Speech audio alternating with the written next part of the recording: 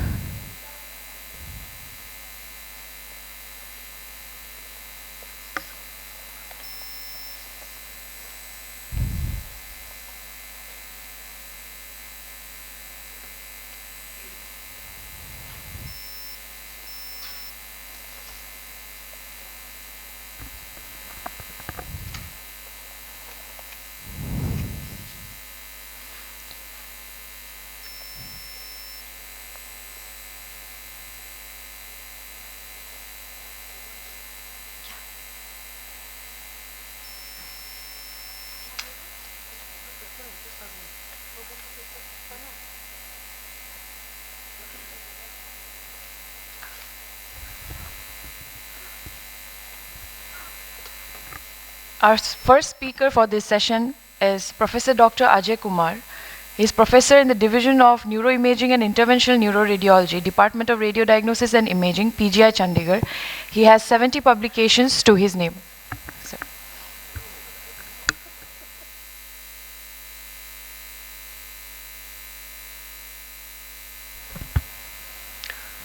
Good morning, all. Uh,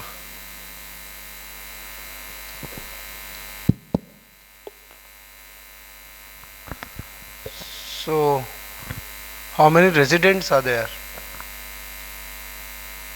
You please write your name on the slip and you please pass on to me. Whenever you guys are going to come to PGA for any fellowship, any this thing, I'll be supportive for that. Thank you. So, DSA. DSA is either for diagnostic or for therapeutic. It is invasive investigation or therapeutic module. So why to discuss these things? Because in the radiology practice, still in 2025 there are many medical colleges, there are many institutions who are dealing only with the diagnostic part of radiology, and many of the residents, they are not aware of the like hygiene and the surgical practice. So 10 to 15 years before, I kind of thought of this need that there has to have some of the talk or discussions regarding this. So why we have to discuss this? We have risk of anaphylaxis because of local or contrast related. There can be infection, and these infections can directly go intracranial or wherever organ you are taking the contrast injections, because you are in intraarterial. There can be hemorrhage at the puncture site or anywhere on the site of you are traveling with your catheters, pseudoaneurysm on the femoral side or elsewhere, vascular spasms. So vessels, whenever any physical contact of any hardware is there, they can go into vasospasm and infarcts can be there. Then dissection, vessel rupture, embolic risk, and foreign body. So these are the risks when we deal with the endovascular form of like DSA or therapeutic.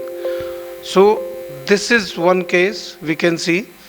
There is severe vasospasm here. This is the normal diameter of internal carotid, and see here, the entire artery is like constricted because of severe vasospasm.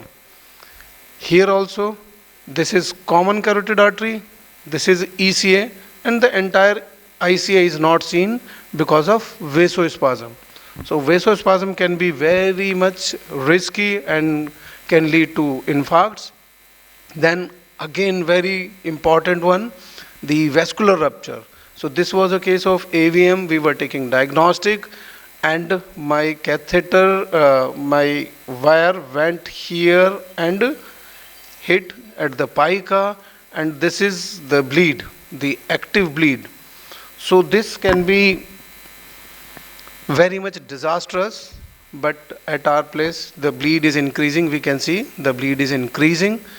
So we then and there inflated the balloon, and after say 5 minutes or 5 to 7 minutes, the bleed was stopped and the pica was again filling and there was no active bleed.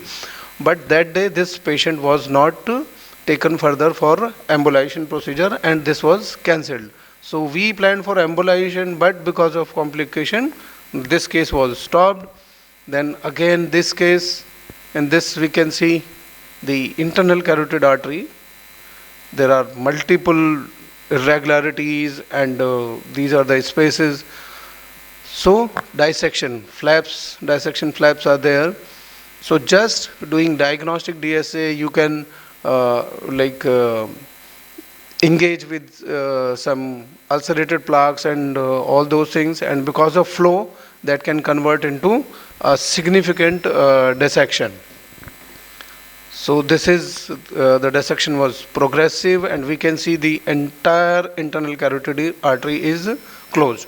So what is the treatment? Again, take the distal axis and put some stents. So internal carotid, cervical carotid stent was placed, and this artery was saved. So vessel occlusion, as we are doing the things endovascular, so there can be like risk of embolic from foreign bodies, embolic air embolism, or any plaque which is physically touched, they can give the embolism distally. So in this case, diagnostic DSA was done for right MCA aneurysm. On the left ICA, the run was taken, and the patient was sent back to the neurosurgery, and after 1 hour we got a call that patient is having right hemiparesis and which is progressing. The patient was again taken to the DSA, and the previous runs were seen carefully. So at this MCA trifurcation, this is the saddle thrombus. We can see the saddle thrombus sitting here and causing the problem. So as we do thrombectomies left, right and center, we took this patient for thrombectomy by using stent retriever, and this was the thrombus or plaque we could take out. And if we compare this with this, the plaque is out and the patient improved on table only. Foreign bodies can be there. This patient was for some center line. One of the fellow surgeon was doing this, and accidentally he left this much long wire inside. So this wire was in the IVC and going till the common femoral vein here. So this was taken with the help of snare. Another case where after puncture the patient had groin swelling, and when the diagnostic DSA was done from the other side of femoral, so there was pseudoaneurysm, continuous leak which was increasing. The balloon was inflated first, but it didn't work. Then covered stent was placed from this to this place. So when there are so many complications, why should we do DSA, diagnostic purpose? But we have to do, because it is gold standard for vascular lesions, especially when the dynamic information is required for AVMs and AVFs, and whenever we are taking the patient for endovascular therapeutic intention. So what should we do, and what are the conditions when we can avoid the diagnostic DSA? When CT or MRA, adequate information with 3D MIP capabilities just for the diagnostic purpose, the DSA should not be done. DSA is invasive, needs expertise, and when we were very much junior, we used to sit outside, and my senior was working or teacher was working. So it looked very much easy from outside that they are going, the catheter is going here and there. But let me tell you, it is not that easy, and I have shown you the multiple complications, and these complications can take the life, and if not life, one organ and half of the body. So it is to be done carefully after complete training, at least 2 to 3 years. So in children, they are very much sensitive to the vascular touch, and vasospasm is very much common in children. So just for the diagnostic purpose, when therapeutic intention is not there, we should not go for DSA. So this is the scope of lecture, like patient preparation, on-table examination, DSA tray preparation. So I'll go one by one. So patient preparation, you have to see the previous CT, MRA, valid indication, coagulation profile. Unstable or agitated patient, keep sedation or anesthesia backup ready. General examination, GC, neurological status, cardiac status, all the pulses, menstrual history, groin inspection. So these all are general. So examination, when we are doing the femoral puncture, always look for DPA, dorsal pedial artery, and mark them, because anatomically they can be from right to left, anywhere, somewhere in between. So you have to mark them and just see which side pulse is better, so you can go ahead with the kind of puncture on that side only, because that femoral artery is better. And if the DPA on one side it is feeble, that shows that there is femoral artery or popliteal artery disease, and one should avoid the puncture on that side. So this is the glove wearing technique, and when it is an interactive session, I always ask the residents why these gloves are supplied like this, why this is inverted on this. So on the gloves there are surface for the patient, it is reserved for the patient, one should not touch it, and one is for the operator. I can touch just inside of the gloves, and external surface is not for me. So this is one of my resident, I asked her to wear the gloves, and I am making the video, and just see what are the problems in this glove wearing technique.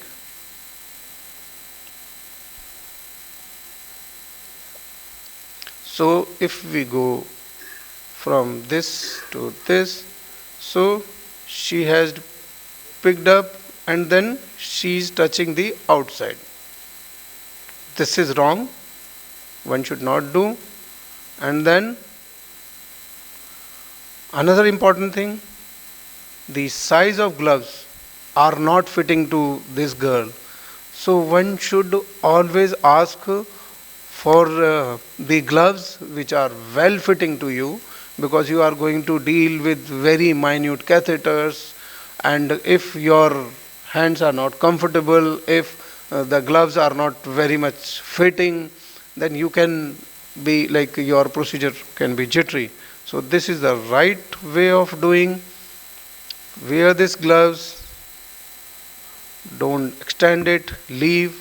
Then with this right hand, take your another glove. Now this, your left hand is sterile, and you can. So this is the proper, and see the size of gloves. They are just extension of my skin. So size must be proper. This is the way we plan our the table. The sterile drape sheet is there under just over the table and under our drape sheet, because these drape sheets are of cotton, and when they are kind of soiled with blood or saline, then they are in direct communication with the surface of table, which is being used from last 7 years, and any infection can travel from the below surface to the above. So we should take care of this thing, and these all things are very much minor. You do your procedure very much carefully, but you found that my patient is having fever and all those things, and we kept all the things clean. So these are very minute things. So this is DSA tray preparation, the patient part preparation. It should be from the umbilicus to the mid thigh and both the sides, because if you fail on one side, you can go to the other side, and you don't need to repaint it again. And this is the way we should go from the center to the periphery outside, so that if you are doing zigzag, then you can carry the outside infection to the point of your interest. So this is the right way of doing the part preparation for so this is the complete part preparation. This is again, this is covered, the patient is totally covered. These are the bare areas, they are also taken care, they are covered with the sterile things.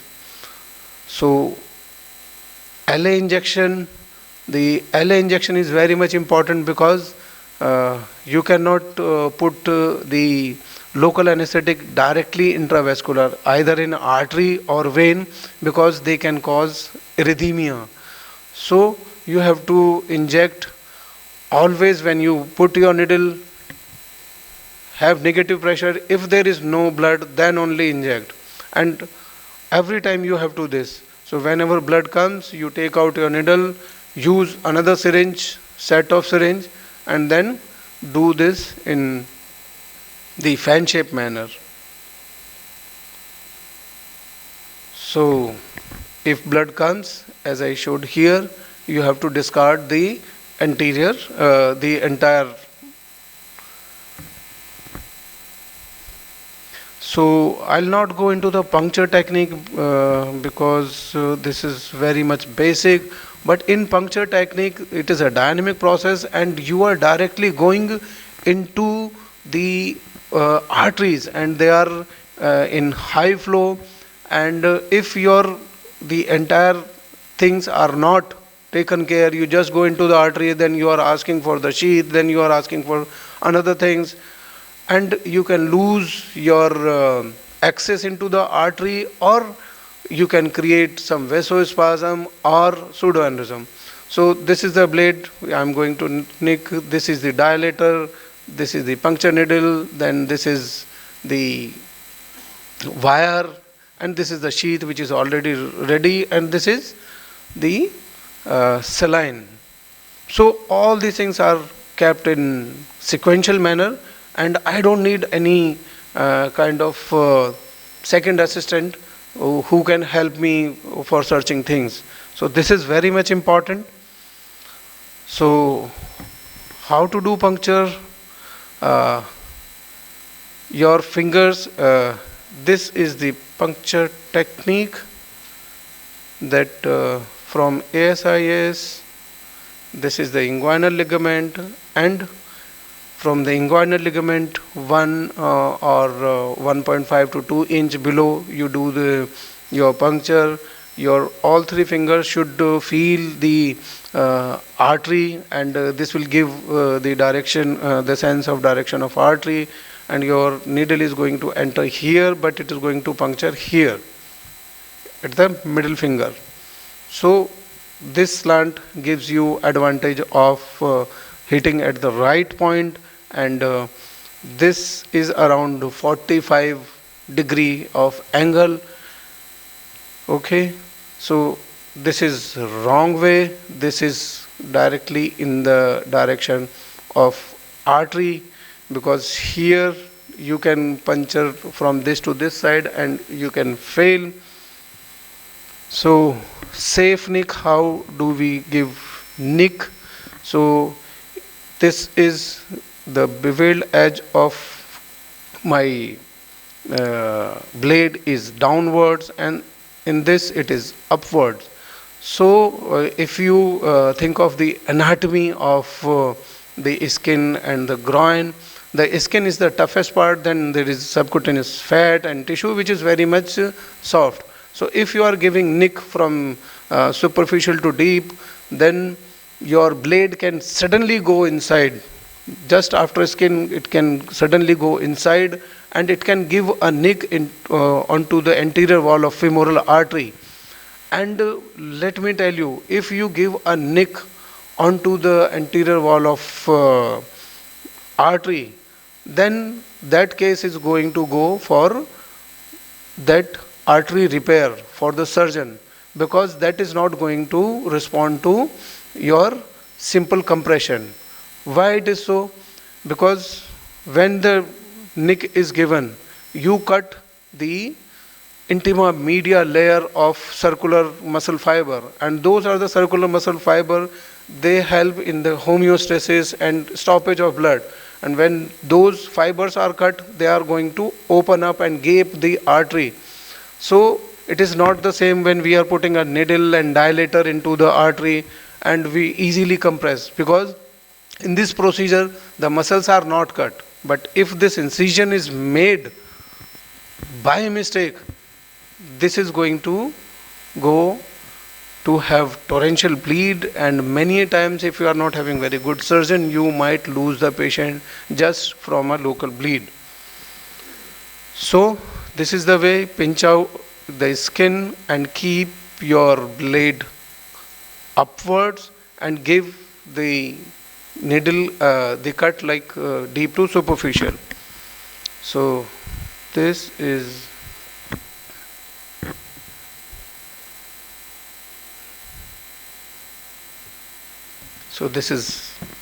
we are doing blunt. So how do we keep our needle? This is the beveled edge, we have to keep upwards, and this is downwards. So we have to keep our needle, we have to hold our needle like this, because if this is the artery, so this beveled edge will engage the artery and this will just enter here. And if this is the artery, my needle is going to slide over the anterior wall and it can go subintimally there into the layers of artery. So this is wrong way of holding the beveled edge, but this is right. You can go engage and just enter into the artery. So all these things are very much minute, and they can be a reason for puncture failure. So,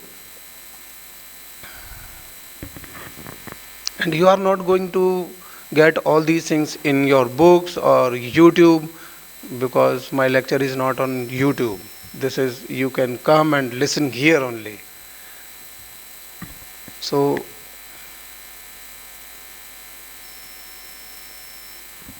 this is the puncture technique.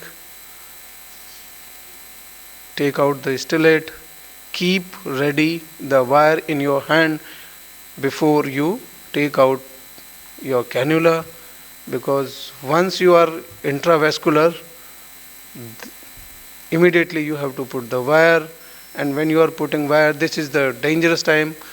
Many times when you try to be fast, you can put the entire wire in, and once the entire wire is inside, there is no control outside, you cannot do anything. So these things have happened in our lab with the fellows who are very much young, and So you have to hold the, again this is the this is the dangerous time when wire can go inside. So somebody has to hold this wire here, okay, and when the wire is very much secured, then only push the sheath inside. So now I am holding my wire and dilator, and this is the technique for.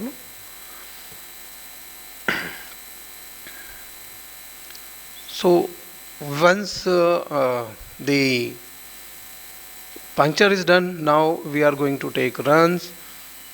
So always under fluoroscopic vision from groin to the cervical portion, because at the time of your learning you should always practice this, because many a time wire can go into the renal artery or into the celiac trunk, and you are not having your fluorostation there and you are not that much experienced.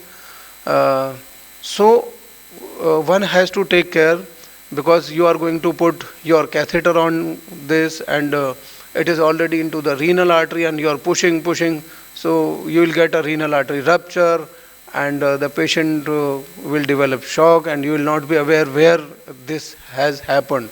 So always under fluoroscopic vision, ultra guide and gentle, careful negotiations of the catheter, never ever use force, thorough knowledge of vessel expected course.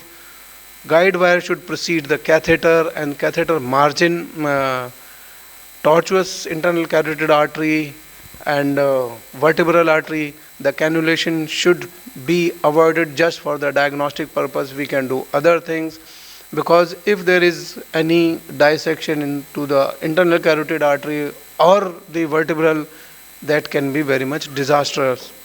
So one can take CCA runs, vertebral artery run, or SCA run for the vertebral, taking cuff on this hand. So this is the way, this is the safe cannulation here. So you have to kind of rotate your wire, you just should not push. So wire should be rotated as you drive your vehicle on the roads. You don't go and hit on the and then take another turn. So you have to kind of rotate your wire when you are entering into vessel, and same holds true for the catheter also. So catheter should also be rotated according to the curvatures of the vessel. So you should negotiate and should not be pushy while doing these DSAs. So the our wire, it is very much blunt and very much rounded, and this does not cause any ulcerated plaque. Ulcerations are not kind of very much disturbed by these. But if we are directly putting my diagnostic catheter, so the ends are very much sudden, and then they can engage some ulceration, plaque ulceration or something, and then they can create the dissections and distal embolus. So this is a small thing, this is ulcerated plaque, this is the wire, and it is very much soft. It is not going to cause anything to this ulcerated plaque. But if I am having this, so this can, see, it is engaging, creating force, and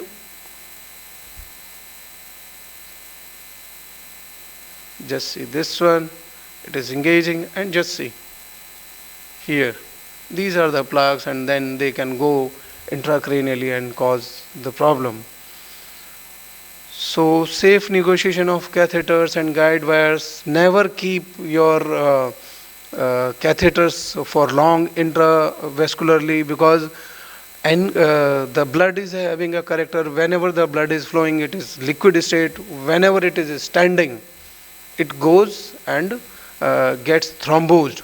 So it is true for the human life as well. When you are active, you are healthy, and when you stop, then you fell ill if you stop for a long period.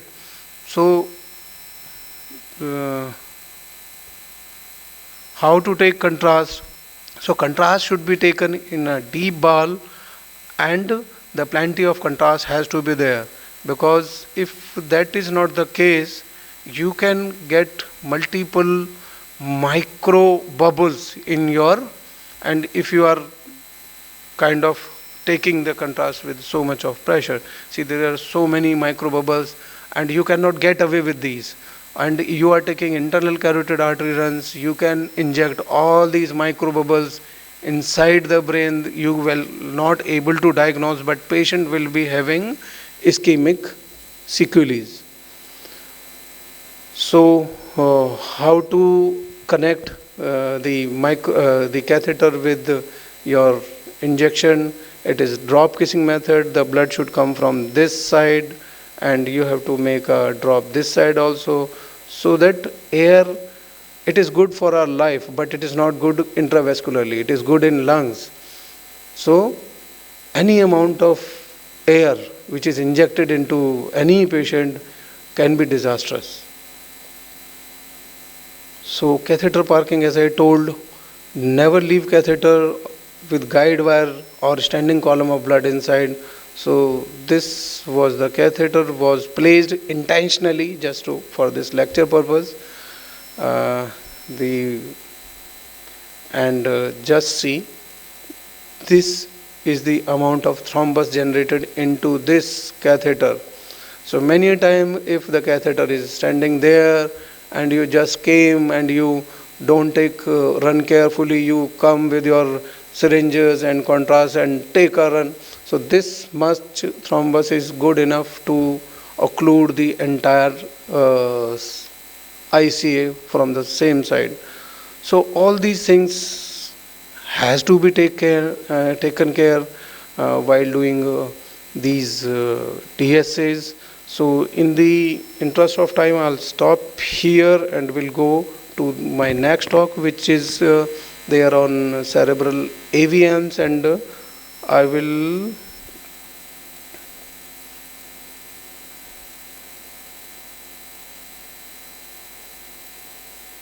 just talk about the basics of AVM.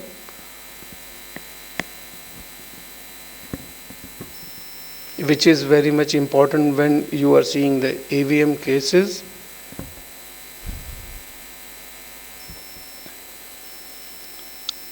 So everyone knows what is AVM. It is abdominal connection between the arteries and vein through the dysplastic plexiform network of the vessels. So this is the artery side, this is the nidus, these are the draining veins. So these are the components of AVM. So if we see in the dynamic, the arterial phase, the late arterial phase, then parenchymal phase, then the venous phase, and then the draining phase of the major veins.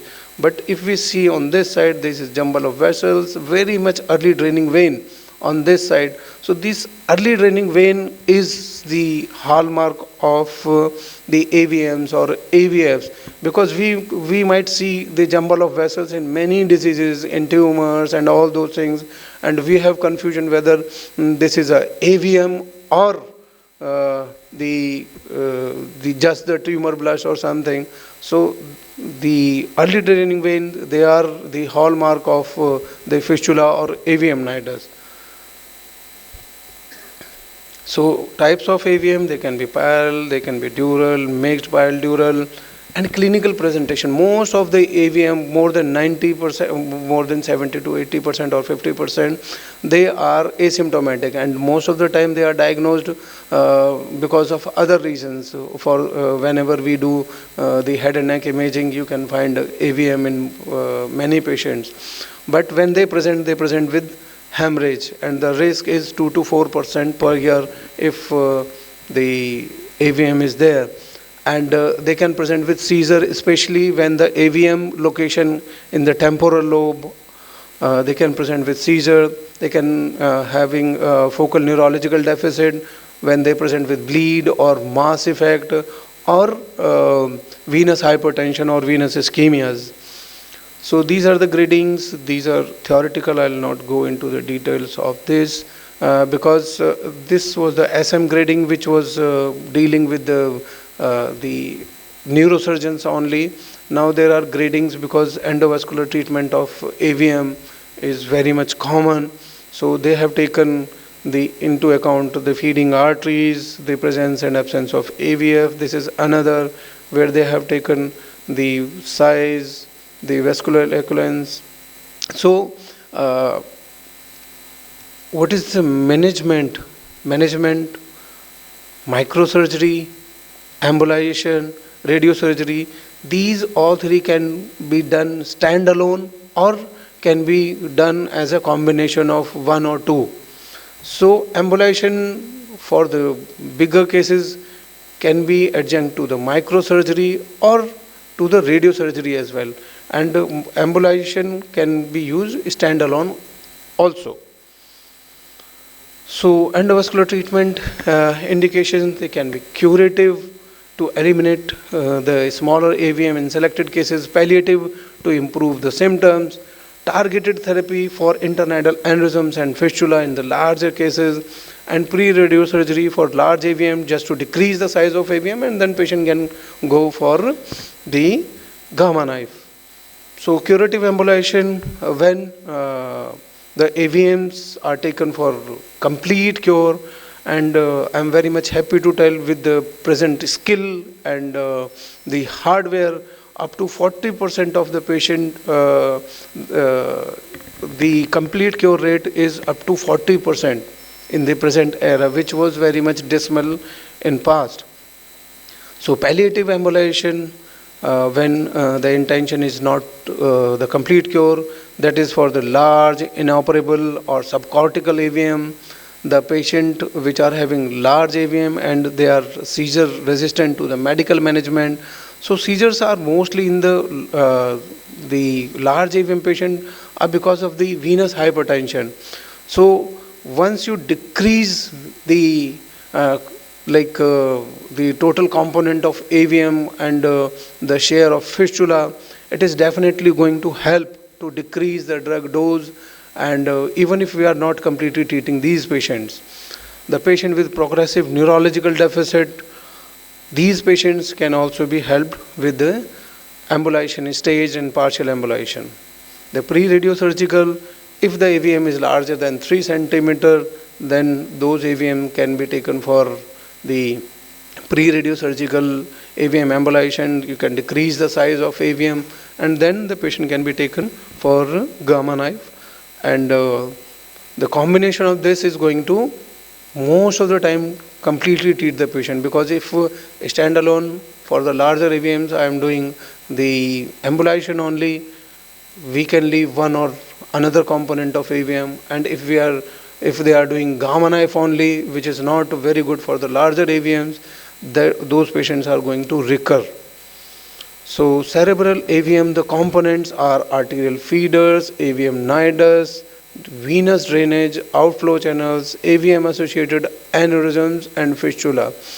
So I'll show the example of all these. Even if you are not doing DSAs at your junior career, but you are doing the CT angios, you are doing the MR angios, and these components are going to be seen everywhere.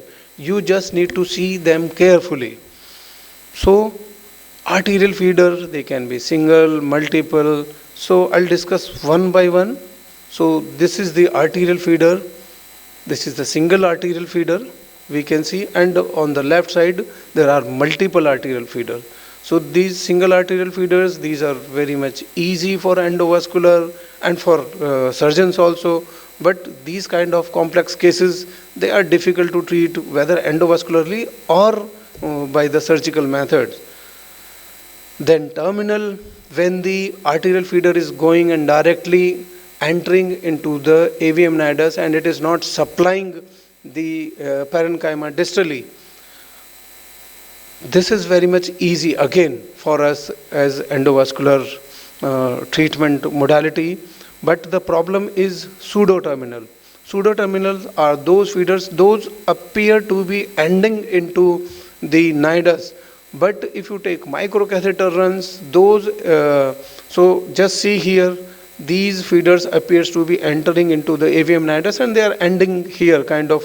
But actually if we take microcatheter runs, so there was aneurysm in this patient, so we plan to treat this aneurysm first so that decrease the hemorrhagic risk in this particular patient.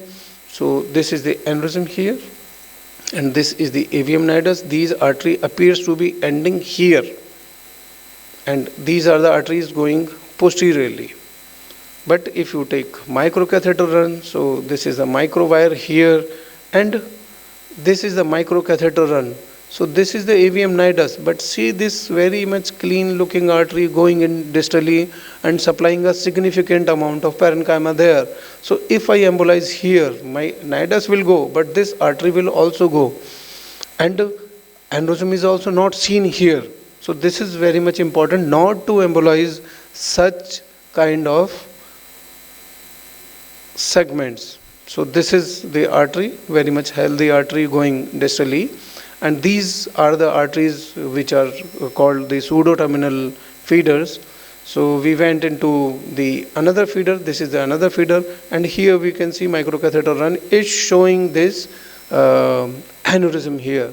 So we embolize this, and this is the AVM nidus, this is the aneurysm which was reason for the bleed. Now there is no more aneurysm. Now this patient can be taken for the gamma knife or further sittings of, but the hemorrhage risk just after first sitting is very much decreased. So this is terminal. And indirect feeders are those feeders, they are going distally to supply the parenchyma, and on the side of their course they are supplying the AVM nidus as well. So these are indirect or en passage feeders, and these are the cases which are very much difficult for the endovascular therapy or for the gamma knife or for the surgeons. So these are the most difficult patients, the en passage and indirect feeders. Then nidus can be zonal or border zone. Zonal when it is into the arterial territory of single artery, border zone when they are into multiple territory, ACA, MCA, PCA. So zonal AVMs, they bleed more because of low hemodynamics. Compact, or so we'll discuss the, so this is zone, this is compact, and this is diffuse nidus. Diffuse nidus when intervening brain parenchyma is there. So this is zonal and compact, the example of, and this one is proliferative type. So the AVM nidus is very well spread out, there is intervening parenchyma, and these are the cases which are not very good for gamma knife, because when somebody is going to irradiate this AVM nidus, he is going to irradiate the brain parenchyma as well. So these cases are better for the endovascular treatment. So draining vein, they can be superficial or deep. Superficial are supposed to be the good prognosticating sign, and they are like easy to treat, and the risk is less. If something goes to the superficial venous system, nothing grave is going to happen. But when the deep venous system is there, any amount of embolic material going into the deep venous system can be disastrous, and patient can like expire on table only. So aneurysm, they can be flow related, intranidal or unrelated. Flow related, so this is the basilar top aneurysm and having AVM also. So in this particular patient, this basilar top aneurysm was ruptured, so this was coiled, and then rest of the AVM. So this is the distal aneurysm, when the aneurysm is in between the circle of Willis and AVM nidus. And the most important is the intranidal or perinidal aneurysm. So this is the AVM here, and we can see the aneurysm is projecting here. And on this CT angio, this is the hematoma, this is the aneurysm, and this aneurysm is the culprit for this bleed. This is very much evident on this. So whenever you are reporting the CT angios or MR angios, just try to see the bleed point of AVM. AVM is large, but if you can you can show that even for surgeon or for endovascular therapies, this is important, because you have to target this first when you are treating endovascularly. So this patient was taken for endovascular, and we can see the aneurysm. It is seen here on the lateral part. So here we can see after embolization the aneurysm is gone. The aneurysm is definitely gone. This is the aneurysm part. This is gone, and the AVM nidus is also gone. So the idea is to treat the perinidal or internidal aneurysm first, and later on, if the AVM is large, then you can go and treat that on the later date. So this is another example of internidal. Here we can see the aneurysm is very much deep inside the AVM nidus. Then the microcatheter placed near to this aneurysm. This was embolized, and this patient was taken for treatment later on, gamma knife. The fistulous component, many times the AVMs are having the fistulous component, and these fistulous components are resistant to gamma knife treatment. So this patient was taken for gamma knife 3 or 4 years before, and this was the fistulous component here, which was missed during the DSA. The gamma knife was done. After gamma knife, the rest of the AVM that regressed, but this fistula increased in size, and this patient presented with bleed again. So this patient was taken for endovascular treatment, and this is the fistula here at this place.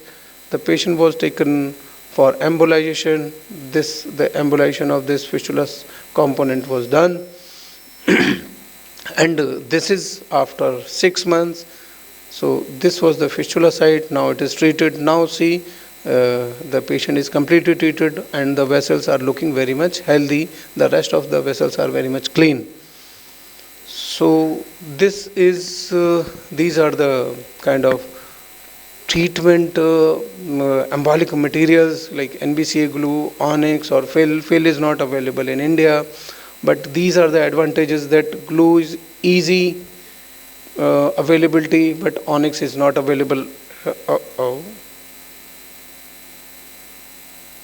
So onyx is not available, the cost, glue is cheap, onyx is expensive, compatibility, the glue is compatible to most of the catheters, but onyx with selected catheter concentration, you can make the glue concentration in desired from 5% to 90%, but the onyx come in prefixed concentration. Preparation for NBCA glue, you have to mix it with lipidol, and but onyx, because of the tantalum powder, you have to agitate with the agitator machine is there at least 20 minutes before the treatment. The priming of catheter for glue, it is dextrose. With onyx, it is DMSO. So adhesiveness, glue is highly adhesive, but onyx is very low adhesive, and it is very much safer to use. So I'll go directly onto the case. So this was the case presented with bleed, and there was perinidal aneurysm. Small perinidal aneurysm is seen here. So this is terminal 2 or 3. So this is the 3D, and this is microcatheter into 1, and then this is the embolic material going, then this is the rest of the AVM, then another microcatheter, then embolic material. So this is the embolic material we are seeing. This is the positive image of DSA, the X-ray image of DSA. So embolic material is seen, the arteries are also seen. So this is the last feeder, which is, and this was also treated. So this was the AVM before treatment, and complete occlusion of the AVM in single sitting, because this was the smaller AVM, and this is the patient after the complete treatment. So moving all four limbs and talking and all those things. So I'll stop here because Dr. Tara told me just to keep to the basics, not go into the extreme of interventions for the students. So this was just for the like basics of AVM. So I'll stop here, and I would love if students ask some questions. Thank you for both the talks. Yeah, thank you. So thank you, Dr. Ajay. So next talk is, Are we taking questions or later on? yes, I think you can have some questions between the shifting. Okay. Or maybe at the end of the session we can have questions. Thank you.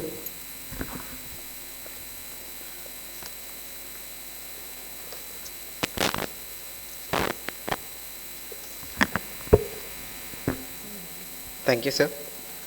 Next, we have a talk on acute stroke imaging by Dr. Suprav Nayak, ma'am.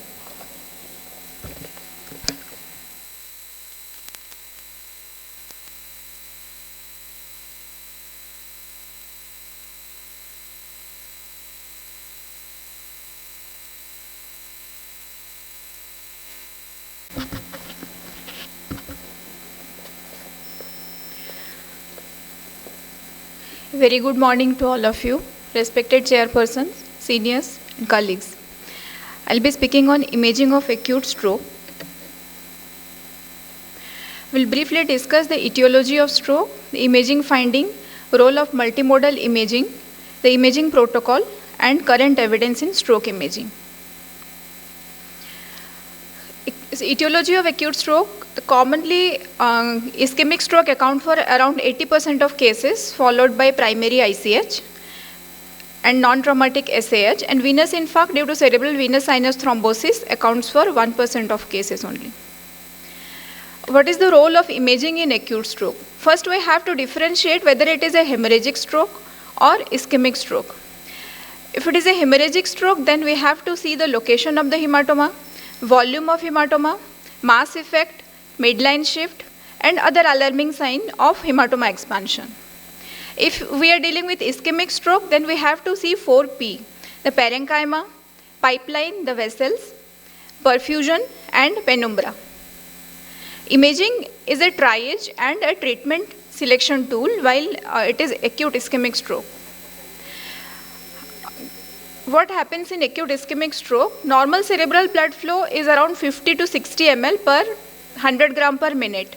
When there is occlusion of a vessel, the cerebral blood flow to that territory is significantly reduced.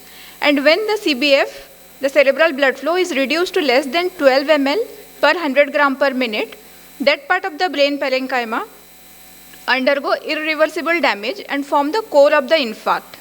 Whereas cerebral blood flow is also reduced to the remaining part of the territory, but not enough to kill the neurons. The neurons are still alive. This is the ischemic penumbra, and it is the salvageable brain parenchyma and the target of the reperfusion treatment.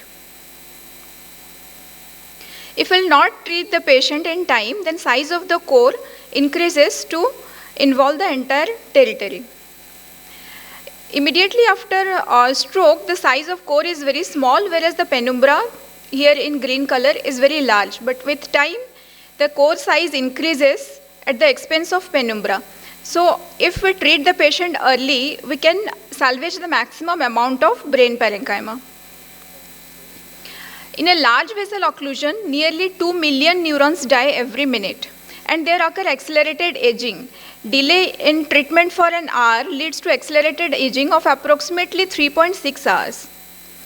So treatment should be very fast. Imaging modalities can be, we can go either with the CT scan or MRI. Basically, we need information regarding the parenchyma, the vessel, and the size of the penumbra. If we are going with CT scan, then first we do NCCT to see the aspect score. followed by CT angiography and CT perfusion. In in CT angiography, we can localize the site of the thrombus, and important information we can get is the status of the collateral circulation. And CT perfusion gives us information about the ischemic penumbra. Similarly, if we'll go with MRI, then diffusion and flare gives information regarding the parenchyma, MR angiography and susceptibility imaging about the vessel, and perfusion MRI can tell the volume of penumbra. In non-contrast CT, first we exclude hemorrhage. Once we know that we are dealing with a ischemic stroke, then look for the infarct. And here window setting is very important. This is a case of left MCA territory infarct. Here the abnormality is not well appreciated. But when we narrow the window setting, here a well-defined, here the hypodensity in the left MCA territory is better appreciated. Then look for the thrombus within the vessel, that is dense MCA sign. The signs of acute infarct, the insular ribbon sign, blurring of vessel ganglia and sulcal effacement. This is the case of right MCA territory stroke, where there is hypodensity in the region of basal ganglia that is better appreciated in the stroke window. Then quantification of infarct by aspect scoring. What is aspect score? In MCA territory infarct, the MCA territory has been divided into 10 areas at the level of basal ganglia and at supraganglionic level. At the level of basal ganglia, the caudate, lentiform nucleus, internal capsule, and insula, and the cortical M1, M2, M3, and supraganglionic level M4, M5, and M6. And for each area of involvement, for each area of hypodensity, we subtract 1 from a total score of 10 to get the aspect score. Aspect score of 7 to 10 results in good outcome, whereas less than 7, poor outcome. This is a case of left MCA territory infarct. Here you can see at the level of basal ganglia, the insula M1 and M2 are involved, and the supraganglionic level M4 and M5. So total 5 area of hypodensity are there, and aspect score will be 10 minus 5, that is 5. There is also aspect scoring for posterior circulation stroke.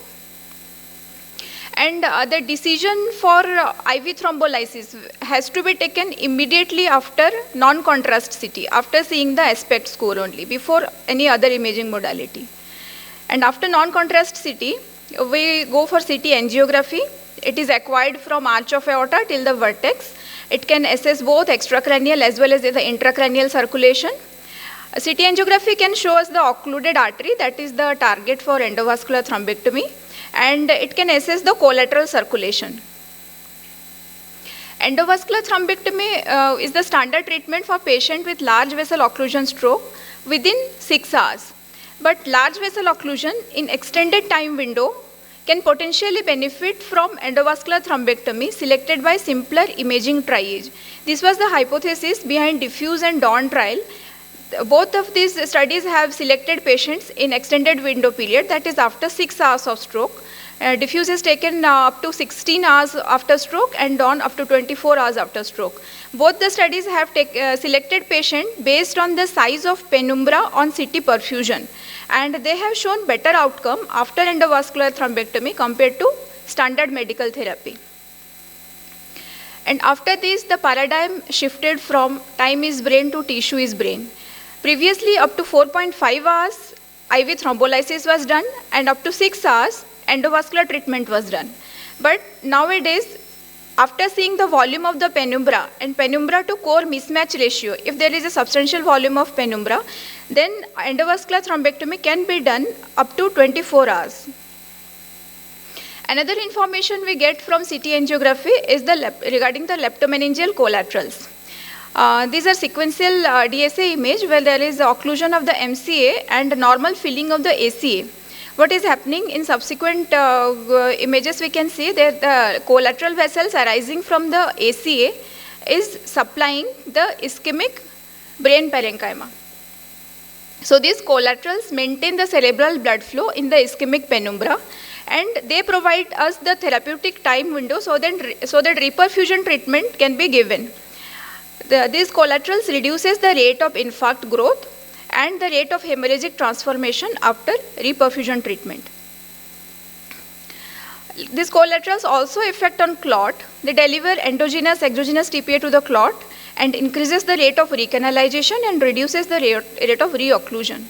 There are various collateral grading systems. I am not going to details of it. Multiphasic CT angiographic scoring is better than single phase CT angiographic scoring. This is a case of left MCA territory infarct where this is the first phase showing poor collateral, but in delayed phases we can see good amount of collateral. So if we see only the first phase, then we'll underestimate the collateral grading. We have to differentiate whether the patient is having good or intermediate collateral or the patient is having poor collateral. If there is more than 50% of pile arterial circulation, we consider it to be a good collateral. And maximum intensity projection reconstruction is useful while assessing the collaterals. We need to see the extent of collateral, prominence and delayed rate of filling if it is a multiphasic CT angiography. If the patient is having good aspect score, intermediate to good collateral, go for mechanical thrombectomy. Poor aspect score, poor collateral, then see the size of the penumbra and decide whether to go for a endovascular treatment or conservative. This is a case of 40-year female presented with left hemiparesis and non-contrast CT showing the dense MCA sign. And the CT angiography source image, axial and coronal reformated image showing a T occlusion, occlusion at the level of terminal ICA, proximal MCA and A1 ACA. And in CT angiography, we can see intermediate collaterals. Another important thing here we can see in non-contrast CT, the same patient, the abnormality is not clearly appreciated, but after giving contrast, we can see the hypodensity very clearly, and so aspect scoring will be better.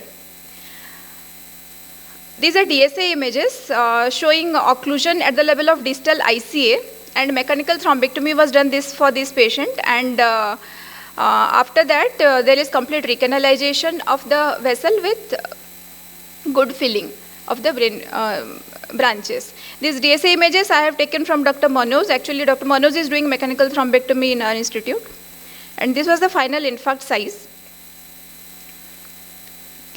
CT perfusion is useful in when the patient present in late window period, that is after 6 hours of onset. It can give us the information about size of the core and the penumbra. At the core, infarct core, the cerebral blood flow as well as the cerebral blood volume, both are reduced. But in the ischemic penumbra, cerebral blood flow is reduced, but the cerebral blood volume is either maintained or mildly increased. That is because of cerebral autoregulation. MTT is increased in both core and penumbra. And there are many software now. This is from our software where the size of penumbra and core are automatically derived. Multiphasic CT angiography is a surrogate for CT perfusion. The first and second phase of multiphasic CT angiography source image simulates cerebral blood flow color map, whereas the third phase simulates cerebral blood volume map.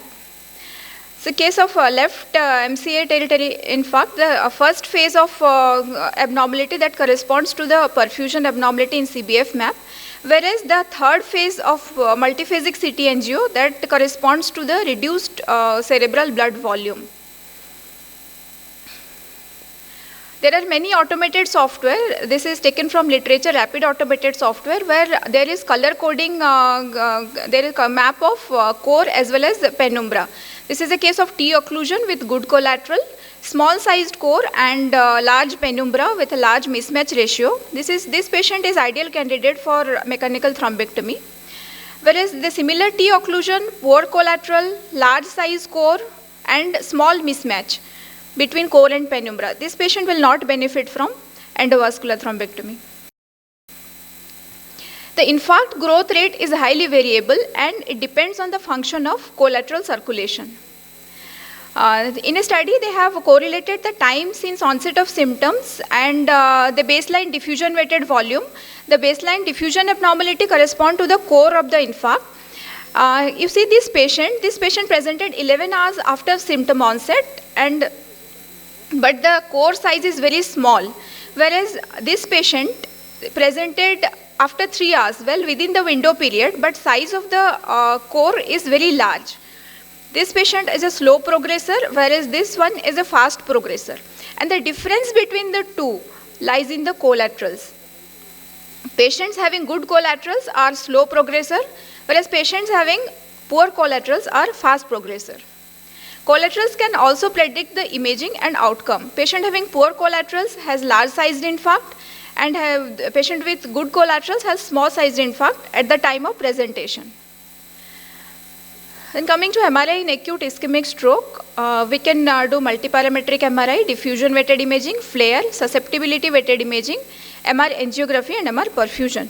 Diffusion weighted imaging is the most sensitive sequence. Abnormality in the form of diffusion restriction can be detected within an hour of ischemia compared to 4 to 5 hours in flare. And this is especially useful, the diffusion flare mismatch is useful in depicting the time of the stroke. It is useful in cases of wake-up stroke when we don't know the exact time of the stroke. If mismatch is present, it means the time of stroke is less than 4.5 hours.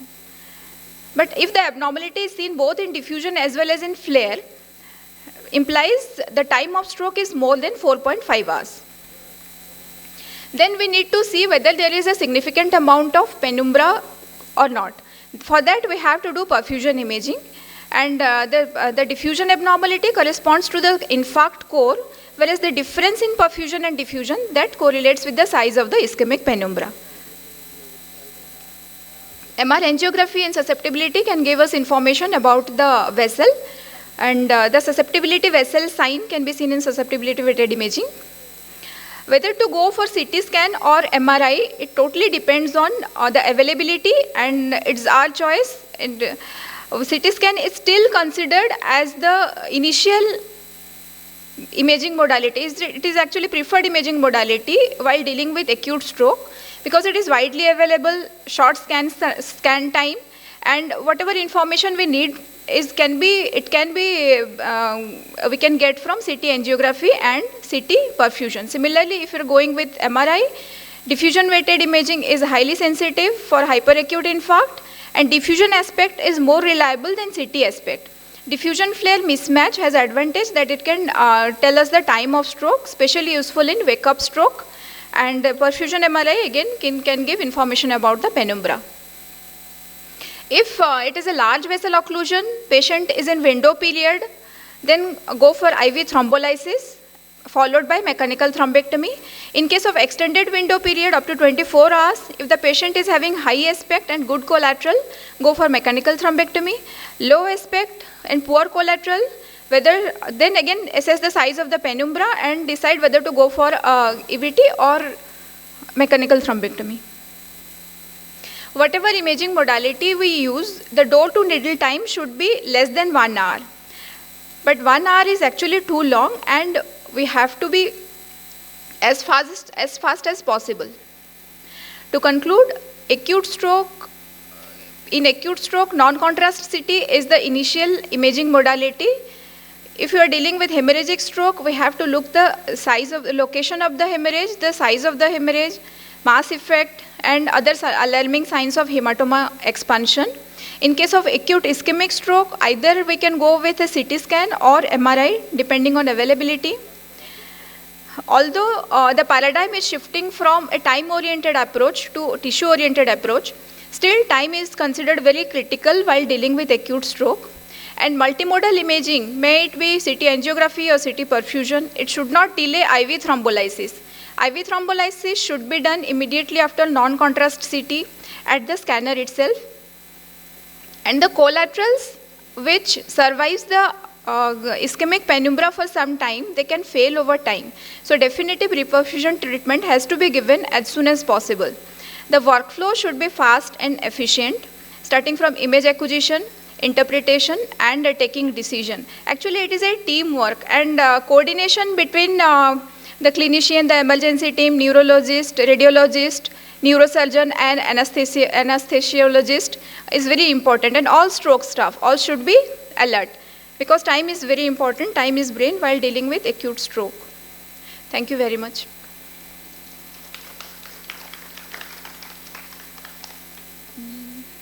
Any questions? So, any questions? Thank you, Dr. Suprabha. Thank you, sir. We can take some questions at the end of the session also. Okay. Thank you, ma'am. Next, I would like to call upon Dr. Anuj Prabhakar, sir, for his talk on basics of imaging and intervention in stroke.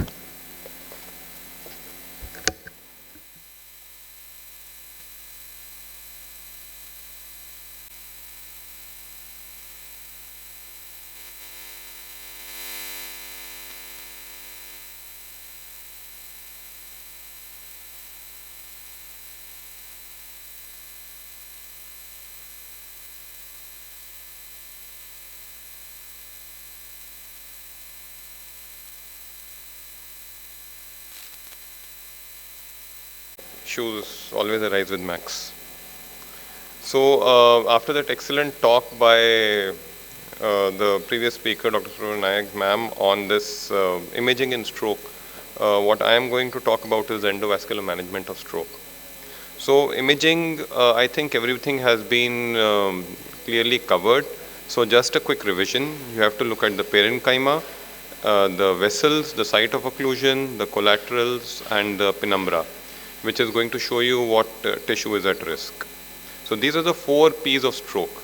The important thing is that you need to do these as quickly as possible. Because in the end, the stroke is a game of time versus brain. So for why do we need a reperfusion therapy? So reperfusion therapy is basically required because there's a lot of area that is salvageable, and we have to try to protect this area that can regain its function after it has been stunned once. There are multiple techniques that are available. So I'm going to be talking about mechanical thrombectomy.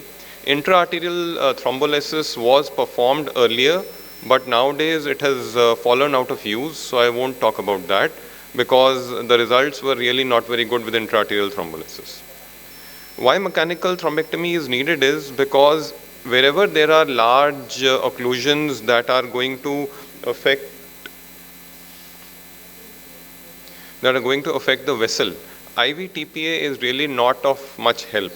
And as you can see that recanalization rates are very less with IV TPA only for large vessel occlusions. So that is why you have to do something and try to open up the larger vessel.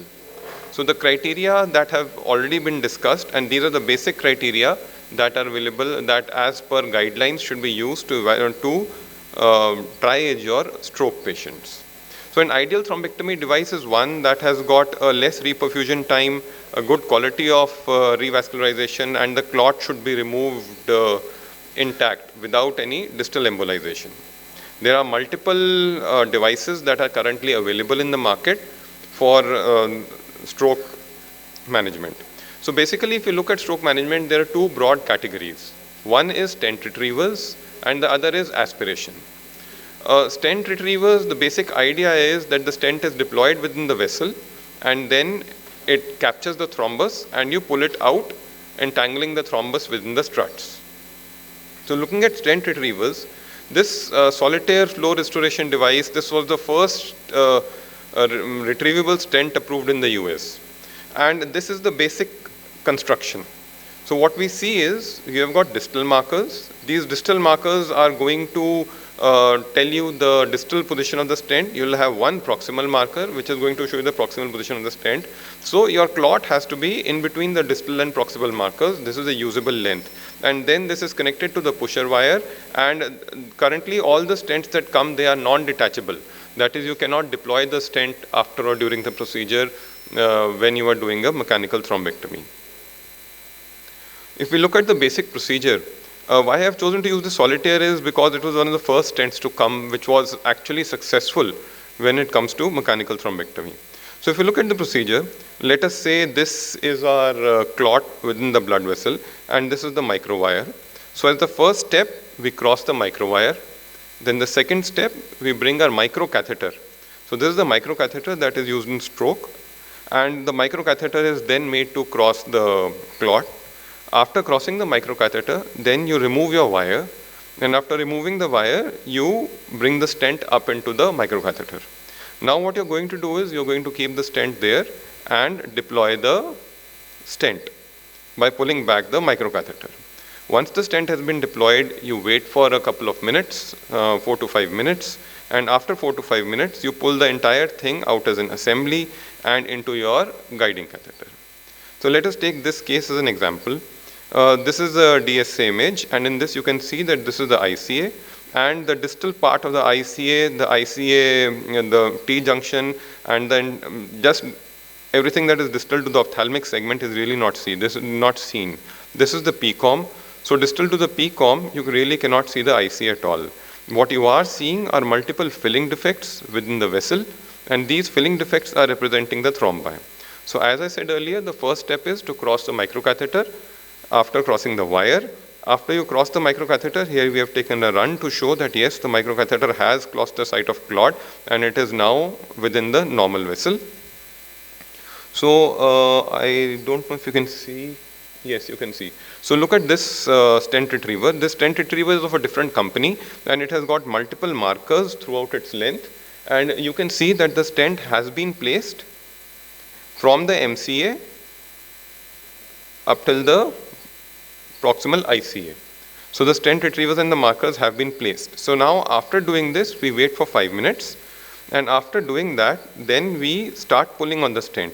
You can see the stent move, and it is moved in a gentle fashion without any jerks. And if all goes well, you will land up with a complete recanalization. And you will also have a clot. In this case, it was a 1 centimeter long clot that was taken out. Multiple sittings are many times needed, but at least 3 of them are essential. Even if after 3 passes you cannot take out a clot, then it will be quite difficult to take it out. So the next technique that you need to be aware of is the ADAPT technique. This is the aspiration technique. The idea behind aspiration is that you are providing a large bore for a large bore catheter, which is going to go right up till the clot and then suck it out. This technique has shown equal results as with the stent retrievals. How we do it is, we first hook the involved vessel, then we are going to go, for example, this is the clot, right?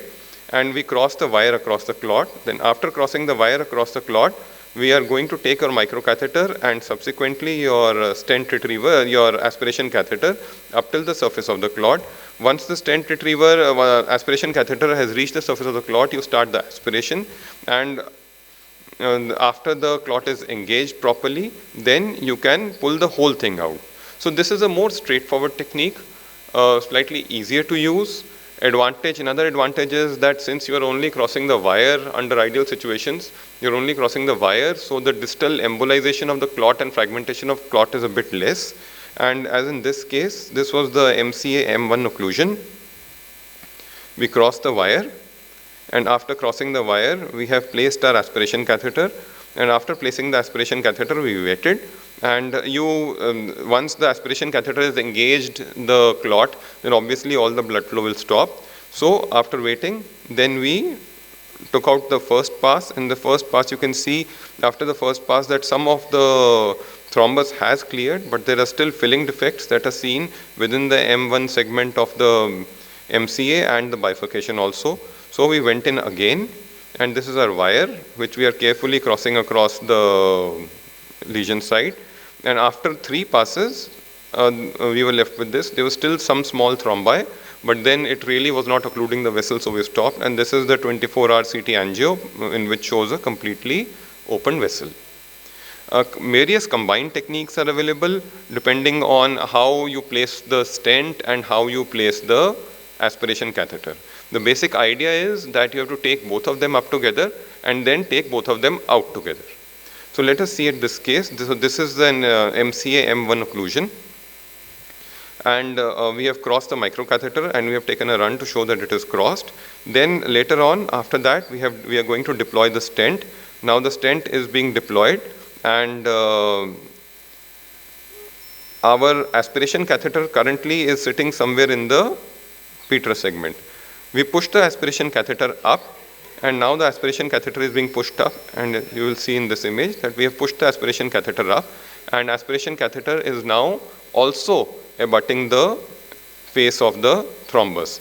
And after that, once we pull both of them together as a whole, then we can get a completely recanalized vessel.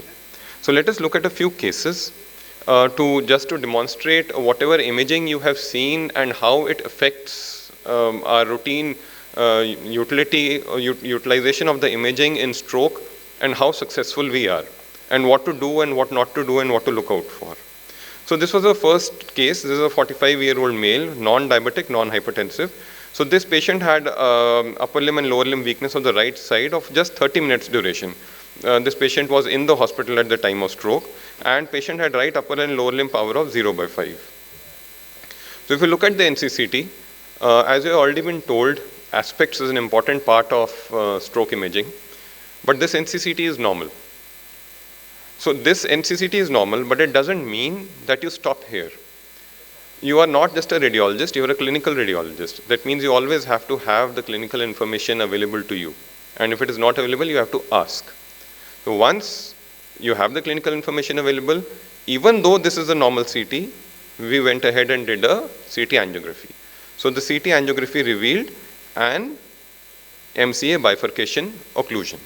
Since the time window was very less, 30 minutes, the changes have not occurred on the CT. So subsequently, we did go in and we did remove it after it came out in a single pass. And in the post-procedure CT, after 24 hours, you can see a small infarct. But at discharge, the patient's NHISS was 4 and MRS was 1. So the important point to note here is that a normal NCCT does not rule out an acute infarct. Whenever you see a normal NCCT, first, as ma'am has told, you change your window and ensure that there is no hypodensity. If that hypodensity is not there, then even though the NCCT is normal, if the clinical picture supports a stroke, do not hesitate to do a CT angiography. Coming to this next case, so this was a 50-year-old patient, the known case of RHT with left hemiplegia. So now that you have, so many times we have this problem, is there a stroke or not, which side to look for? So the clinical history helps in that. Now we know that there's a left hemiplegia. So when we see the NCCT, we can look at the right side. So the aspects in this case, as you can see, the lentiform, the margins of the lentiform, they are not really clearly well seen, and the external capsule is also not well seen.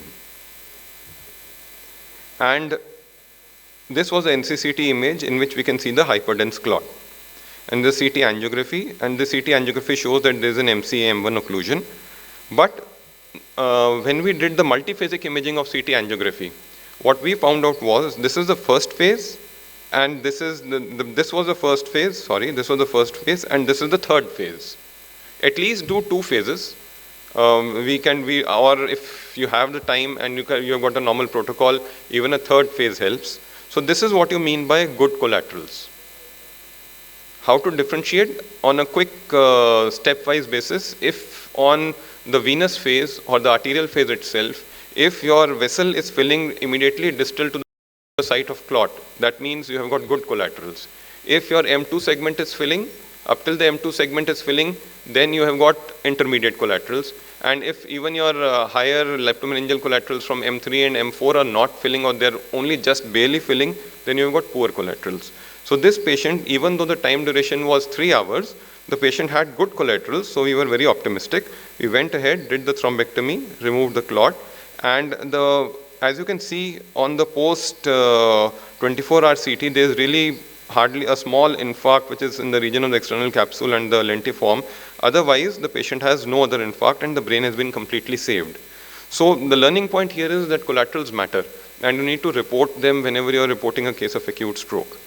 Then if you look at the next case, so this was a 68-year-old female patient with a history of left hemiparesis and a known case of RHD. Once again, this patient came at 4 hours. Now, in the previous imaging, it has been mentioned regarding patients who might be fast progressors and slow progressors.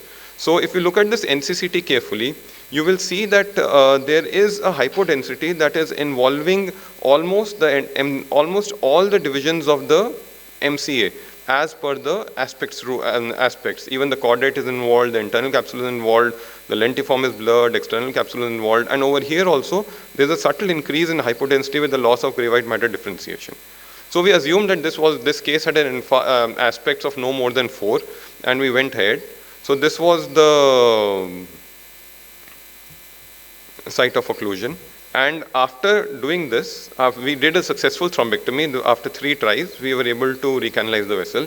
But what you see is that a large infarct has occurred despite our best efforts. And despite the patient coming in within 4 hours, this happens because if the aspects is poor at the start, then the prognosis is going to be poor at the start. And this patient had no clinical improvement. Now coming to the next case, so this was a 40-year-old female patient with a history of RHD, and the patient was on anticoagulation. So the idea behind showing this case is that this patient already had a small infarct which had occurred 1 or 2 days prior, and the patient was on anticoagulation. So despite that, since the patient had a large vessel stroke and the ICA is not even seen, so we assumed it was a T-junction stroke, we went ahead, did the thrombectomy, which was successful. Now there is a small bleed. So these small bleeds are really of no consequence, and you can go ahead and do thrombectomies and with ease, knowing that the chances of bleed, even in the presence of anticoagulation, are actually quite less. Chances of significant bleed. So this is another case that I want to point out. If you see an imaging feature like this, in which there is a narrowing of the vessel on CT angiography, and then this is the DSA image, you can see that there is a distinct narrowing, a tapering of the vessel, a beak is being formed. So you have to be very careful if you see this either on CT or on DSA, because this might represent ICAD, especially in older patients. So intracranial atherosclerotic disease patients, they generally have got a very poor outcome because recanalization does not occur and the vessel keeps on closing by itself again and again, which is what happened in this case. And the patient really did not recover. So, but how we can manage? There are ways and means to manage. So this is a case of a posterior circulation stroke. The hypertense basilar artery is seen, and in this patient, we can see that the basilar artery is not really being opacified. It is thin and narrowed. So we went in expecting that there might be an ICAD over there. And this is the DSA image, which is showing a cutoff with a tapering. And even after 3 passes, we could see that the narrowing was persisting. And subsequently, after recanalizing the vessel, it would again shut down in the very next run. So you can place a stent. You can see the stent over here. You can place a stent in acute settings, but this is very risky because there's a chance of bleed occurring because of the antiplatelets that you have to give. The other option is, in this patient, we placed a stent and the patient did not get a bleed because the aspects was good at the time of the procedure. The other option is, for example, the other problem that we often face is of tandem lesions. So, example, in this case, you can see that the ICA is occluded from the origin. Now, initially we thought that, yes, this is also a T-junction occlusion. What happens in T-junction occlusions is that your CT angiography, the contrast will not fill the ICA at all.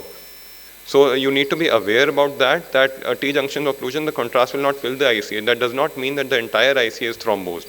That just means that the contrast is not reaching the site of occlusion. So, but when we did the DSA, we found out that yes, actually the entire ICA was not filling, and the reason was that this is the ECA, and the reason was that there was actually a plaque over here, a tandem occlusion, and so we crossed that plaque, we went up, we did the thrombectomy, and then at a later stage, after 3 weeks, we put in a stent over there. So these are a bit of few cases to show you how imaging can be used for endovascular management. The protocol has already been discussed. One point I would like to add is that if you are doing MRI, then you don't need to give contrast, and you can also get away with doing an ASL for perfusion. So the ASL and DWI mismatch will give you a rough idea of the perfusion mismatch if you are using MRI. We at our institute are using CT, since CT is very easily available. So we'll be continuing on second talk, okay?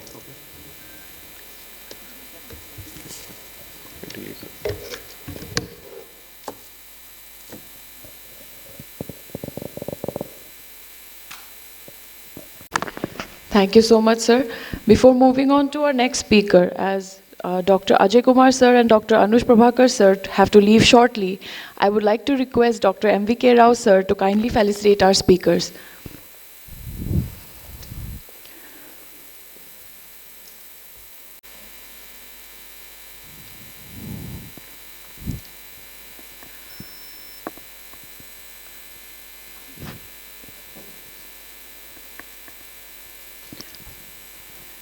Dr. Ajay Kumar, sir.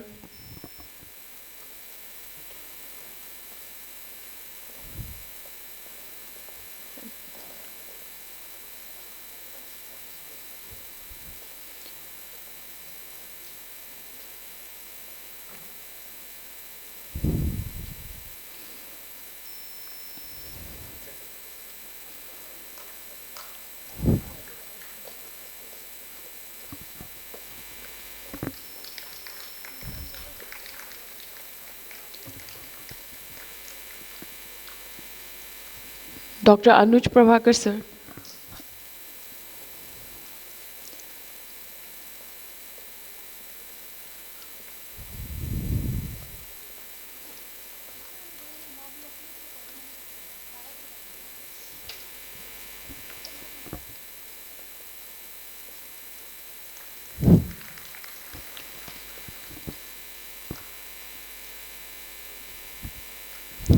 I would like to request all our chairpersons and the felicited speakers to kindly stay back on the stage for a group photo. I would like to call upon our faculty as well, Dr. Suprabha Nayak ma'am, Dr. Tara Prasad.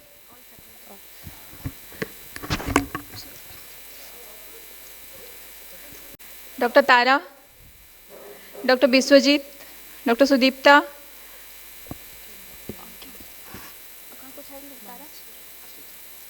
Dr. Manoj,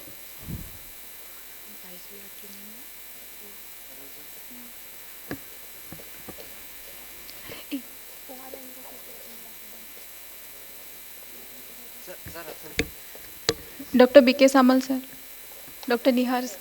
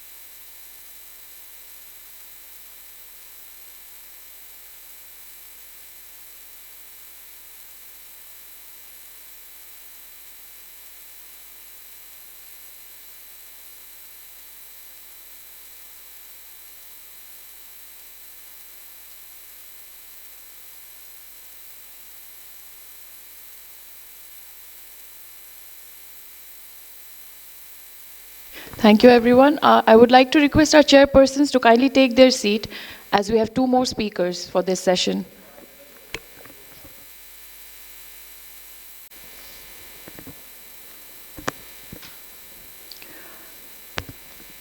I would like to call upon the next speaker, Dr. Manoj Kumar Nayak, sir, for his topic on carotid stenting.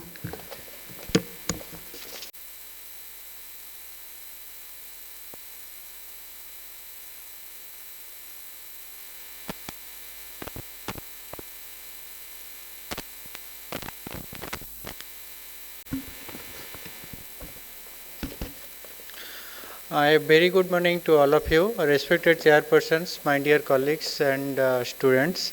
Today I am going to discuss about the carotid artery stenting. Nothing to disclose in my talk.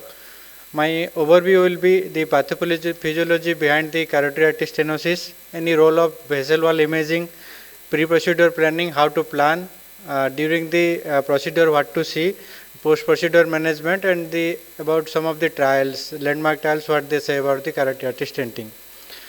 Actually, as you know that the cerebrovascular disease is a leading cause of morbidity and mortality, particularly in the adults. And in India, is not lagging behind. The incidence and prevalence is rising in every year. And as you know that around 15 to 20% cases of the intracranial stroke, the extracranial ICA is involved for that. So we are dealing with this problem, and we will address this properly.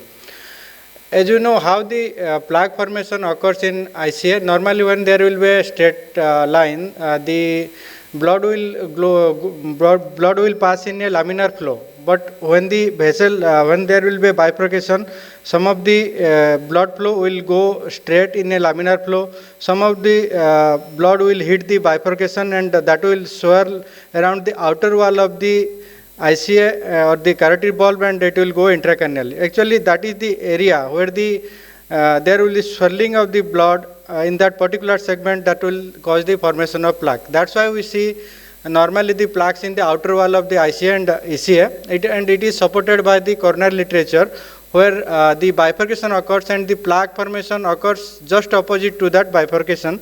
And it has been proved by the intravascular ultrasound when there will be branching of the vessel, and the plaque formation will occur just opposite to that bifurcation of the vessel, as you see.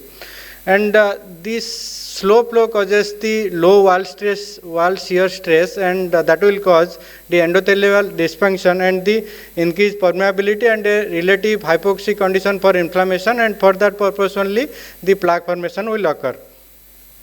And we can diagnose this by different methods, ultrasound, CT angiography, MR angiography, as well as the DSA. And different methods are used for assessing how is the stenosis. Most commonly what we follow is the Nashet criteria. And normally those candidates who are the symptomatic patients with more than 50% of stenosis on catheter angiogram, or the asymptomatic patient more than 60% stenosis on catheter angiogram, and on CT angiogram asymptomatic patient with more than 70% stenosis are candidates for the carotid artery stenting.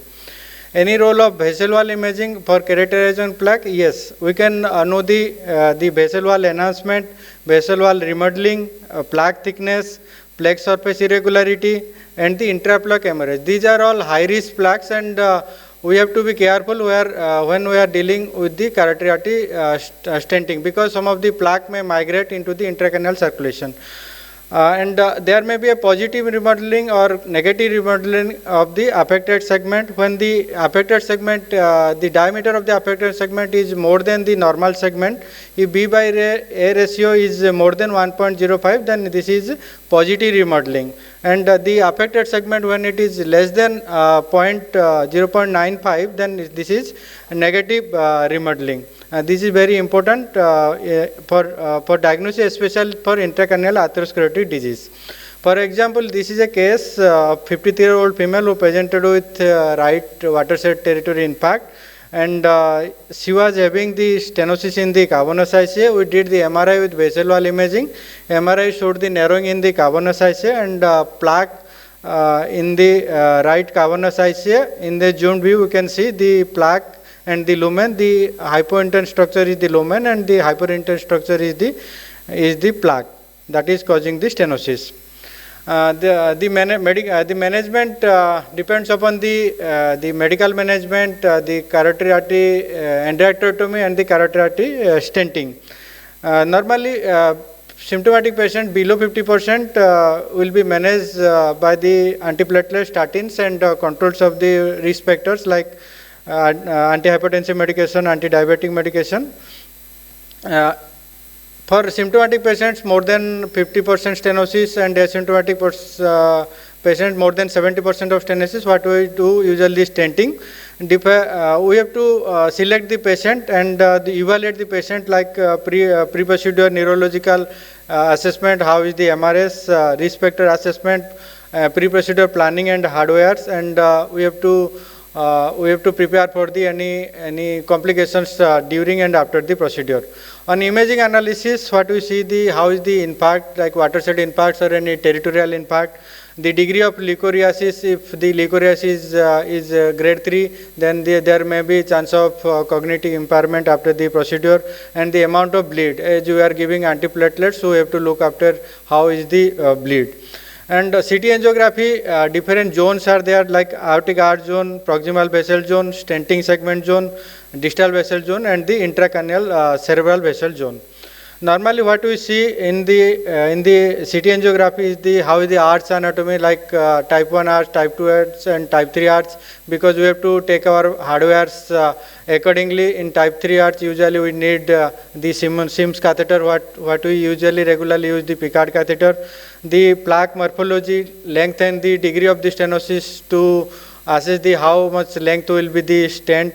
The amount of calcium, angulation of the vessel, whether there is any tendon occlusion, all the collaterals. Like in this case, you can see the BRT image showing the right carotid valve tight stenosis.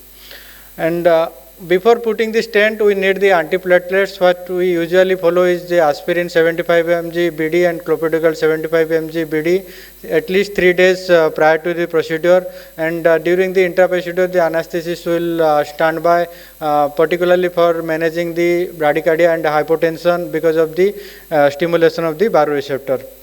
The steps for carotid artery stenting, we have to place the guiding long sheath in the common carotid artery. After that, we have to pass the filter, and distal to the stenosis, we have to place the filter, and then we will do the pre-stent angioplasty, and after pre-stent angioplasty, we will do the stenting, and after that only, if there is residual stenosis, then we will do post-stent angioplasty. And this is the working position for the carotid artery stenting. Normally the stent should be covered at least 1 centimeter distal and 1 centimeter proximal to the carotid artery stenosis, and the filter will be placed around 2 centimeter distal to the stent. We can use the filter to prevention of the migration of the plaque material into the intracranial circulation. Different companies and different filters are available, but they will not prevent the small emboli less than 70 micron because of its small size, and sometimes the filters can cause spasm of that particular segment. Different type of stents, what we use is the open cell design or closed cell design. The closed cell design, the stent struts are interconnected to each other, and the closed cell, the open cell design, all the struts are not close to each other. And we can have a hybrid cell design where the open cell will be on proximal and distal end to the stent, and the closed cell will be in the center of the stent, because the closed cell design will be placed near the plaque, and it will prevent somehow the migration of the plaque material into the intracranial circulation. When the blood vessel is more tortuous, we will go for the open cell design, because the shape of it will take the shape of the vessel, whether the closed cell design will not take the shape of the vessel. However, the prolapse will be comparatively less in closed cell design compared to the open cell design. The radial strength is little higher on the closed cell design, and it will oppose the wall of the vessel very well. Like AccuLink, Precise, and Protease are the open cell design, and the Exact, wall stent, and next stent are the closed cell design. According to that, we will choose the material. First, we will do the pre-stenting angioplasty to open the vessel. Usually 4 mm balloon, 420 mm balloon. After that, only stent will be placed, and if there will be residual stenosis, then 520 mm balloon will dilate the stent. During the pre-stenting angioplasty or post-stenting angioplasty, there may be bradycardia or hypotension due to stimulation of the baroreceptors, and baroreceptors will activate the glossopharyngeal nerve, and that will relate to the nucleus tractus solitarius. Then it will stimulate the nucleus ambiguous, and from the nucleus ambiguous, the vagus nerve will come, and that will stimulate the heart and cause the bradycardia and hypotension. In this step, the role of anesthesia is very much important, because they will manage all those procedures during usually they manage the procedures very well. Some of the complications like stroke may occur despite of filter. There may be a small stroke or a large stroke. Sometimes we may have hemorrhage because of hyperperfusion injury, dissection of the vessel, and if there will be resistance to the antiplatelets, there may be have instant thrombosis. Post-procedure, we have to manage the blood pressure very well. Normally, the systolic blood pressure will be 100 to 140 and diastolic 60 to 80 mm. Strict control of the blood pressure to reduce the incidence of hyperperfusion bleed. We can have intracanal bleed that is very devastating for the patient. If everything goes well, patient will be discharged after 72 hours, and usually we do follow up at 1 month of interval. These are the checklist for the procedure, the proper clinical history, the MRS score, and we have to give the antiplatelets and different hardwares, and we have to procedure assessment. What the different trials say, this is a CRASH trial, carotid revascularization and endarterectomy and stenting trial, which was published in Lancet in 2010, which says that normally the carotid endarterectomy was previously used to be the gold standard for carotid artery stenting. Now the advancements of the OR and as well as the operator experience, there is the reduced incidence of the stroke after carotid artery stenosis. And in this trial, they said that the stroke rate is little higher in carotid artery stenting group compared to the endarterectomy group, whereas the MI and the cranial palsy is a little higher for the carotid endarterectomy group compared to the stenting group. Different trials like Sapphire trial, the Cavatas trial, and CRASH trial, all those are all the trials said that the carotid artery stenting is non-inferior to carotid artery endarterectomy. Coming to some of our cases, he is a 59-year-old male who presented with right side weakness 2 months back. He was having the right IC territory infarct, watershed territory infarct, and stent was placed in the upper segment, and he was discharged without any further neurodeficit. He is a 65-year-old male who presented with a recurrent episode of left side weakness on DSA and CT angiography. He was having right carotid valve stenosis. The filter was placed distal to the stenosis, and the stenting was done, followed by post-stenting angioplasty, and the stent was approached very nicely to the wall of the wall of the vessel, and he was discharged in good condition. To conclude, there is increased evidence of carotid artery stenting, and proper imaging assessment and planning of the procedure will reduce the complication rate, and proper device selection, what to use, whether is to use a open cell design or closed cell design, depends upon the vessel anatomy. That is the right device selection. Proper technique and peri-procedure management is the key for the carotid artery stenting. And pharmacologic therapy like dual antiplatelets, we have to taper the antiplatelets after, usually what we do after 3 months, we taper it to single antiplatelets, and the risk factor management is the key for the long-term outcome of the carotid artery stenting. Thank you. I am happy to answer any question. Thank you, Dr. Manoj. Any questions on the floor?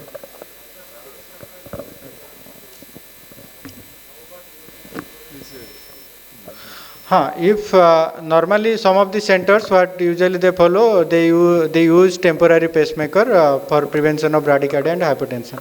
What we usually follow is the anesthetist will stand by during the balloon angioplasty.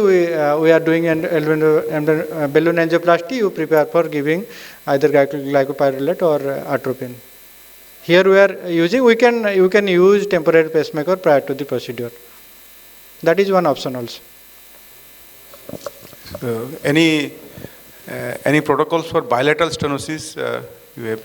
Sir, bilateral stenosis, what we usually do after single setting, only one side stenting, and after 1 month of interval, or center to center vary, after 15 days of interval we can do another side stenting. Bilateral stenting can be done, sir.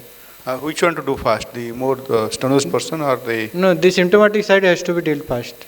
Okay, the more severe one. Not severe, sir. If the Usually, symptomatic symptomatic side has to be treated first. Okay, symptomatic has to be treated first, not the amount of stenosis. Yes.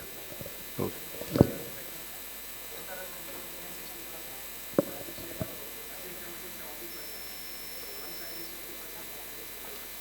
No, the symptomatic side has to be dealt first.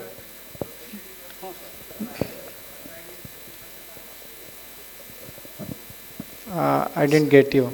He asking, I think, if both are symptomatic, both are asymptomatic. Okay.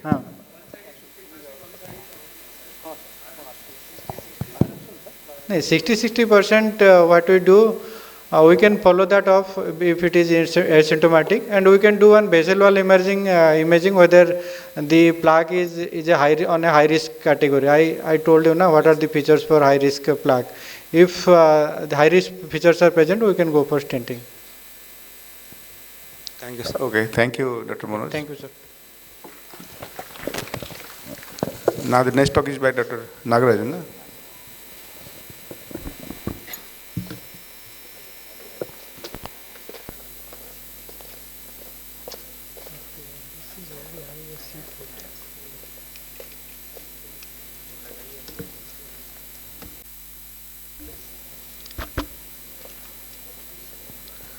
Yeah, good morning everyone. I'm standing before the tea break. I will try to rush through. So, balloon test occlusion, it is what is otherwise called as the Marta's test, is angiographic occlusion of the ipsilateral or collateral vessel to check compensation by the contralateral or a normal vessel, usually prior to its permanent occlusion or sacrifice by endovascular or surgical means. We also routinely do also many times when we do aneurysm diagnostic DSA, we do the manual compression of the carotid. That is called as the Alcock's test, the finger digital compression of the carotid during the opposite carotid or vertebral injection. Then Wada's test is another modification of the same thing, which is before epilepsy surgery, they do the language lateralization by injecting the amobarbital into the one of the carotids selectively and testing the other opposite hemisphere to localize where the language lateralization is. The balloon test occlusion was first introduced by Martas in 1914, and the current standard technique is what is followed by actually standardized by Serbin and Co in 74. But this has been combined with other studies, functional studies or perfusion studies like SPECT, CT, acetazolamide challenge or xenon CT before. Nowadays it's CT or MR perfusion, transcranial Doppler, or the distal beyond the balloon occlusion, you have the carotid stump pressure measurement or neurophysiological monitoring. But with all these actually are not mandatory. Even balloon test occlusion alone can give the almost the more or less the same information. So that is already given in the literature.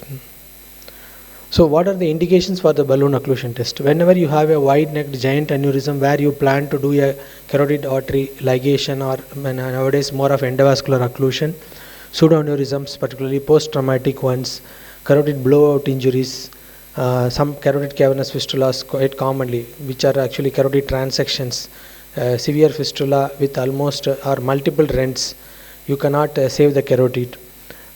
Nowadays, in fact, we had a couple of cases of head and neck neoplasms which are advanced and planned for a bilateral neck dissection or adjuvant chemoradiotherapy.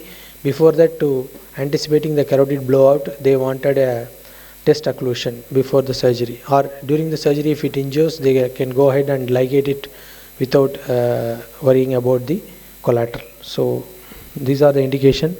So this one slide essentially summarizes the procedure. Under local we do bilateral femoral axis is taken. One side the 8F or 6F. 6F is mostly enough. On the other side you can have a diagnostic sheath, that is the 5F or 4F. Then heparinization is very important. We give a by 1000 unit bolus or weight based. Otherwise you have to maintain activated clotting time if you can measure that.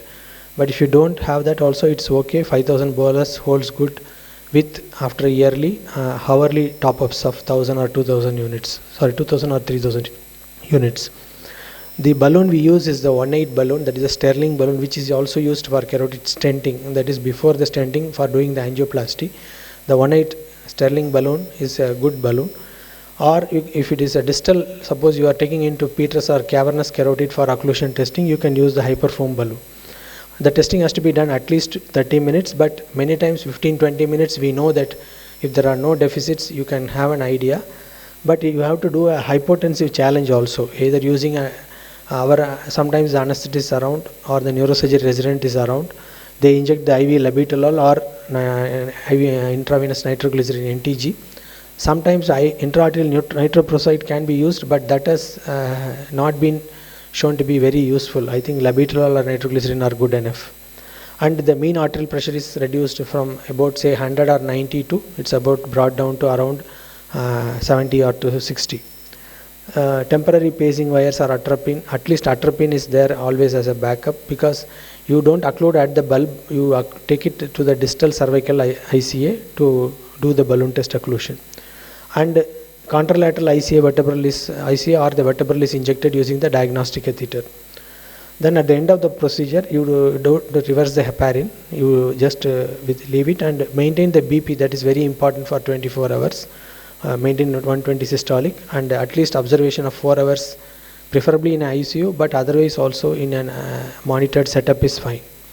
Now we'll go to the direct examples. I have quite a few, 4-5 examples. We will wind up. This is actually a left paraspinal cervical schwannoma, which is this is a 2011 MRI. This is a bone window showing the erosions and the pedicular enlargement. You can see that this is 2018. He has come back again with the sort of a he was not operated in 11-12. Then this has now gone to destroy the vertebral body, eroded it with cord compression. So they anticipated some before doing the decompression. Is a contrast, very heterogeneous. Actually, it was a plexiform neurofibroma. Now this is the CT angio. You can see the vertebral. Actually, do you have the pointer, please?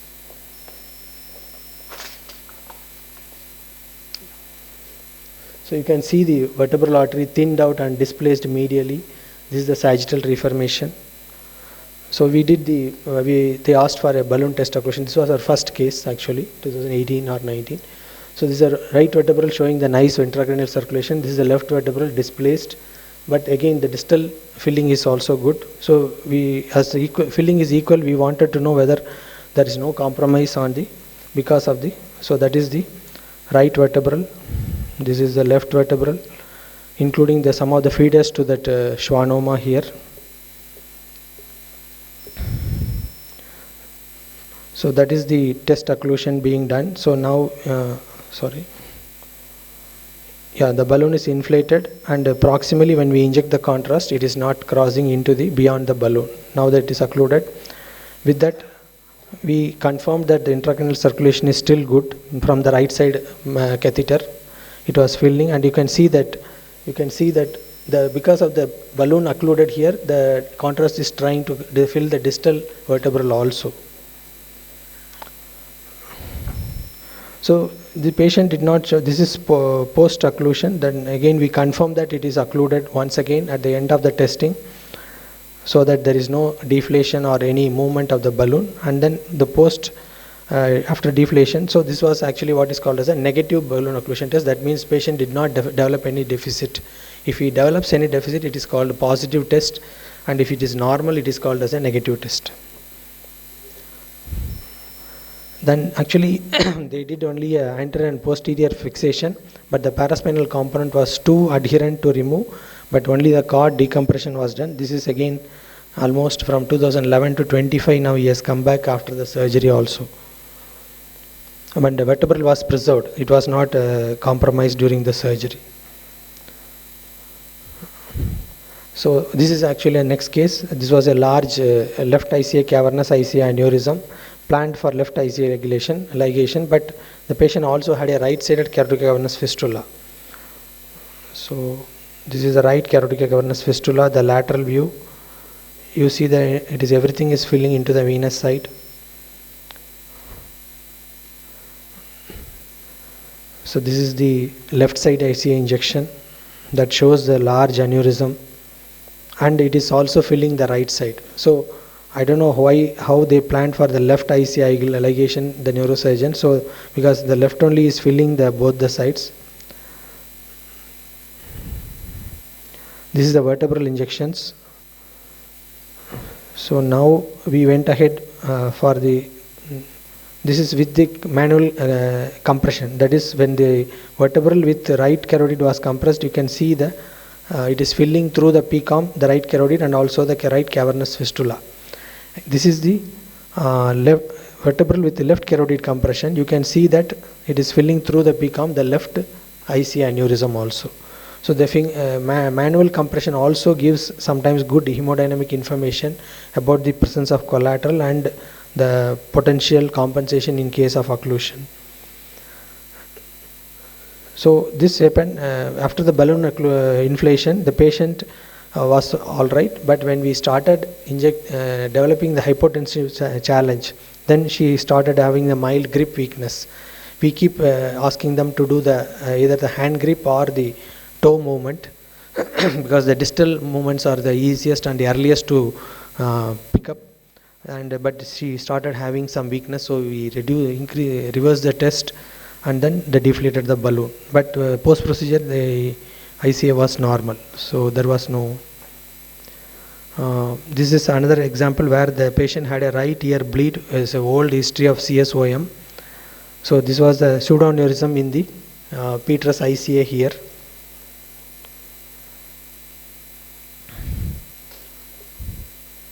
That is the AP and lateral. So then we went ahead and tried to do again the same thing. We tried to do the balloon occlusion. This patient did not tolerate the balloon occlusion. So there was actually she starts moving, developing severe headache. Even without obvious deficit, we know that this patient is not able to sustain the circulation. So even though the balloon is inflated, you don't have you can see the left side injection, there is no cross filling to the right side. And we did at least the vertebral is filling, but the vertebral filling also was poor. And again she started moving because of when they were doing the occlusion, balloon test occlusion.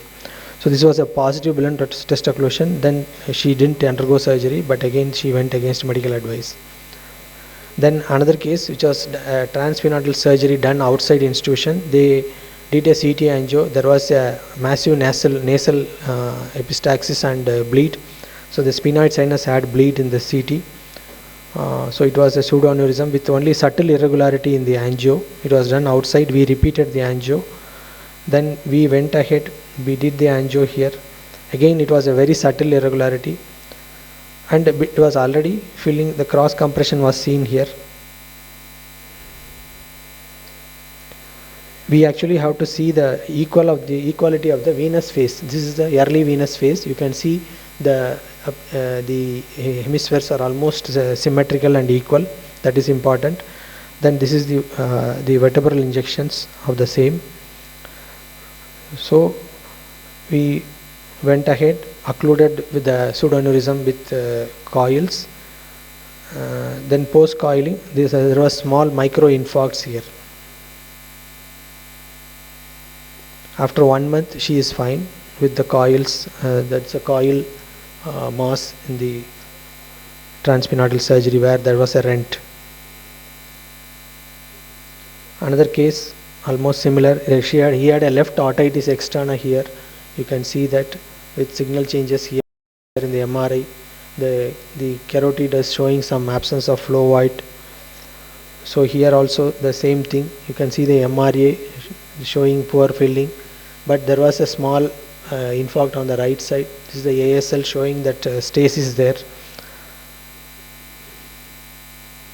So this was the pseudoaneurysm of this was the small one here. That is the one here.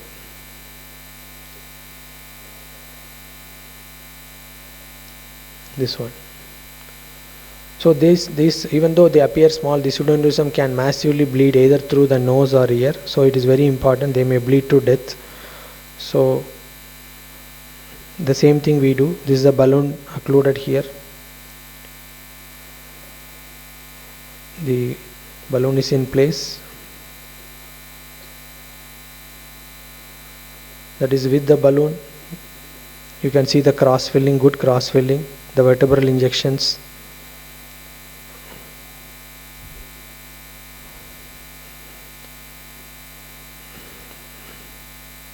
So this is the post. The next day we called the patient, did the angio, confirmed the findings. Then we went ahead and again occluded the with coils the left ICA.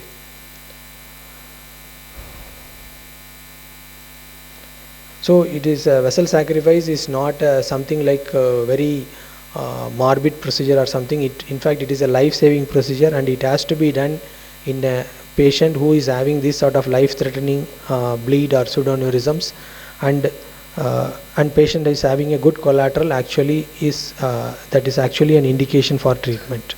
There is no need to hesitate to do that. This was. Shall I continue, or should I close it? Yeah, I have some 3-4 cases. I think there was a bilateral blindness with the cavernous ICA aneurysm, large aneurysm. This was a diagnostic angio, the right ICA injection, the left vertebral injection here. This is the right one, the negative BTO. In spite collateral were good. There was slight delay, but it was acceptable. Then the neurosurgeon went ahead and ligated the carotid in the neck. Usually they do trapping, that is above the aneurysm they clip and do the ligation in the neck. But here only the neck ligation was done. This was the CTs on the first day, this was the second day, and that was the third day. So what has happened, there was a thrombus, but there is some surrounding edema. This giant aneurysm usually the walls are quite inflammatory.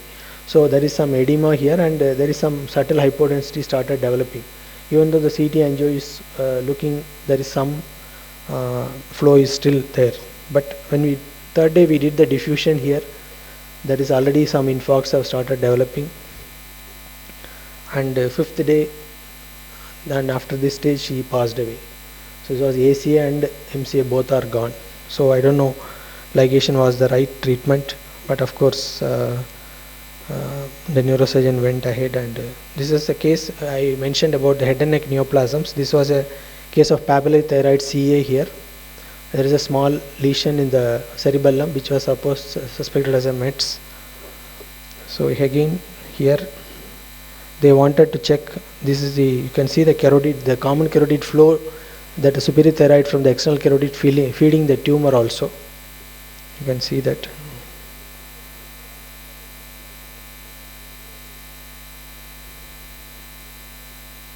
Yeah. So we did the routine, the injections, right and left ICA. Then we did the compression, that is a balloon test occlusion. The left side is filling because the thyroid lesion is on the right side. If at all they may, the carotid right side only will be getting compromised. This is that is the occluded right ICA during the balloon test occlusion after 10 minutes. This was post occlusion normal, the right side injections, and she underwent surgery without any issues. They didn't have to do any carotid ligation. This was a medullary carcinoma of thyroid planned for already on chemo and thyroidectomy. They wanted to do the repeat surgery with neck dissection. So they asked, this was in March 23, April, and again after 1 year, he came again, 6 months, and then after 1 year, this was a PET showing some take up with post-therapy changes. Then we did the routine ICA injection, the right one and the left ICA injections. The vertebral, and we see the cross flow with left CCA balloon test occlusion.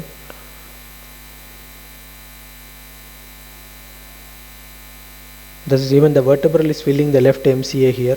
The vertebral is supporting very well. So it has got the normal negative test occlusion test. But they didn't go ahead with the planned neck dissection. This was after another 6 months. He was continued on chemo and radiotherapy only. This is another case of papillary CA of thyroid. Again the same thing. This was the MR angio done. This is again the injections routinely. You can see the left ICA already giving some collaterals to the right side, the vertebral injections. This patient also had transient neurological symptoms, though there was a cross flow, but there was some patient developed some transient symptom which during the hypotensive challenge. So that is what is important. Just doing a test occlusion is alone is not enough. You have to challenge with a hypotensive agent to reduce the BP. Then only the true hemodynamic compromise will be revealed. This was a patient with a headache and right eye ptosis. It's a Petrus ICA large dysplastic pseudoaneurysm. The CT angio shows the that carotid here. This was the MRI showing the mixed partially thrombosed pseudoaneurysm here. These are all partial thrombosed. This was the DSA, the right ICA. You can see that pseudoaneurysm there. There is no way you can protect this carotid or save this carotid. The only option is if there is a good collateral, just go ahead and block the carotid. That is only the treatment, life-saving treatment for this patient. So we checked, you can see the vertebral also is filling the left MCA territory. The left, there was a good collateralization to the right side. So we went, and in this case we don't try to fill the aneurysm, we just put a distal coil, put 1 or 2 coils inside the sac and the proximally you coil. That way you can reduce the coil. Instead of putting 10 coils inside, we finished with 3 coils. 1 distally, 1 within the sac and 1 proximally. And this is a check angiogram. At the end of the coiling there was a good flow. This case is a right sphenoid meningioma. The patient was sent for a test occlusion because the MCA and supraclavicular IC are encased by the tumor here. So you can see that the vessel is so much stretched, elevated and so thinned out also by the tumor. So what has happened is during the test occlusion, we did the ECA also, the left ICA.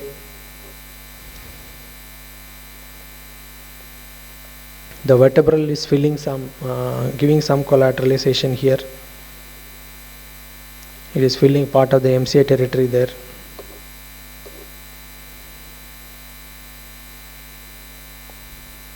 So during the test occlusion, the patient slowly didn't have any symptom, but we were not seeing any flow in the distally into the carotid. We didn't even inflate the balloon, but the left side was compensating already to the right side as before.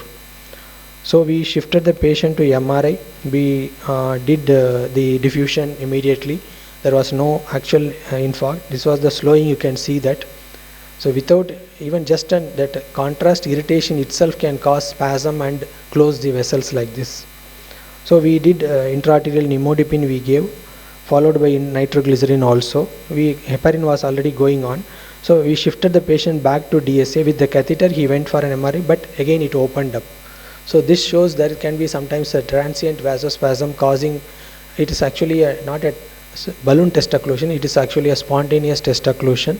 It closed and showed the collateral and it again opened up. But actually after the very massive reductive surgery, patient developed a lot of gliosis and didn't do well. This is my last of the cases. This is an insular glioma. Again they asked for a test occlusion, but we didn't have to do a test occlusion. This was the contrast and the spectro showing the elevated choline. So when we did the angio, already there was a cross flow from both the sides. So there was no need for a test occlusion. Afterwards he underwent surgery without test occlusion, and that's my last case. This is again a similar aneurysm which the previously underwent a neurosurgical carotid ligation. This was the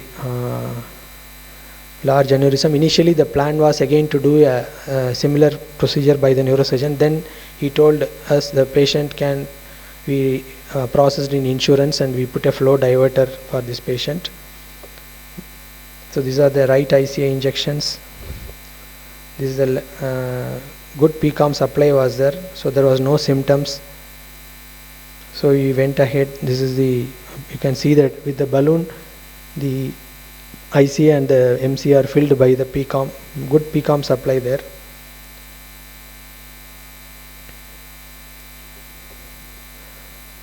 So this was that flow diverter deployment.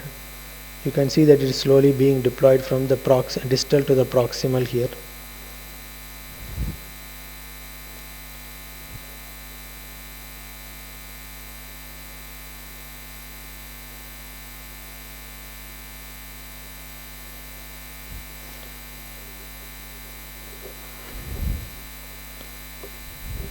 Yeah, this is the post deployment. There was already some stasis in the aneurysm. You can see that is getting slowly thrombosed. So we thought we were quite happy that we are reasonably okay. But the next day we did, after 3 days, he developed a massive bleed like this. We couldn't explain how whether some coils within the aneurysm would have helped, we don't know. But again, she passed away. Yeah, that's my last case. Thank you for your kind attention. Thank you, Nagajan, for a nice presentation, a series of cases, all interesting cases. Any questions from the audience?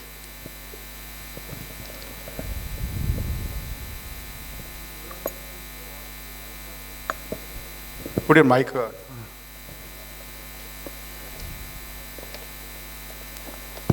Okay. In pseudoaneurysm, because walls are very thinned out, which will be the preferable treatment? Coiling or just stenting, sir? Coil will be the chances of getting rupture. No, stent again. Pseudoaneurysm stenting is not an option. Not yet an option. Either you have to coil or occlude the artery. Occlusion has to make sure that even if you occlude, sometimes proximally there is no collateral filling from the distal side. So you have to occlude ideally at the segment where the aneurysm is, or both distal and proximal. Okay, thank you. I have one question, sir. It's a nice one. About the last case, it was interesting. Actually, it was the balloon test occlusion was negative. It was filling from both sides. Patient was things. So what made you decide instead of blocking or ICA ligation or ICA coiling, you went for a FD? And the pipe, no, actually that was the recent trend. Generally everyone is doing. So we thought we can give the option of saving the artery.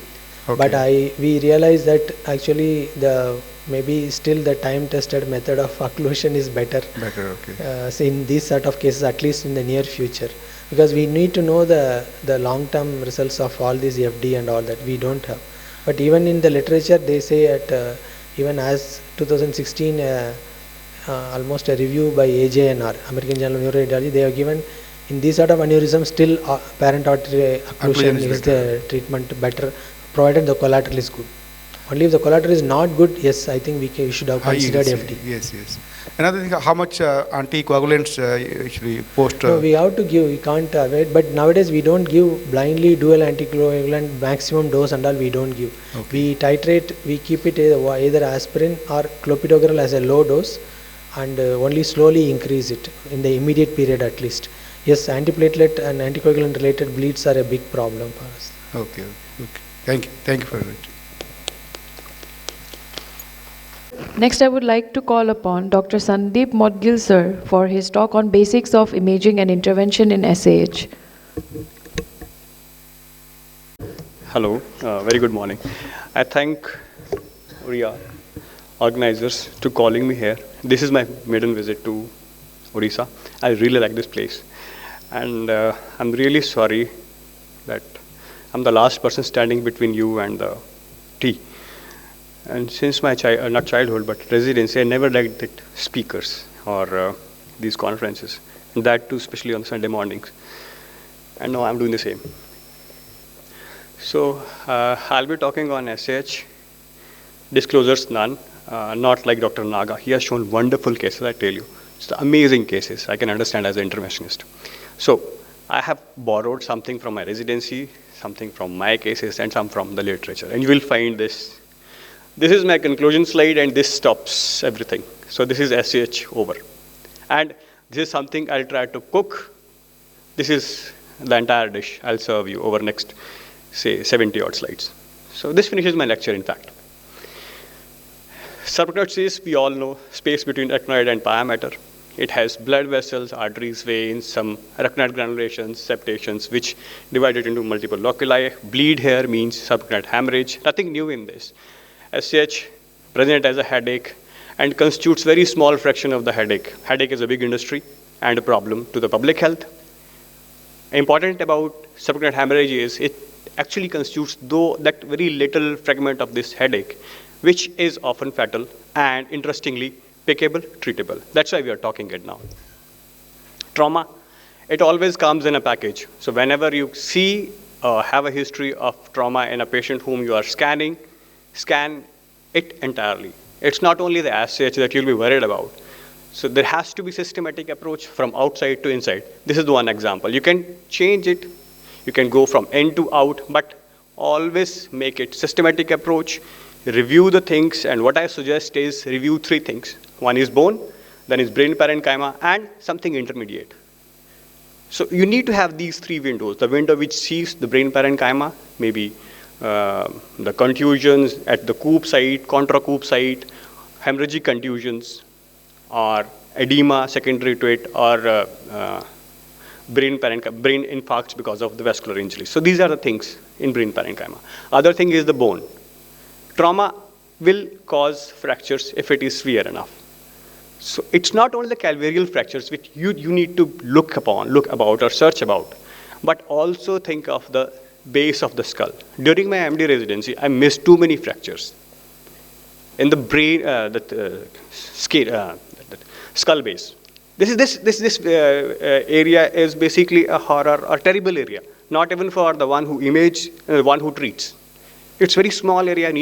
Sometimes the ENT people I find struggling, neurosurgeons they are struggling like here. But this is something you actually be very systematic about. So if you miss on bone window any fracture on axial sections, because at times what happens is the fracture is in parallel to the axial line. You will miss it if you're just seeing the axial section. So make a habit to review the coronal bone window as well, if not the SAGs also. At least 2 views as we say in radiology, and the VR images. They really help in detecting the fractures. Got it? Then any fracture which is crossing the essential neurovascular bundle, maybe the carotid canal or any foramen where you can actually see that vessel will be running through, see that. See for the fracture there, anticipate the complications and image accordingly. Suppose if fracture is crossing a vascular structure or a foramen, think of vascular injury, go for or advise angiography. Always look for that. One important thing is the subdural space. The intermediate window is for that. So extra-axial spaces beneath the bone at the coop or contra-coop site should be evaluated at the intermediate window, which separates the blood from the bone. So as a resident, this is very important point to learn. And the most important thing is always compare the magnitude of the trauma and the magnitude of the blood. So which came first? Was it the trauma that caused the injury, the vessel severed and it bled? Or other way around, someone was riding a bike, it has a ruptured aneurysm, had massive bleed, lost the conscious, bike fell down and the trauma was there. So if there is discrepancy, think of the blood coming first, because that is something we actually want to detect. So trauma is over. Nothing is non-traumatic hemorrhage, SH. We call it spontaneous bleed. Then the major constituent is the aneurysmal bleed, 80-85%. The patient will have a typical history. Worst headache of my life, we all know this. Thunderclap, it comes like a thunder. Sudden onset, crescendo, reaches peak in 1 hour, have associated features maybe like nausea, vomiting, nuchal rigidity, low backache, loss of consciousness in 50% cases. Some will present as a seizure. So think of SAH, and diagnosing on SAH NCCT, if done within 6 hours, 100% pickup rate. If you do it in, say, within 72 hours, it drops by 3% more. And after 5 years, there is 50% reduction in pickup rate. And how we find it? We find it hyperintensity in sulcal spaces. You'll see, you all have seen this. I'm just putting things in the words. This is how it looks like. The blood in sulcal spaces, HU is 50 to 75. The same thing I have talked about. So we can actually diagnose or exclude the cause of SH if we combine NCCT head and angiography in 99% of the cases. This is the modern literature. And in radiology, we are very curious, or we boast of with our colleagues or peer group that we have grades and all. We do have a grade for this also, but this have clinical significance. What we are doing here is, this is modified Fisher scale. We are quantifying the amount of blood in the sulcal spaces or in the ventricle. The two things we are looking at: the amount of blood in the sulcal space, that SAH, and the IVH. So this makes you even, 2. If both of them are present, the grade will be either 2 or 4, or again even. So if it is thin SH, IVH, grade 2. If it is thick ICH, means more than 1 mm, it is grade, with IVH, it is grade 4. If it is only SH, thin SH, grade 1. If it is thick SH, only SH, grade 3. So even for even, odd for odd, just to remember. Why we are interested in knowing this grade is, more the blood, more the vasospasm. More the vasospasm, the more useless will be the interventionist. Because whatever you do, you may do a coiling, you may do a stent-assisted coiling, balloon-assisted coiling, flow diversion, or web, whatever you do, 30% of patient, if the vasospasm is there, will die. So that's why we are always interested in quantifying this blood. Modified Fisher scale is one, and there are other clinical scales as well, like H&H we call, or WFNS, or Glasgow Coma scales. Now, this finishes the major of things. Now, let's start cooking the dish, which I showed the first slide. Anatomically, we can categorize the SH in three places. One is along the convexities, just along the convexities, nothing in the basal cisterns and all. So this is what it looks like. And the other one is the diffuse SH. You see the blood all over. The basal cisterns, the sulci, all are flooded with the blood. This typically aneurysmal bleed. And third is very interesting entity, that is perimesencephalic blood. So not taking one by one. This is from the literature, AJNR article 2014. I think SCH beyond aneurysms and all. You must read for a resident, at least for once in your lifetime. So what we see here is SCH, we all know. Now, I give you the history. Remember this thing, as Dr. Anuj Prabhakar told in the morning lecture. Always remember that you are a clinical radiologist. And never like report written by a radiologist, because they don't get relevant clinically. So whenever you write a report, read it as an MBBS student, read it as a clinician. Is it going to make any difference? If yes, it's okay. If no, modify it accordingly. Make it pertaining to the present history. Now, in this case, if I tell you she is pregnant lady, 3rd trimester, and has a BP which shot up, what you will think of? Go for MRI because she is present. If you are doing MRI, do MR angiography. You see this picture. This is what short, focal, narrowing, multiple places involving a pregnant female with a headache. Suspicion is RCVS. We are actually, again, very fond of short forms. RCVS is reversible cerebral vasoconstriction syndrome. But where is the reversibility in this case? So what we did, we repeat MR angio after 12 weeks, and it all vanished away. So this actually RCVS. Another case, I'm sorry for this image, but here you have some SCH. CT angio was equivocal, so we went for a 3D and 2D DSA images. So this is not my case actually. So this is the focal narrowing out here, focal narrowing out here, and some narrowing at this place. So what exactly is this? What do you want next? You want the history. She is the suspected case of vasculitis, and the other lab findings were in favor of. So again, imaging supports this. It's not diagnostic, but it supports the clinical scenario. Here you see on 2D images. Another case, some bleed in the sylvian fissure, which was going up to the convexity. And if I tell you, this is the NCCT, same NCCT of the same scan, that vertex part, what will be, it be reading like? So this is bright superior sagittal sinus, bright cortical vein, no, only one diagnosis. That is CVT. And this is proven on the angiographic images. Nothing to remember in this. Again, bleed, same area. This was going to the convexity. Additionally, it was going to the fissures, the basal cisterns. It was all filling, perimesencephalic area. Next thing is CT angiography, obviously. MCA was appeared disease, some tapering here, some contrast pulling. Suspicion was of mycotic aneurysm, and it was proved on DSA later on. Nothing was done. Wait and watch actually helped in this case. Fourthly, again this one. In this case, we didn't had actually the headache. mild headache, vague symptoms. What we see on NCCT was some brightness, sulcal spadias, high frontal, bilateral. Next thing is, why to go for a DSA or a CT angiography? Go for MR angio. And this is again a typical book picture. We don't see bilateral ICAs. Okay, so bilateral ICAs beyond its terminal part, ICA bifurcation is not seen, and there are multiple collaterals. What we do next is, for academic point of view, do a DSA. And actually it tells you the diagnosis, a puff of smoke. We all know this. So this is the one part of my cook dish. The convexities, remember RCVS, amyloid angiopathy, and these all things we have discussed. Moving on next. We all know these pictures, already shown so many times. So what we see here is a blood, thick blood along the anterior interhemispheric fissure, IHF, I need to remember it.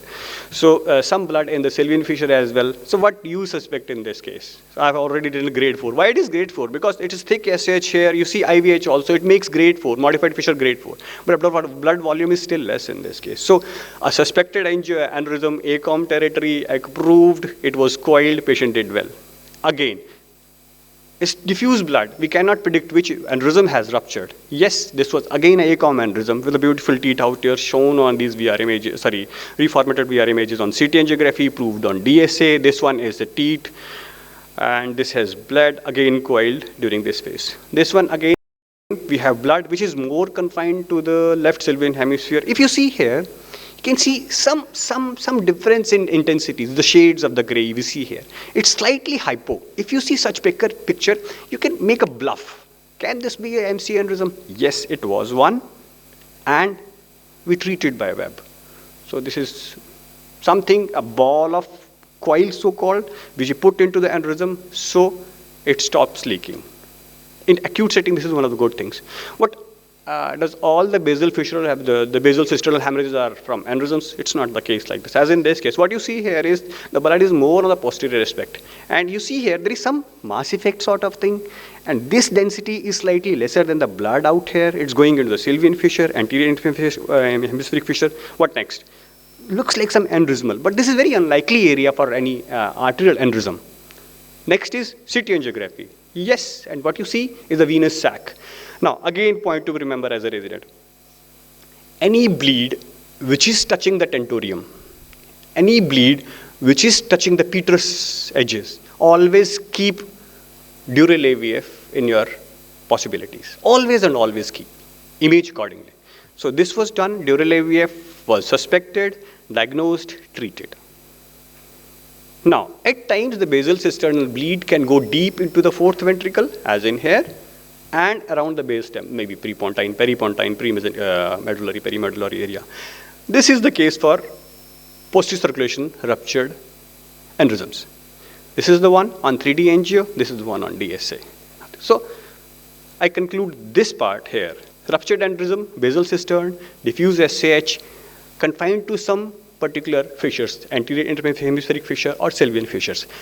One point to remember in aneurysmal bleed is they can also have an intraparenchymal component.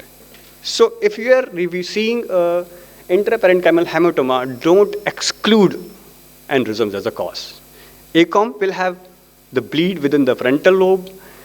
MCA can have bleed in the temporal areas. And another thing is, if it is readable here, is focal SH in interpeduncular cistern or around the midbrain. You may not find anything at all. Please let me know about the time. So second thing is aneurysms and dissections. Now moving on to perimesencephalic aneurysms, and this is actually real enigma. For the last 4 decades, we are just following this non-aneurysmal perimesencephalic bleeds. We are following Von Jen. He actually defined this entirety. On CT, you will have a bleed, which is around the brainstem. DSA and CT angiography will be silent. Patient will not have much severe headache, no hydrocephalus, no severe vasospasm. Neurological deficits are less, and they rarely recur. So this defines this non-aneurysmal perimesencephalic SH. Till date, we were also told during the residency, these are actually venous in origin. That's why they are so subtle, Sharif type. Of late, this is the article ahead of print. Actually, they dealt one of the cases which has perimesencephalic bleed. This was basically because of the rupture of artery of Barnes-Coney. But this was not there. What they actually asserted is the perimesencephalic bleed is not because of the veins. Rather, it is because of the rupture of this artery, AWW. So this is artery of Wohlschläger and Wohlschläger. So one who scraps the wool is Wohlschläger in German. This is what they tell. So what they tell is, rather than this vein rupturing, so this you see here, this is basal vein of Rosenthal. This is the usual concept. What we were assuming is these actually shear off and these bleed. Now, this author says, had this been bled, this would have actually caused the bleed in the subpile area, because these are originating in the temporal area. So if shearing in the temporal area, it has to be outside the cistern. The most fixed component is here. And if the most fixed component is the one which is bleeding, the venous bleed should have been more posterior, tectal plate area. This is not the case exactly. So he says, they propose that this artery, which actually a branch of SCA, it goes up in the ambient cistern, especially the anterior part of the ambient cistern, hangs from the tentorium. They are actually tethered there. So a trivial trauma shears it off. What happens is after shearing, the artery comes back into the cistern and it bleeds there. Now, we know the anatomy of subnut space. There are loculations, there are septations. So blood in that particular loculi accumulates, increases the pressure, and close the vessel. That's why they are angiographically negative. The blood amount is small. That's why they don't have symptoms. And it's a very small vessel which thrombos, and we forget about that vessel. So recurrence is very uncommon. So this is their proposition. So that completes. Now we add three things to this list. One is vascular malformation. It can be anywhere. Vasculitis and tumor. They can be in all three things. So remember. Another important point to remember in this is this can be a spiral bleed which may ascend up to the posterior fossa. So whenever you are actually evaluating a bleed of a posterior fossa, always think of spinal as a cause. And just add the topping of trauma to this dish. This completes the dish. This is all the etiologies of SH, gross etiology. It covers most of the things. Now, radiologist toolkit we have discussed, NCCT head, just elaborating the things, now enumerating the things, CT angiography, head and neck. Why neck? Because this is the era of interventions. So it gives us a roadmap and the status of the things. LP was considered diagnostic at times. Today's perspective, it hardly adds something substantial to include or forfeit the diagnosis. This is xanthochromia exactly looks like. I have never seen this. So I have actually bought this, I have taken this image from the literature. MR is also sensitive. SWI flare 100% sensitivity, but we need to be watchful about the other causes which cause bright flare or brightness on the flare sequences, the sulcal space brightness. Additional information is given about RCVS, PRESS, amyloid angiopathy, and CV tumors. That's all. This is another case. Just want to share this one. NCCT was silent in this case. Patient has a typical headache. DSA and angiography showed aneurysm, but to add insult to the injury, there are two aneurysms. So which one has bled? So this answer was given by vessel wall imaging. So this aneurysm, if you see here, there is enhancement post-contrast. There is no enhancement. So this was the one which has bled, and it was treated accordingly. Cerebral DSA, still gold standard. It picks up 15%, 13 to 15% of the cases who are CT angiographically negative. 3D rotational angiography and vaso-CT, particularly vaso-CT, has added to the understanding of fistulas and AVMs. 3D rotational angiography has added to the detection of the aneurysms. Another case, we don't know whether, actually, if you give me this case in exam as IMD, I'm not sure whether to write it as STH or not, but okay, I'm saying it is STH. Angio was done, and we don't see. This was the expected area, and this is the window I was talking about, the intermediate window. You see, you can see the bone here, you can see the vessels here. So we need to adjust it, and this is a very crucial area while you are evaluating for SH and suspecting aneurysm. Here is the cavernous segment. We have two genus and two horizontal segments. Evaluate it, see it in a zoomed up image in all three views, coronal, sag, and axial, with adjusting the window. We miss aneurysms here. So it was nothing here. You compare right with the left, you see vasospasm. This was proved on angiography. It was negative. Day 1 DSA was negative. DSA was again repeated day 7. So what we see here is the aneurysm. At times when aneurysms are partially thrombosed or a dissection which is evolving or blister aneurysm may be missed initially. So repeat DSA helps to pick up those 4% of the cases who are negative on initial DSA. Complications, yes, radio can pick intraventricular hemorrhage, IVH, or this was basically hydrocephalus. I'm sorry for this, brain edema. These all complications of SH, infarcts, vasospasm can be picked and treated. So vitreous hemorrhage, 30% of SH cases have this Turner-Sturgeon syndrome. So this is all we can pick. Pitfalls, yes, everything has one. If the imaging time is more between the ictus and the CT done, as in this case, we don't fake any blood in the cisterns, and this was the initial CT. So as the time increases, the blood dilutes as goes off. If the blood has hematocrit less than 30, chances of picking up SCH will be less. If the sections are too thick, one may miss. A novice radiologist may not interpret SCH, but the learning curve is very, very fast. Don't worry about it. You'll pick everything. If the sections are thick, motion artifacts, posterior fossa, we all have beam hardening artifacts. So a small SH may be missed out there. And this is one, and this is after another day. This is on day 1, say, this is day 2. So what has happened is, we see more of SH in the one, on the follow-up CT. So has the patient rebled again? No. The one image is pre-intervention, other is post-intervention. So what the brightness increased is because of the contrast. So it's iatrogenic. Always keep it in view. If Dr. Manoj is operating as coiling some case and you repeat this is post-intervention follow-up CT, don't write the blood has increased.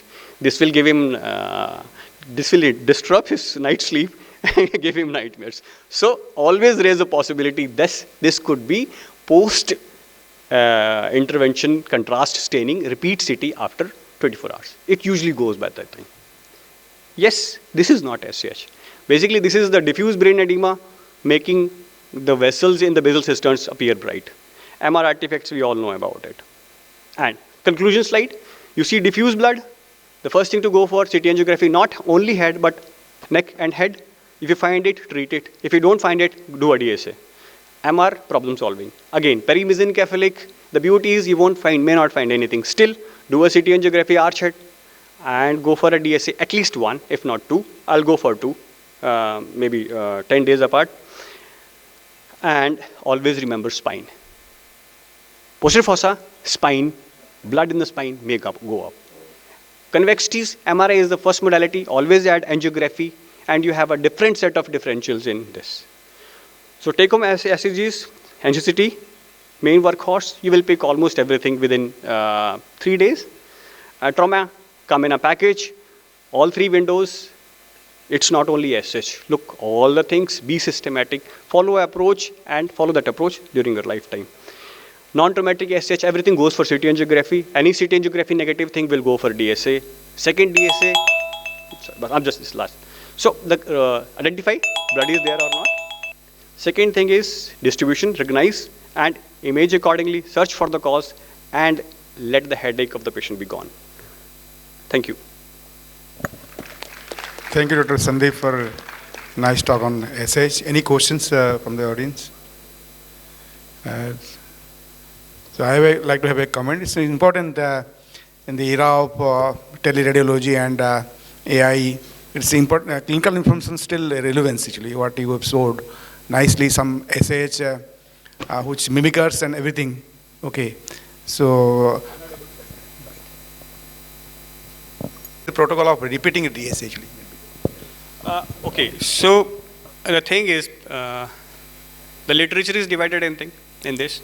My personal, what I do in my practice is, if my CT is negative, I straightway take the patient for DSA. I'm in a private practice. So 2 things that define the DSA, that actually limits doing a DSA is the consent, second is financial clearance. So if I have both, I'll go for a DSA. And if it is DSA negative, I strongly recommend a second DSA between day 7 to day 10, depending upon again, consent offered by the relatives. As far as academically is concerned, I think at least 2 DSAs should be done, especially if the bleed is diffuse cisternal and strongly suspect aneurysmal bleed. For posterior fossa, yes, we may be happy with single DSA only, but at times, whenever there are small dissections or small aneurysms, especially from the basilar artery perforators, they actually come up when the edema part settles. So they are picked up on those second DSA after time. Thank you. Thank you. So Nanda, the session is closed. The stage is handed over to the organizer. Thank you.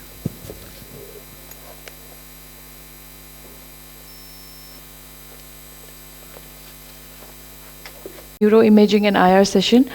I would now like to request Dr. Nihar Mohanty, Sir, HOD of Care Hospital, to kindly felicitate our chairpersons and speakers.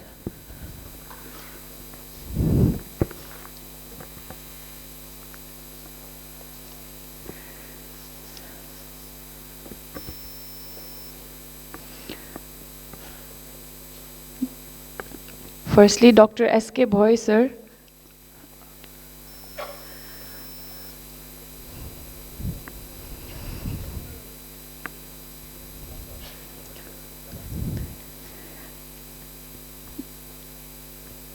Dr. S.K. Bhoy, sir.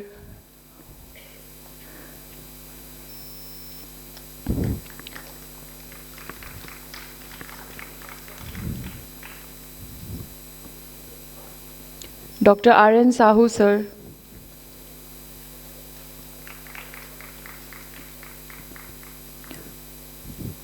Dr. Jayantam Mitra, sir.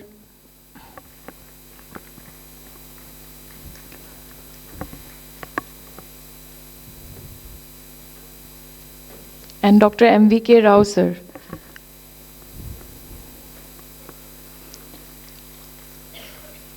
Next, I would like to call upon our speakers, Dr. Suprabha Nayak, ma'am.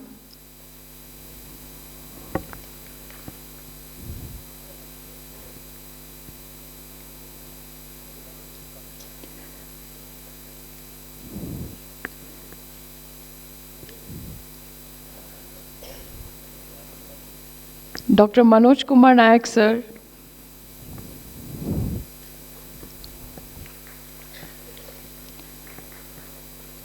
Dr. K. Nagarajan, sir. And Dr. Sandeep Modgil, sir.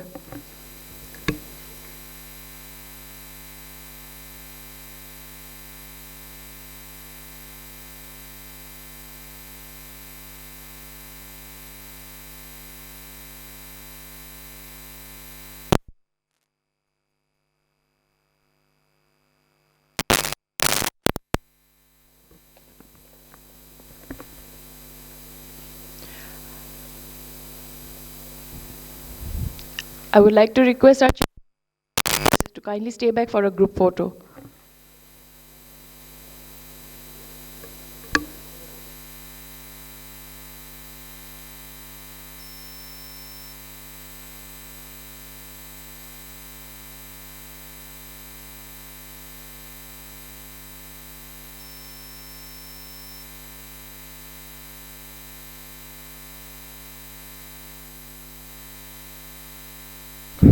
Thank you.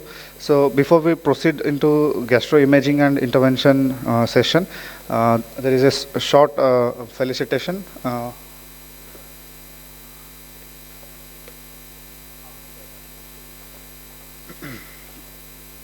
So we have among us Professor Dr. Sam Sundar Patra, sir. He is retired Director of Medical Education and Training, Odisha.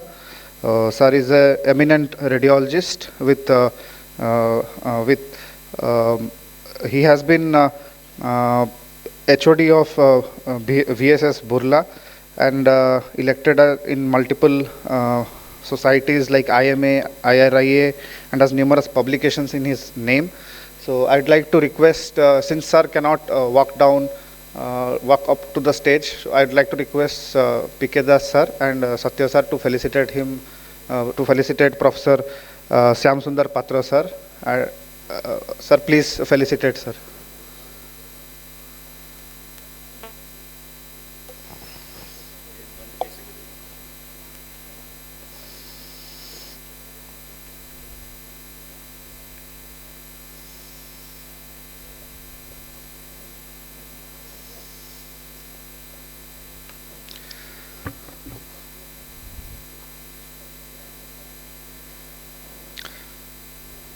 For the next session, that is on gastrointervention, I'd like to call upon the stage chairpersons, Dr. Fani Chakrabarti, sir, Dr. Sunita Gupta, madam, Dr. Ambika Prasad Misra, sir, Dr. Ranjan Sahu, sir, Dr. Golak Pasa,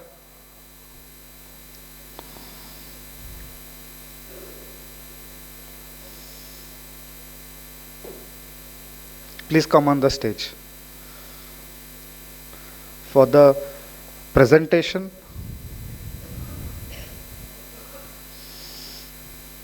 I'd like to call Dr. Prabjot. He will be speaking on managing gastrointestinal hemorrhage, the IR perspective.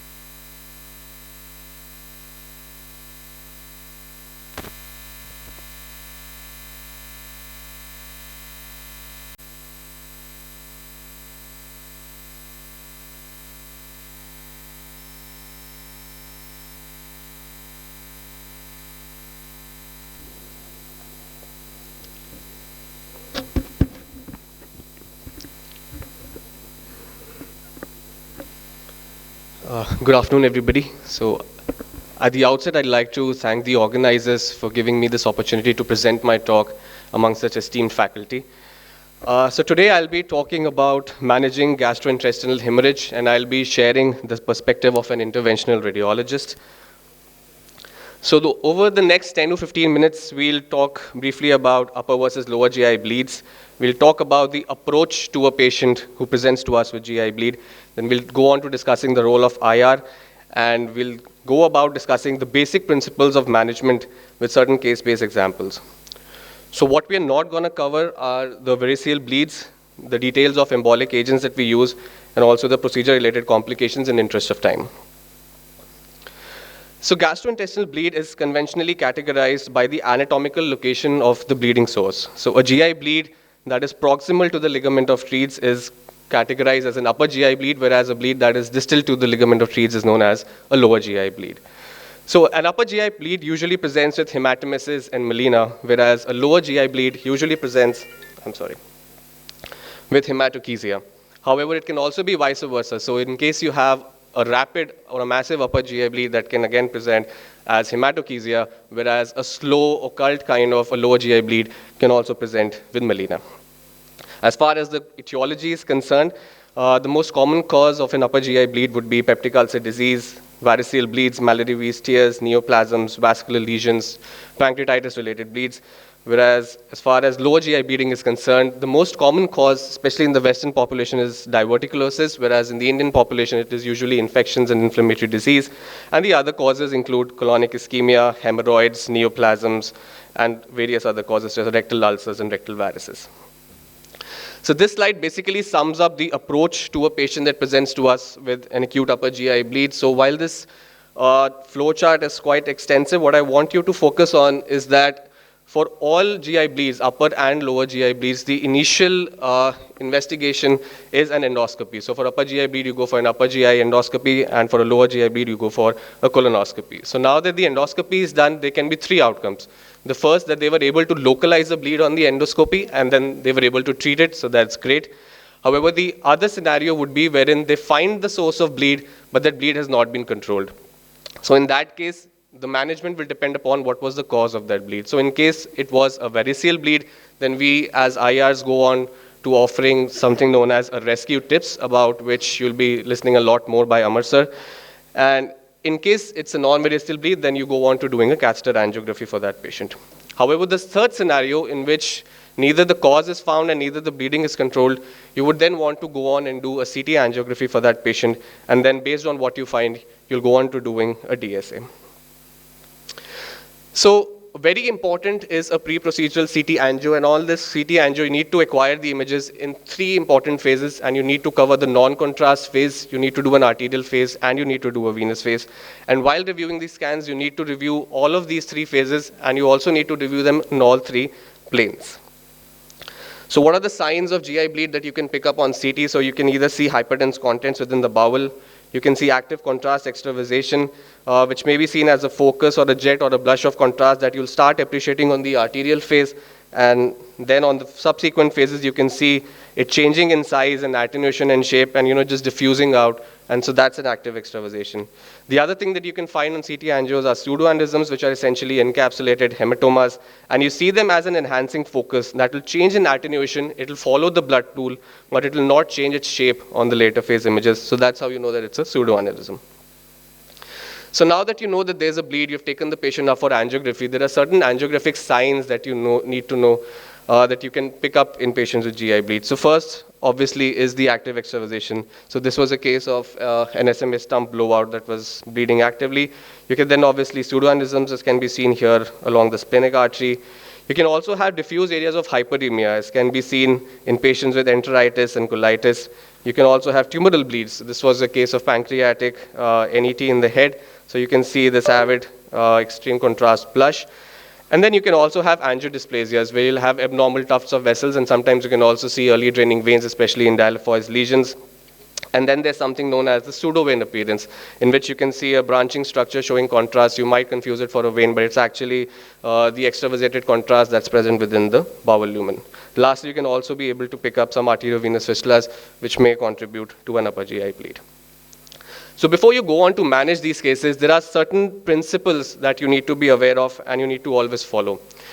So there are 2 important approaches that can be taken. One is the endovascular approach, the other would be the percutaneous approach. Now, regardless of approach, the overriding principle in treatment is the exclusion of the vascular lesion from the circulation.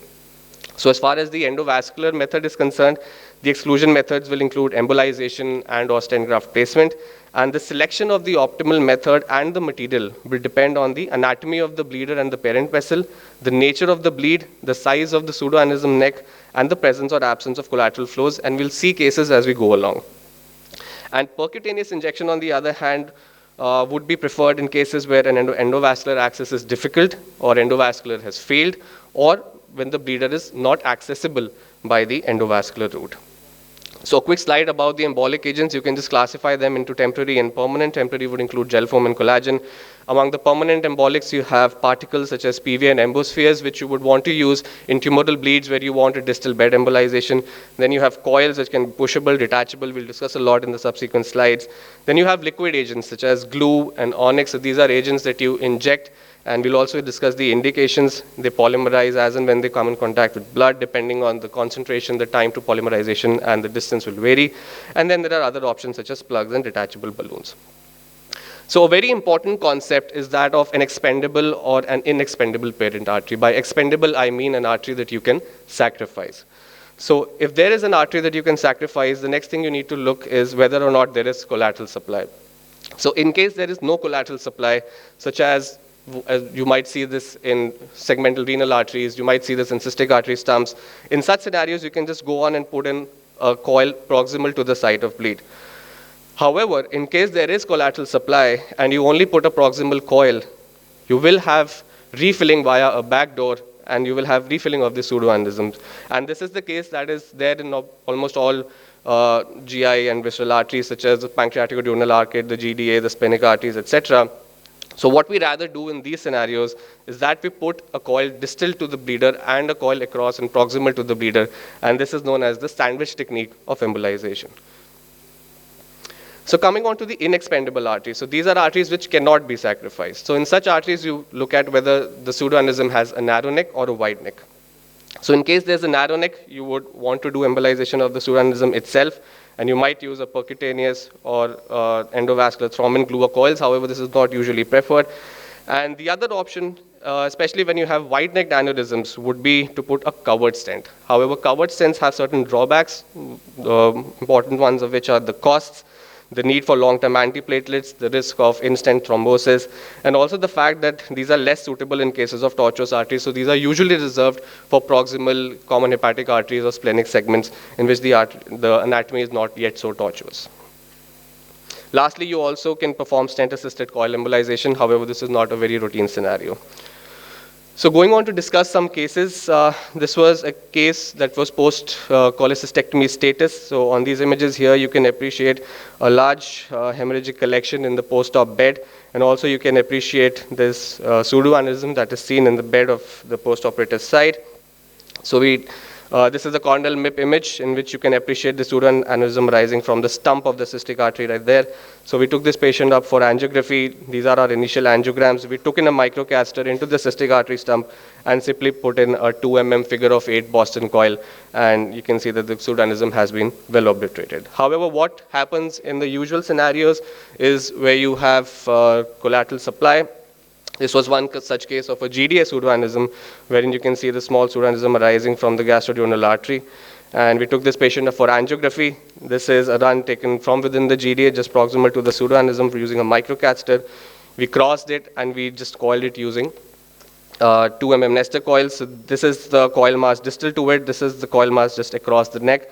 And this is the coil mass proximal to the pseudoaneurysm neck. So this is what is known as the sandwich technique. And this is the post-embolization run from the proximal GDA. And what is more important before you pull out your catheters is to take a run from the SMA to just show, make sure and ensure and document the fact that there's no retrograde filling coming in from the SMA. Just a companion case for this sandwich technique. This was a case of acute necrotizing pancreatitis.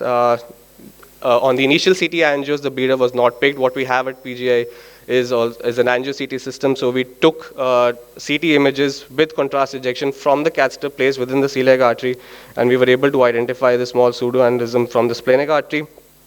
So we call it again using the sandwich technique. And this is the final run in which you can appreciate that the pseudoaneurysm has nicely been excluded. And also you can appreciate that the distal supply has now been restored via collaterals so that the supply to the spleen is not cut off. But what happens when basic principles are not followed? So we again had a patient of pancreatitis. He was taken up for endoscopy. A large splenic artery pseudoaneurysm was identified. They put in coils. The patient continued to bleed. A repeat CT angio was done. And you can see significant residual filling of the pseudoaneurysm sac here and the coils that they had placed here. So what had gone wrong basically was that the neck had basically not been occluded, and you just simply had some few loosely packed coils inside the pseudoaneurysm sac itself. So we went distal to the site of the neck of the pseudoaneurysm, did a sandwich technique and just completely coiled the segment of the splenic artery, and now finally the bleed was well controlled. So when do we use glue? Now there are certain indications where you would want to use glue either endovascularly or percutaneously. So one scenario would be where the pseudoaneurysm is arising from the main artery, which can be saved. The second way would be where you're not able to reach the pseudoaneurysm or distal to it. So you put glue from proximal to it, ensuring that you have good penetration distal to the pseudoaneurysm across its neck and proximally. The third would be wherein you have a failed coil embolization and or recurrence because of new collateral supply to the pseudoaneurysm. And the fourth one would be where you have a short landing zone for coils. So this was a patient who came to us with a massive upper GI bleed. Endoscopy was not feasible. Patient was on triple inotropes. A CT angio was not feasible. So we took this patient straight away for a diagnostic angio. This was a flush aortogram that was taken because the arteries were so much in spasm. We identified the celiac, and you can see a blowout of the splenic artery in the distal area here. So we took in a microcatheter, and because the distal splenic artery was not visualized and there was an absolute blowout of the splenic artery, we just simply injected glue. So this is how the glue cast formed within the splenic artery. And this was the final angiogram that was taken, and which showed that there's complete exclusion of the pseudoaneurysm from the circulation, and this patient was actually saved. So another case of a lower GI bleed, this was a patient who was on dual antiplatelets and anticoagulants. He came to us with a spontaneous lower GI bleed, and you can appreciate on this SMA run here that there was this active contrast extravasation from one of the vasa recti of the SMA. So this is a still image here showing the vasa recta and the active extravasation. So a very important point in lower GI bleed is to go as distally as possible to embolize it. So we took in a microcaster, and this is a video of the glue injection. You can see we have injected glue, ensuring that we have embolized just the vasa recta and ensuring that there is no non-target or reflux of glue into the proximal artery. So this was the final angiogram in which you can see that the bleed has been nicely isolated. So this was an important paper published in JVIR in which they concluded that superselective embolization involving 3 or more vasa recta resulted in an increased risk of ischemic bowel damage that required treatment including surgery. Therefore, it is very important to understand that whenever you are embolizing lower GI bleeds, you have to restrict your glue embolizations to a maximum of 3 vasa recta. So where does percutaneous embolization come into picture? So the indications, as I've already discussed, where endovascular is difficult, inaccessible, or failed, but there are certain important prerequisites. One, that it is only suitable for pseudoaneurysms. The pseudoaneurysm should be visible on ultrasound or CT. It should have a narrow neck. There should be favorable anatomical location for percutaneous needle placement, ensuring that you are not injuring any viscera or other major arteries in the tract. And also there should be a lack of demonstrable high flow arterial fistulous communication. Versus endovascular, it's obviously less expensive, faster procedure, and repeat procedures are usually easier. So this was an interesting case of a proximal splenic artery aneurysm, and we had a very small stump from the celiac trunk of almost just 3 millimeters. So certain treatment options were discussed for this patient. One was to coil across the pseudoaneurysm neck. However, the problem with this was that there was a limited landing zone and there was risk of coil migration. The second option would have been to insert a stent graft, but the risks here were that of jailing the common hepatic artery with a lifelong need for antiplatelets and high costs.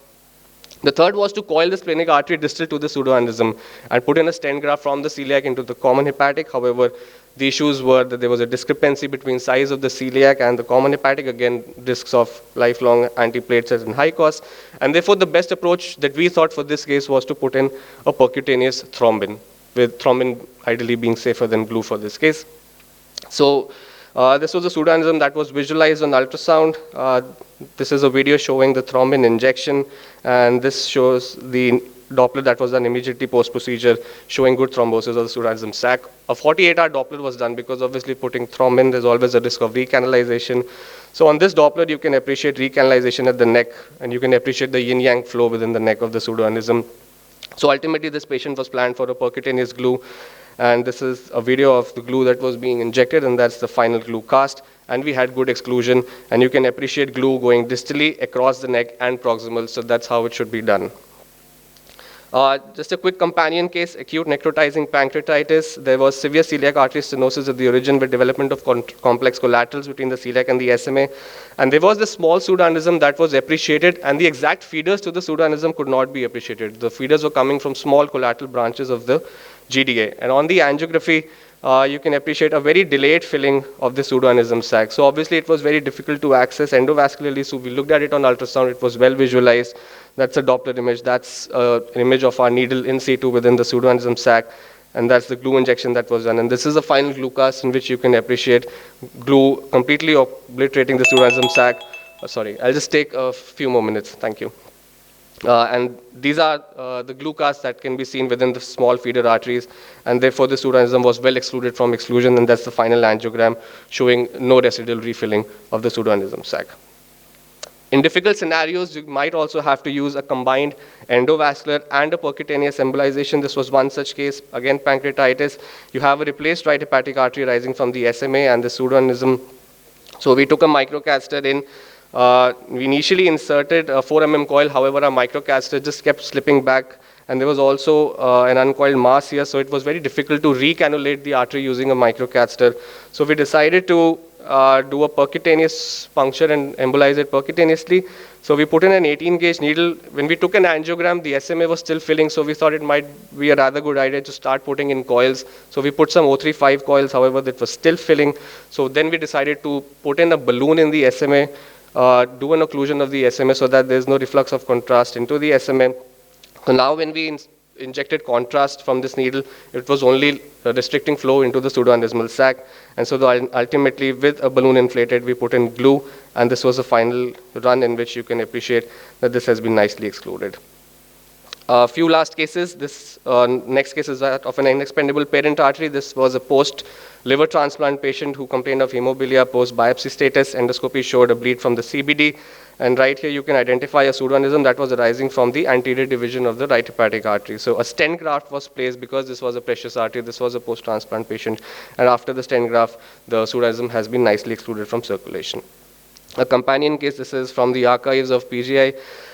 This was a patient who was post-Whipple's, had an SMA blowout, and we basically took him for angio, and we just put in a stent graft. So this is how a long sheath was advanced, and over the wire, we placed the stent graft, and this is the final angiogram showing nicely excluded active bleeding. So tumoral bleeds can also be encountered when you're dealing with upper GI bleeds. This was a patient with neuroendocrine tumor of the pancreas, and this was the angio that was done. You can appreciate a nice tumoral blush. So the basic concept here was to decrease the pressure head, and so this was embolized using PVA particles 300 to 500, and that's the post-embolization image.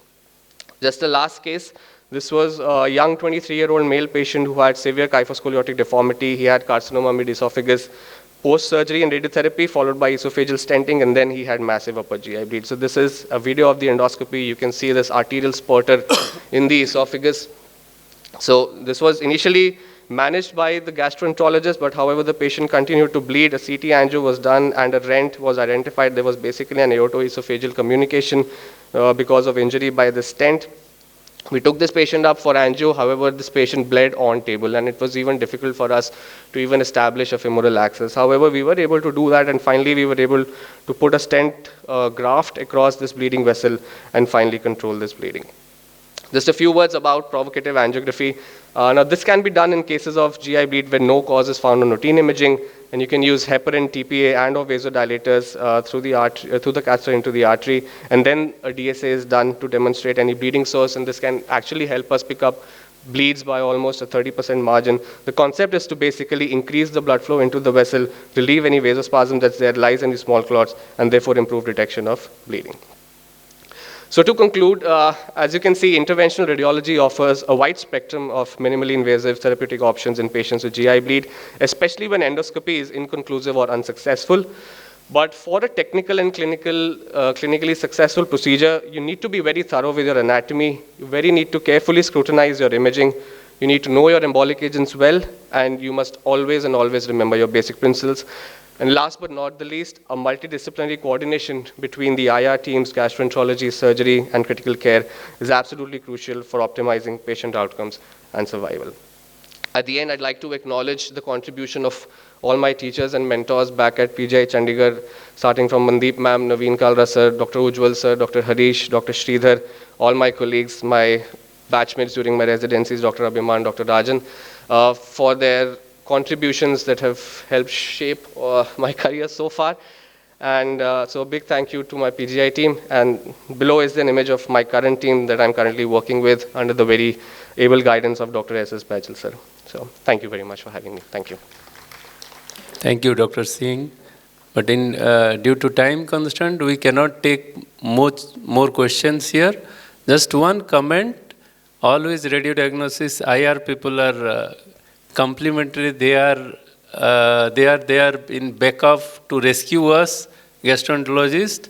And only one comment you mentioned in lower GI bleeding, go ahead with colonoscopy. No, in lower GI bleeding also, you have to go ahead with endoscopy first, then colonoscopy. So upper GI bleeding, lower GI bleeding, you go ahead with endoscopy first, then colonoscopy.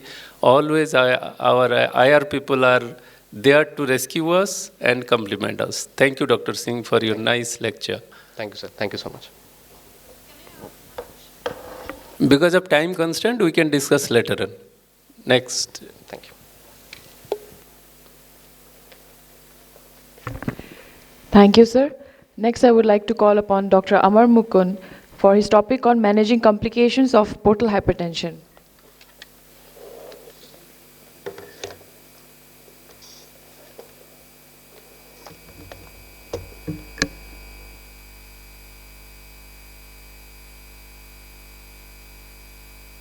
Afternoon all. At the outset, I would like to thank the organizers, especially Dr. Tara and team for having me here. And I'll be talking on managing complications of portal hypertension and how IR can be of help. So just coming to the background, So normal portal pressure, we all should know. What is the normal portal pressure? And it ranges from 5 to 10. But this is an older slide, don't go by it. 10 is not the portal pressure. So many times nowadays it is said that 10 is also maybe slightly on a higher side. So it's around 5 to 7, 5 to 8 or something like that.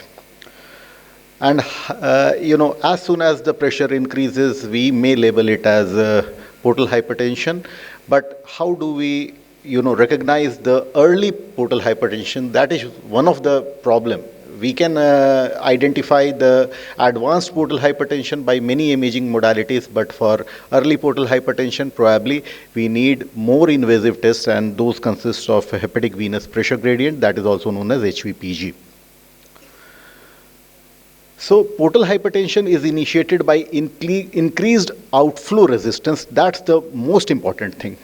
So it is the increased pressure in the portal system, which may happen at the level of portal vein, that is before the liver. It may be intra or extrahepatic. Thereafter, the liver may be the barrier that may cause the resistance. And in further, it may be suprahepatic causes, that is, at the outflow level, there may be an obstruction which may cause the resistance, increase in resistance, and may lead to portal hypertension. And this is how it is labeled as pre-sinusoidal, sinusoidal, or post-sinusoidal, or you can equally call them extrahepatic, hepatic, or suprahepatic, something like that. So what are the complications of the portal hypertension which we are concerned? So it is development of portosystemic venous collateral pathways, because some of them may be varices. Again, as I said, enlargement of esophageal varices. Amongst the varices, we are mostly concerned about esophageal varices because it will lead to upper GI bleed, the most common ones. However, followed by gastric varices and ectopic, and many more varices are there which may lead to bleed. Then it may be development of ascites and hepatorenal syndrome, development of hepatic encephalopathy, and finally liver failure may also happen. So how can IR be of help? So we can offer tips for esophageal variceal bleed, which is refractory to endoscopic and medical management and endoscopic management. Then we may do a BRTO, PARTO, or tips for gastric variceal bleed. So different kind of gastric variceal bleed would require a different kind of management. Mostly it will consist of a retrograde occlusion, that is, we go from the retrograde side, obliterate the varices, and thereafter we may, in some of the cases where going is difficult, we may do a TIPS and antegrade embolization. Some patients may develop refractory ascites, and those patients would again require TIPS if they are not managed medically. So first would be medical management, and then if it doesn't work, then probably we again need a TIPS for that, for reduction of the portal pressure. Portal vein thrombosis, this is a new indication which is coming up. So if you have a portal vein thrombosis, normally anticoagulation would be started, but if it fails, then TIPS may be a treatment with or without thrombectomy. Then if a patient develops hepatic encephalopathy secondary to over-shunting, that is portosystemic shunts, taking the blood out without detoxifying, then probably shunt closure is the answer. And for shunt closure, you may require to do directly embolization of the shunt. Simultaneously, you may require to do a BRTO or a PARTO procedure. And Budd-Chiari syndrome, we all know that hepatic vein recanalization dips, which will be discussed later in this study. And there is another new indication, extrahepatic portal venous obstruction, where we may help in restoring the blood by doing a portal vein recanalization, or we may combine this portal vein recanalization with TIPS. So what do we understand with TIPS? So TIPS is a communication between a high pressure and a low pressure system. And if you see here, do I have a pointer, please?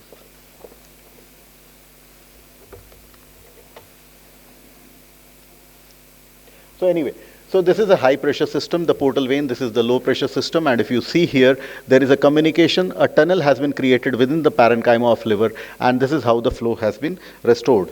And this is what it shows in the CT scan, that you have connected it, and the high pressure system is connected with a low pressure system to reduce the portal pressure.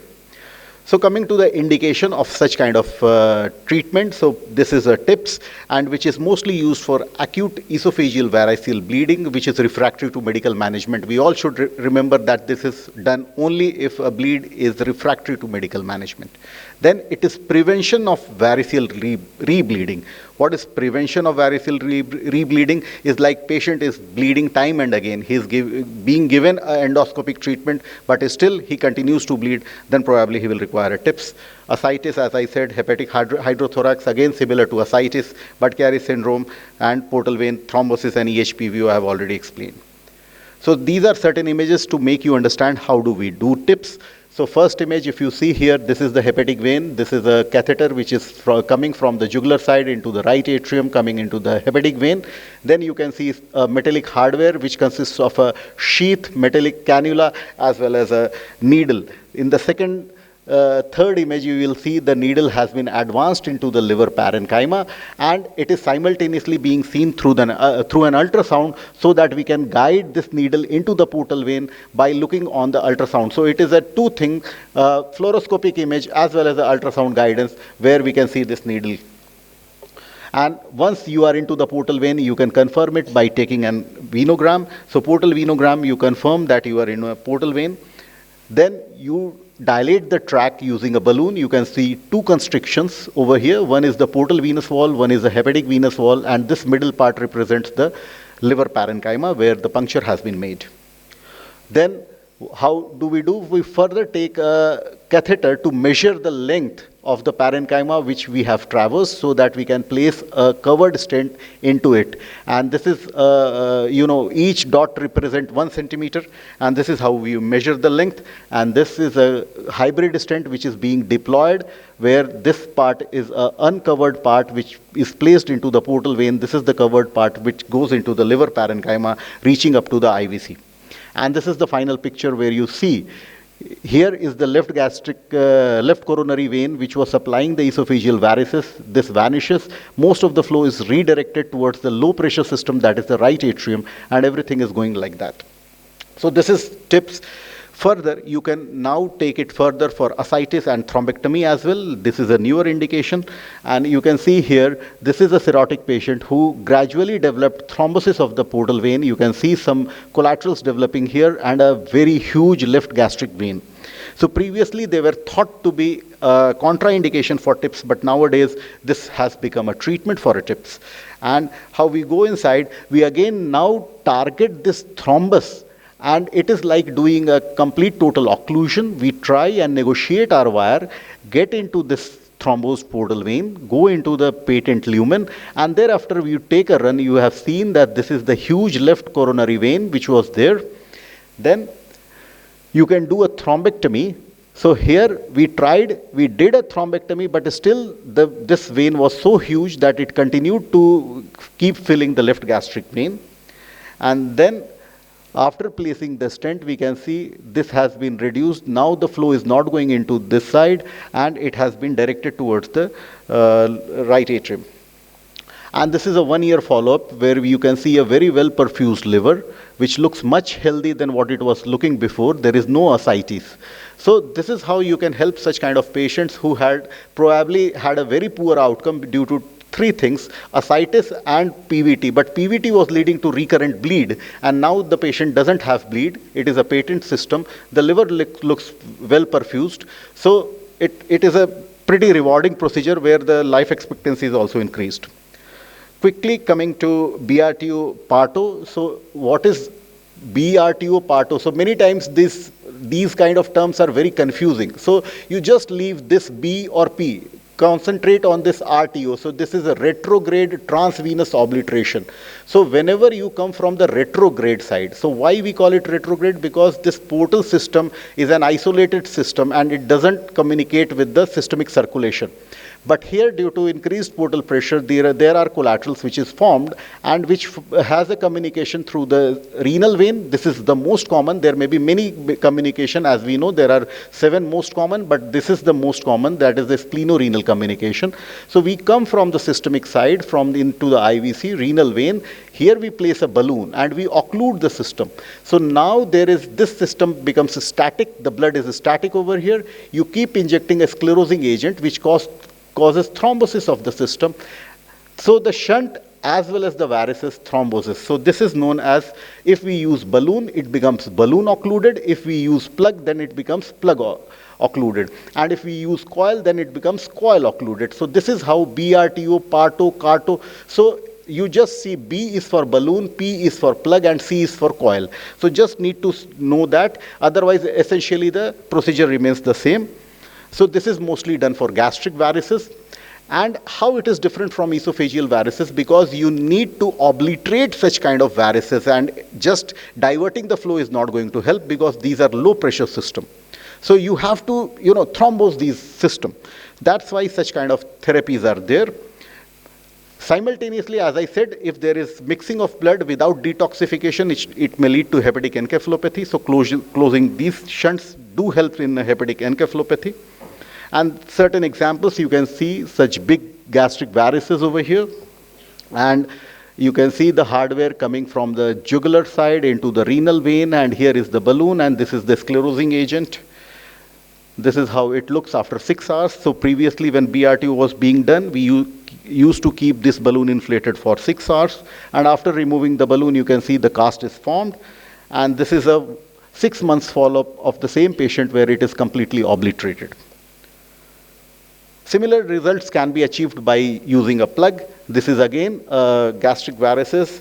Here you can see plug has been placed over here, and by the side of it there is a microcatheter to inject this sclerosing system, sclerosing agent, and this is how it looks. It is fully filled with the sclerosing agent, and this is how it looks on CT scan on the very next day, or you can do a cone beam CT, or if you have an angio CT, you can do it on angio CT. So this is the plug, this is the sclerosing agent. Coming to EHPVO, this is again a new thing which has come up. So like we do a Budd-Chiari syndrome, we try to recanalize the hepatic vein. Nowadays we are trying to recanalize the portal vein, which may be done simple without doing a TIPS or with a TIPS. And I'll show you one of the example of EHPVO where we didn't do a TIPS. So this was a case where you can see that this is a cavernoma formation. These are multiple calcification which has led to this EHPVO. And we could identify some small intrahepatic portal radicals which were native, otherwise it was filled with all collaterals. When we went inside, everything was, you can see, it is filled with different kind of collaterals. So first what we did was to get into all the gastric varices, because the presentation was bleed. So we embolized this. You can see glue being injected. Thereafter, you can see plug is also there. Here is the plug. Then we dilated the track, and because it was continuously, getting occluded, we placed a balloon. Because of calcification, you can see this stent has also not opened completely, but this patient is already on follow-up, and 2 years follow-up, patient is doing well. Sometimes you may get a patient like this, where it is just, some trickle of contrast or a color, just a flicker of color which is being picked up on Doppler. Such kind of patients again can be considered for portal vein recanalization TIPS. Here you can see we have done it transjugular, went inside, everything going into the varices, and then you try, you open, there is a lot of thrombus which keeps forming over there. You have to do thrombectomy. Even after TIPS placement, you can see the TIPS got blocked because of a thrombus. We did a long-term thrombolysis for about 4 to 6 hours for this patient. So after 1 hour it was like that, and after 6 hours finally we were able to get rid of all the clot, and a very nice flow has been restored in this EHPVO patient. Budd-Chiari, I think it will be taken up by Dr. Harish, so won't be talking about. So he'll cover it. Other rare causes may be arterioportal fistulas, which may be traumatic or may be iatrogenic. Most common is iatrogenic, where post-biopsy fistulas are seen, but normally they don't present as portal hypertension, but sometimes you may get something like this, where you can see this is a hypertrophied artery, huge dilatation, almost like an aneurysm of the portal vein. And such patients, he was planned for a transplant and sent to our hospital for a transplant workup. But while doing a transplant workup, we identified that this is an arterioportal fistula, which is leading to a rapidly filling ascites as well as bleed. So we thought that we should give it a try before taking him for a transplant, and we went inside, but there was no opacification of the artery. As soon as the contrast was going into the hepatic artery, we can see there is a filling of this portal vein, and you can see here the bunch of coil, and finally once this is obliterated, this is occluded, then you can see opacification of all other branches of the hepatic artery. But while doing so, you can see here one coil lying, so it migrated into the portal venous side. So sometimes when you try to embolize such a huge dilated artery, it may happen that it may jump from the arterial side going into the portal venous side. But we kept following it, it didn't thrombose, and this is how you can treat. So with this, I come to the conclusion. Yeah, but it is a concluding slide, so extremely sorry for getting late. So interventions in the management of portal hypertension mostly include tips for upper GI variceal bleed, ascites, and portal vein thrombosis, BRTO and PARTO for gastric variceal bleed, hepatic encephalopathy, hepatic vein and IVC recanalization for DIPS for Budd-Chiari syndrome, and portal vein recanalization and portal vein recanalization tips, that is PVR tips for extrahepatic portal venous obstruction. Thank you so much for your patient hearing.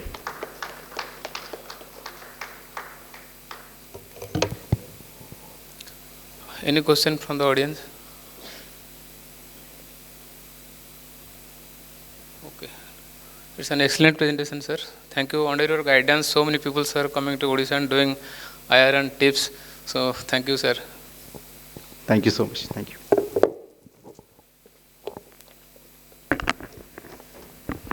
Thank you, sir. I would like to call upon our next speaker, Dr. Harish Bhujare, for his topic on DIPS and HV stenting. Outset, I would like to thank the ORIA team and especially Dr. Tara for collaborating us for the ISVR, and I have given 2 talks yesterday and this is my last talk today. So actually my job is easier now after Amar sir talk, so most of the thing is covered by Amar sir, so I will show some cases and this is the basic presentation. So BCS is relatively a common disorder and it is caused by the hepatic vein obstruction at the level of hepatic vein or the IVC and in the abscess of cardiac or the pericardial disease. So basic pathology is the obstruction leads to hepatic congestion which causes increased sinusoidal pressure, hepatocyte injury and leads to portal hypertension. And the complication of portal hypertension, we have seen in the previous talk, there are many complications of the portal hypertension. So there are different classifications based on the anatomy or the level of the obstruction of the BCS. However, in all the situations, the treatment is to get rid of this obstruction or to form the new tract. So hepatic venous stenting is an endovascular procedure. It is used to restore the hepatic venous outflow and restore the normal flow from portal vein into hepatic vein and into the IVC and right atrium as compared to the tips or the dips in Budd-Chiari. So hepatic venous obstruction can be a short segment or most of the time it's a very narrow segment or because of the IVC web, and the initial treatment is to start the anticoagulation, and most of the time it's a web, then we have to intervene, and on the anticoagulation this is to decrease the any thrombosis or to, because there is a chance, there is an obstruction, there is a chance of thrombus formation. So we have to be sure that there should not be any further increase in thrombosis or any complication. So once there is an obstruction, there can be refractory ascites and all the other complication of portal hypertension. So before any procedure, to plan for the procedure, we need to have a good Doppler to see where is the obstruction, and we need to see is there any veno-venous collateral. So first thing is to differentiate between the other causes, whether it's most of the time for BCS we get many pediatric patient, and we need to rule out whether it's actual BCS or not. So very good Doppler is very essential in all cases of BCS, and we need to see all the hepatic veins whether they are obstructed or not, IVC it is obstructed or not, and if you see any, the best thing is any intrahepatic comma-shaped collateral. That will give you the diagnosis. So first you have to make the diagnosis and then you can go ahead with the intervention. So once you do the Doppler, then the cross-sectional imaging is done to see the anatomy of the all this vasculature and to also see the complication. So sometimes there can be a portosystemic shunt formed distally away from the liver, or there is a ascites. And MR venography is better than the CT. Most of these patients are young patients, so we should go with the MR venography. Hypercoagulability workup is being simultaneously done, and this is usually done by the referring hepatologist or the gastroenterologist. So technique already sir has discussed that we need to go from the transjugular route into the suprahepatic IVC, then take the IVC venogram if IVC is obstructed or not. If there is a complete occlusion of IVC, you can have the femoral route. If the IVC is patterned, then try to go into hepatic veins. So on the pre-procedure imaging, you can see there is where is the obstruction, right hepatic vein, middle hepatic vein, and where you want to go. And once you identify the obstructed vessel, you cross the lesion with the guide wire and the catheter assembly. Once the obstruction is crossed, then put the strip guide wire over the guide wire, then plasty the stenosis, and then again take a venogram. If there is a residual stenosis, then we can go ahead with the stenting. So benefits of hepatic venous stenosis is it restores the hepatic venous outflow, that is the normal flow. It restores the normal function, liver function, and this procedure is very rewarding as compared to the other like tips in CLD, because patient is having underlying CLD, there is a risk of HCC, there is other complication. But this subset of patient, the prognosis is very good if the block is removed or the intervention has been done. Coming to complication of hepatic venous stenosis, the most common complication is a restenosis. Because these patients are prothrombotic, there can be a complication of stent thrombosis. Then during the procedure, there can be bleeding complication, vessel perforation during the plasty, so you have to choose the adequate balloon. There can be stent migration. Again, the sizing is important because the stent can migrate into the heart. So technical success is close to 100% and long-term patency is very good. And recently there is one multicentric article published from the AIMS group, and which show there is a good result in Bhattacharya with the dips. So this is one case. This is a 7-year-old child with gradually progressive abdominal distension, and you can see we have come from the transjugular route and then crossed the lesion and then took venogram. We can see there are multiple collateral here and there is no flow towards the IVC or the right atrium. Then after crossing this, we balloon this, and after ballooning we can see the flow is restored toward the heart. So this look very simple when there is a stenosis and not a complete occlusion, and procedure time is very less, and the long-term patency is very good when there is a complete good opacification of the hepatic vein. This is another case. So previously case the plasty, and again the obstruction has been crossed. Then ballooning was done. After ballooning, there was a residual stenosis. Then this is the balloon mounted stent. So most of the time, these are the ostial stenosis. In ostial stenosis, we usually prefer balloon mounted stent because they have the very precise deployment at the site of the stenosis. And when there is a complete occlusion, you cannot cross with this guide wire. You can have sharp canalization. In this case, you can see venogram. We identified this is the normal hepatic vein, and then this is cross using the colapinto needle with the sharp recanalization, and this is after the crossing the stenosis. Then plasty, this is the stenotic site where the waste is forming. The waste is completely now gone. And whenever we are doing the sharp recanalization, we have to place the stent because otherwise there can be restenosis. So this is another case in which sometime in hepatic veins you are not able to cross from the transjugular or the from the IVC. Then you have to take the percutaneous access. In this case, we have taken the percutaneous access, pass the catheter into this from the percutaneous side into this one of the collateral, and you can see that the angulation is not good here. So what we did in this case, we took this catheter as a guide, and then this is a colapinto needle. Then from above, from the IVC, we target this catheter, and then once it is target, then with the help of snare, the guide wire is snared into the percutaneous sheath, and then the plasty was done, and then followed by the stenting of hepatic vein. So when the endovascular or the transjugular route fails, we can have the percutaneous route, and from percutaneous route also you can try to cross the lesion with the guide wire. If it fails, you can use the sharp recanalization again.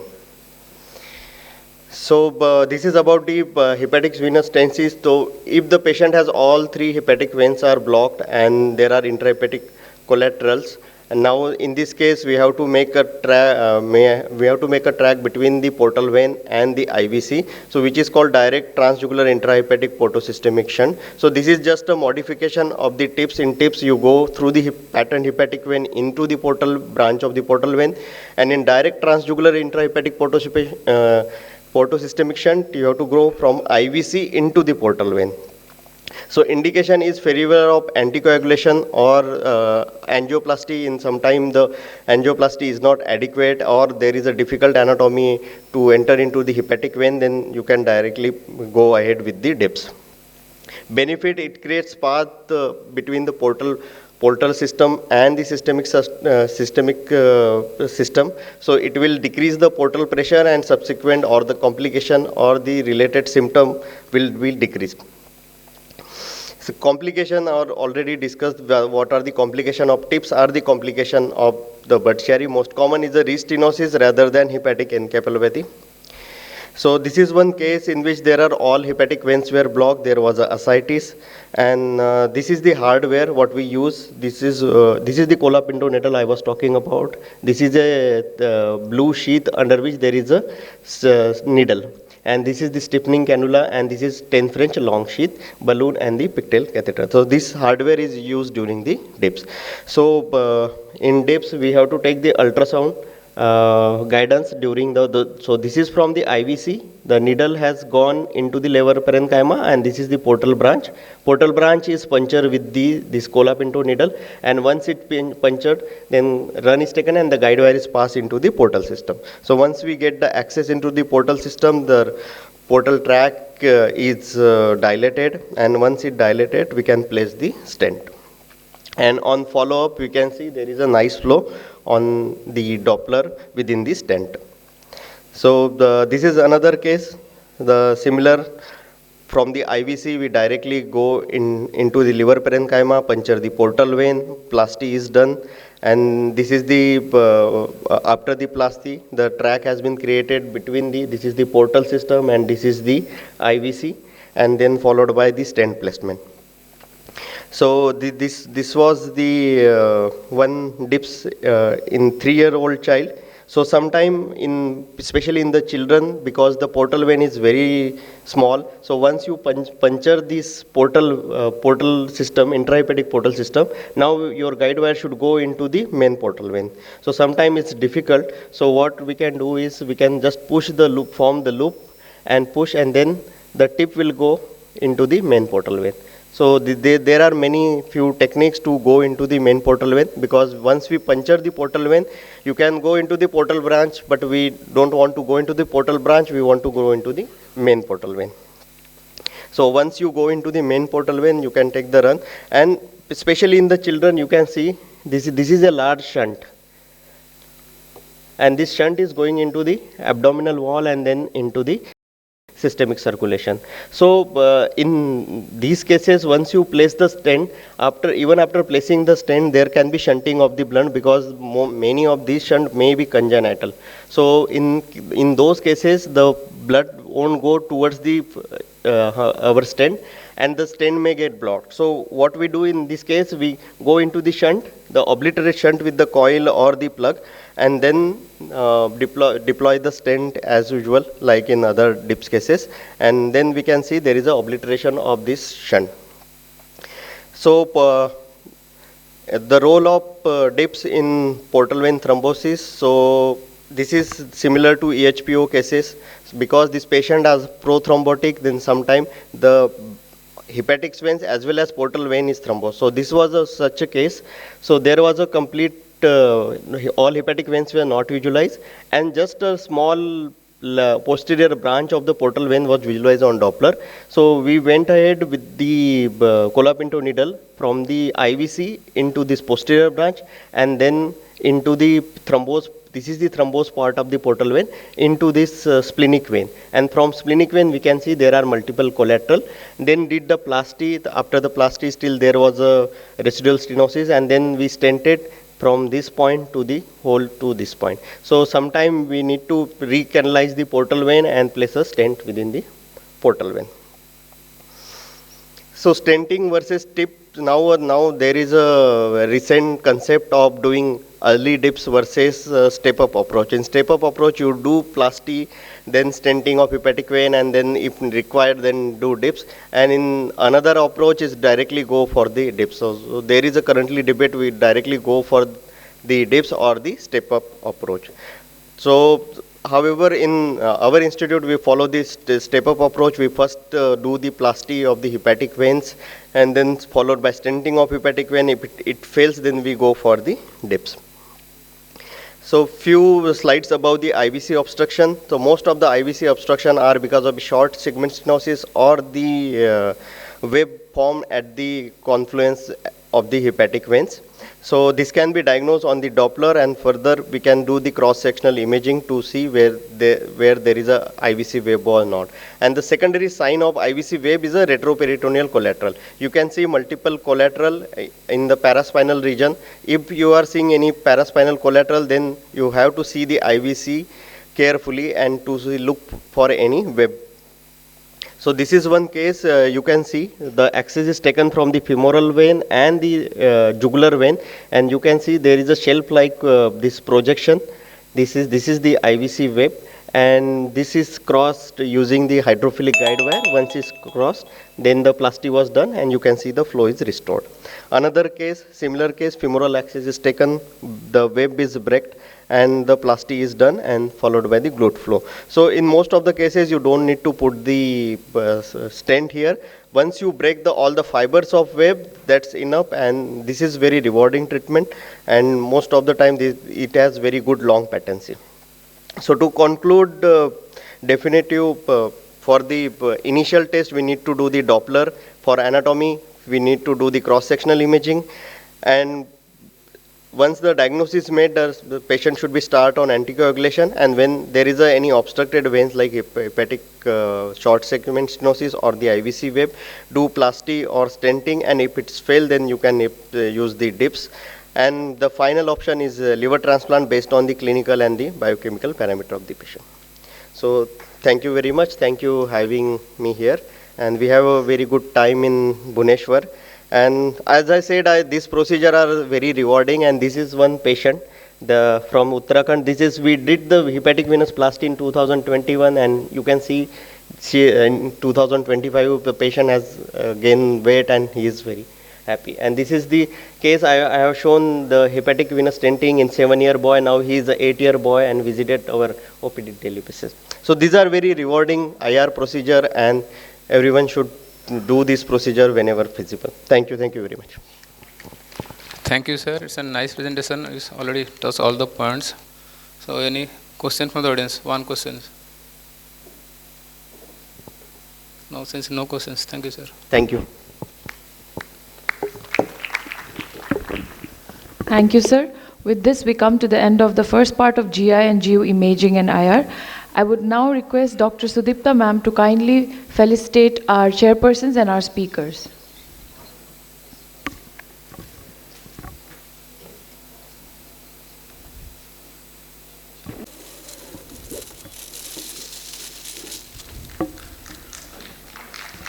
Dr. Sunita Gupta, ma'am.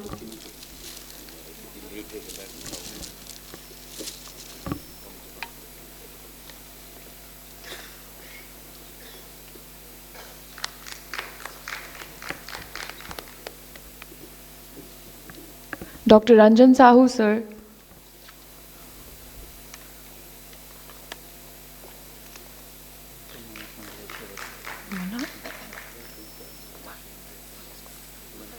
Dr. Manas Kumar Panigrahi, sir.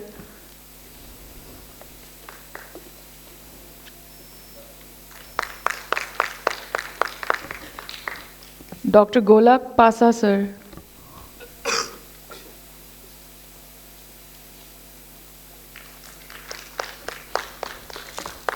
And Dr. Fani Chakrabarti, sir.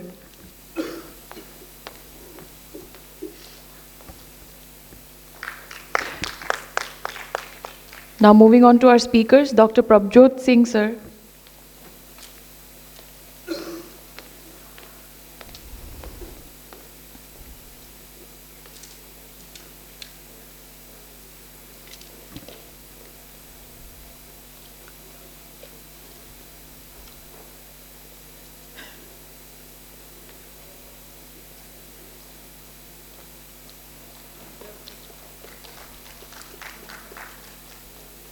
Dr. Amar Mukund, sir.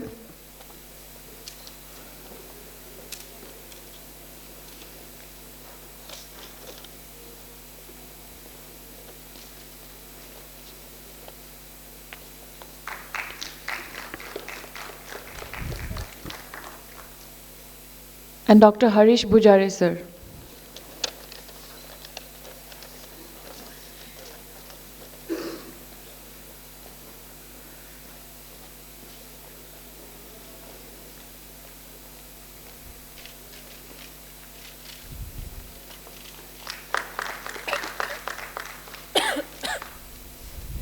Thank you, everyone.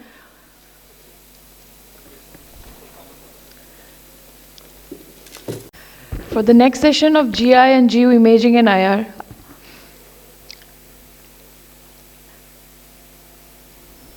I would like to introduce the panel of chairpersons, Dr. Ranjit Meher, Dr. Jayanti Mishra, Dr. Nihar Mohanty, and Dr. Tanmay Datta.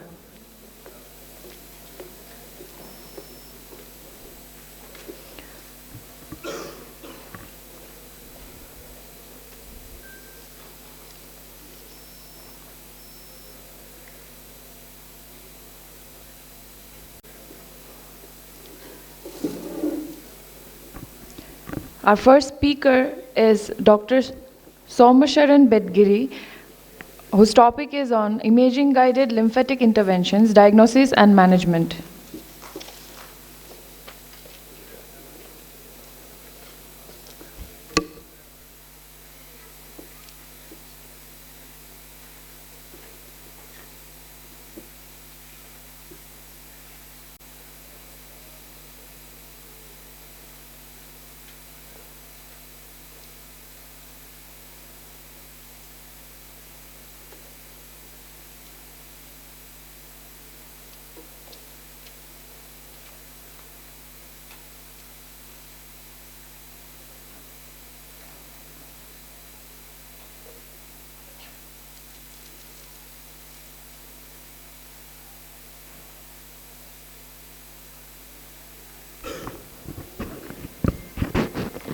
Good afternoon, everyone. I'll be speaking on lymphatic interventions. So before beginning, I would like to thank all the organizers of this conference, IRIA, Orissa branch, ISVR, Orissa, Himachal and Chandigarh branch for organizing such a beautiful event, and thanking all the audiences also. So lymphatic interventions as such, it's not a common thing pertaining to the case background, the rarity of the disease conditions. Most commonly what we see is like iatrogenic injuries to the lymphatic system, wherein patients present with chylous leak or chylothorax or chylous ascites. So what I'll be doing is, I'll just share my experiences of the cases that I have done pertaining to the lymphatic system. So as I said, it's not very common. In the past 10 years, maybe I have just done some 14 cases of lymphatic intervention, and most of them were related to post-operative chylous leak or chylothorax or chylous ascites. So let us begin. Before proceeding to intervention, what are the imaging modalities to see the entire lymphatic system? We should keep in mind that the lymphatic system doesn't behave completely like a vessel, or it doesn't behave like a duct also. So vessel, I mean, it can be arterial or venous system, and ductal system, I mean, we have the biliary system or the ureteric system, for example. Because the flow rate in these two, the biliary system and the urinary system, is quite fast as compared to the lymphatic system. So the flow rate in the lymphatic system is very minimal. It's like basically the peristaltic movement. And then to catch up the images of the entire lymphatic system, we need two things. If we want to do an MR, we need that the rate of movement of the lymphatic fluid be a little bit faster, which is not the case. Second thing is, we'll have to instill some contrast into the lymphatic system so as to visualize the entire lymphatic system. That itself is also the second difficult task because of the minuteness of the entire network system. So broadly, we can classify into two types. One is non-invasive and invasive types. Non-invasive, obviously they have very less sensitivity and specificity in diagnosing most of the conditions. In that, the most common employed technique is non-contrast MR lymphangiogram. It's basically like an MRCP or a MR urogram or an MR myelogram sequence, heavily T2-weighted images, gradient sequences. But as I said, suppose if you want an MRCP in an obstructed biliary system, because of the obstruction, the entire biliary system gets dilated, which can be easily seen on the MRCP. But this is not the case with lymphatic system.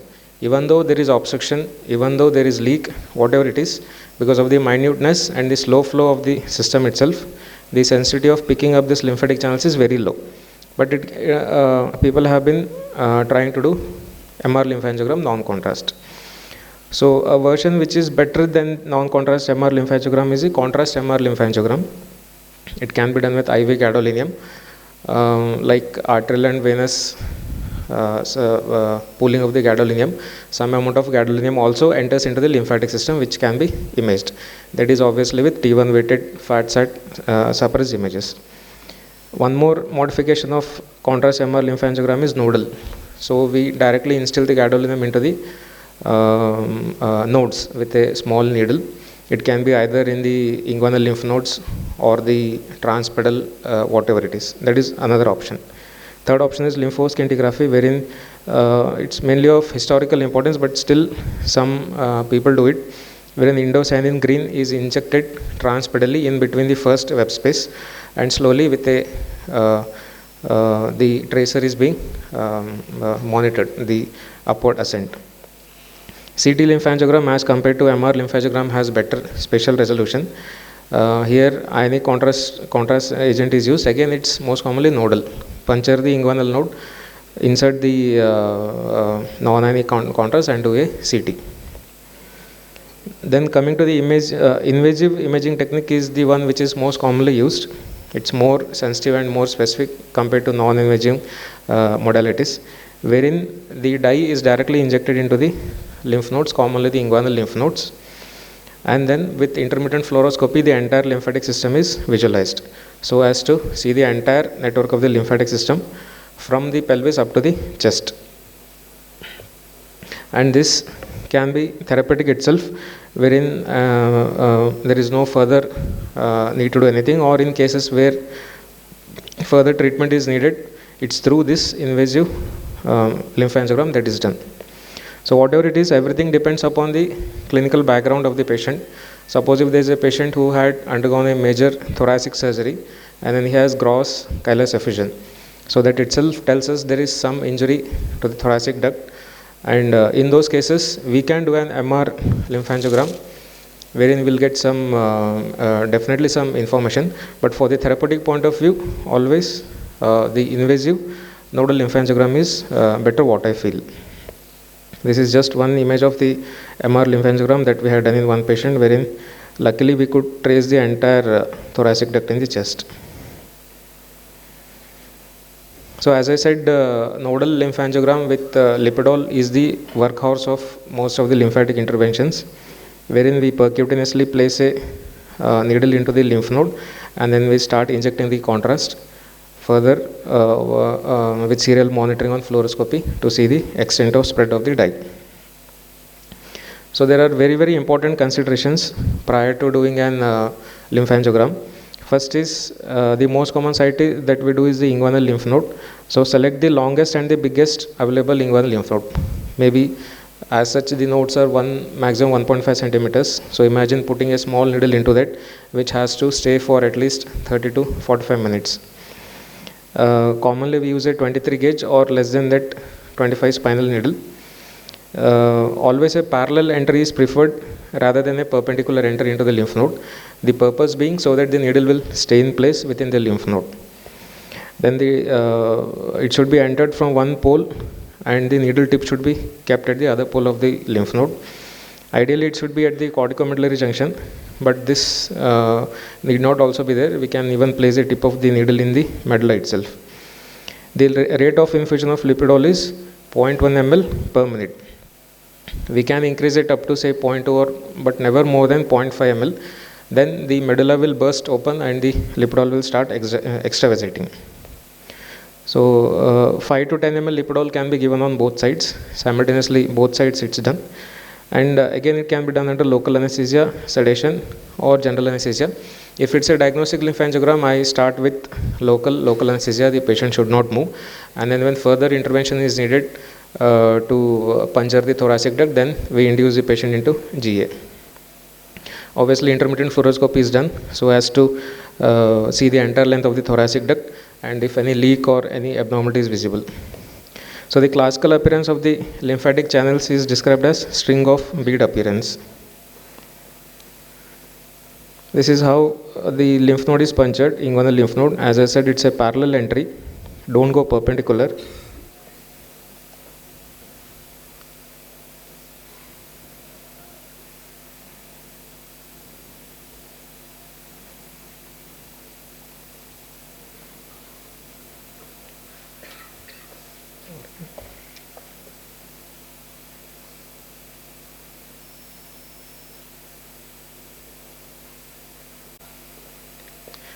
So parallel entry from the longest distance, at least the needle should be at least 3 to 4 centimeter outside the lymph node so that it will stay securely in the skin, and then enter the lymph node. So one end from another pole and the tip is placed almost at the other pole. The intention is to keep the needle in place.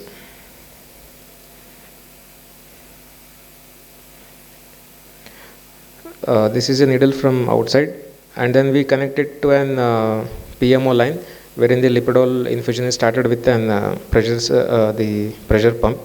This is the classical appearance, the string of bead appearance out of on the right side, and this is on the left side.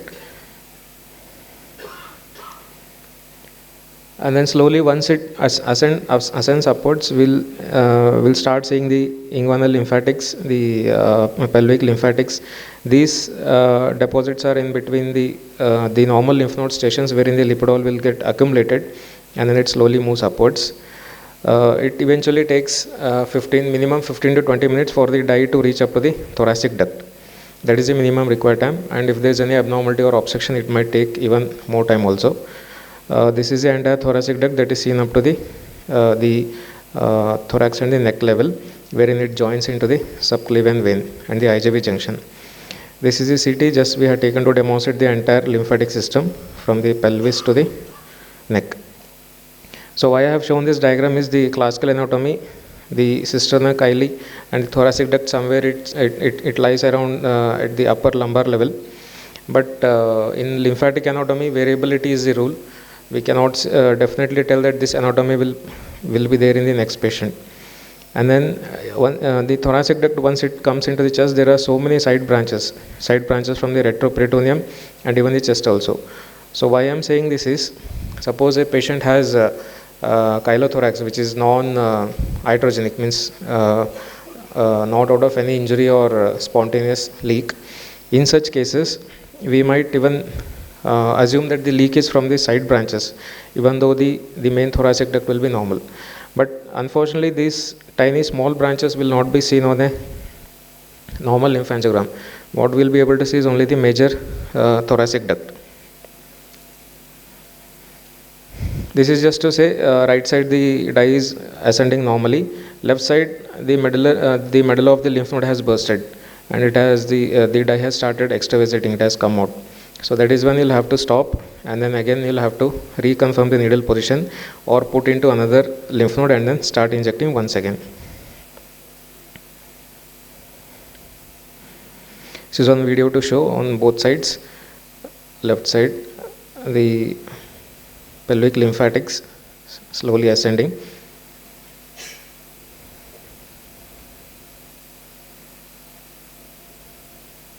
Left side, the normal nodes, retroperitoneum, and then this is the thoracic duct. You can see the lipidol droplets slowly moving upwards.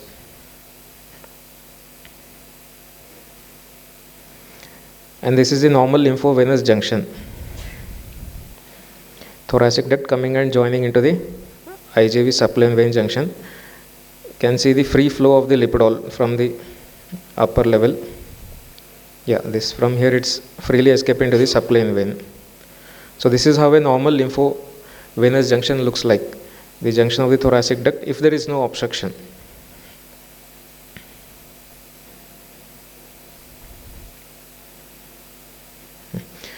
That was about the normal anatomy.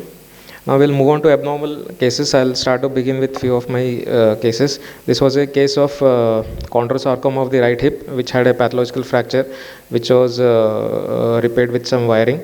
And then along with it, he had multiple calcified metastasis in the lung also, right side, 1, 2, 3, heavily calcified. So he underwent a pneumonectomy on the right side, following which he had continuous chylothorax on the right side.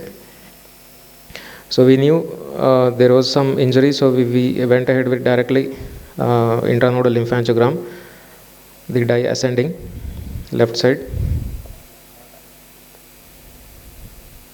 Right side we can see the anatomy is distorted because of the previous operation and the deposits, everything. So from right side it was not ascending upwards. In fact, the dye from the right was coming to the left, and from left it was going upwards.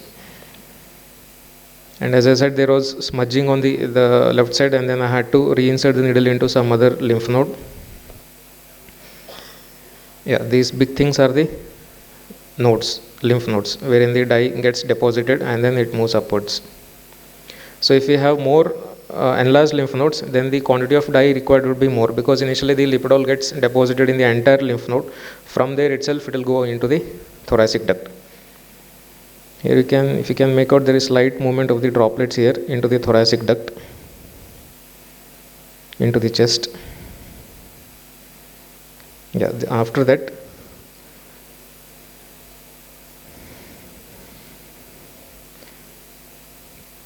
this is a thoracic duct that we are saying.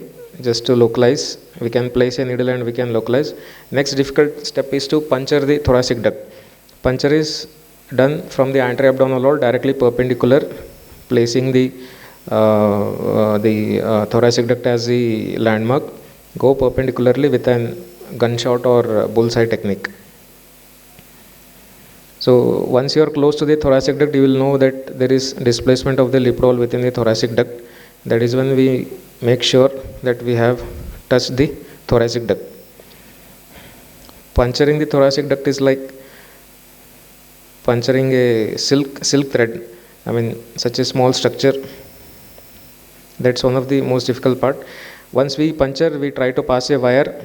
We do this in oblique view so as to confirm the passage of the wire into the thoracic duct. So the wire being passed into the thoracic duct. Then we take out the needle, keep the wire, and then we place a microcatheter into the thoracic duct. This is the next difficult part. First part being the puncturing the thoracic duct. Second part is passing a microcatheter. Yeah, this is the microcatheter taking all the way upwards up to the thoracic duct.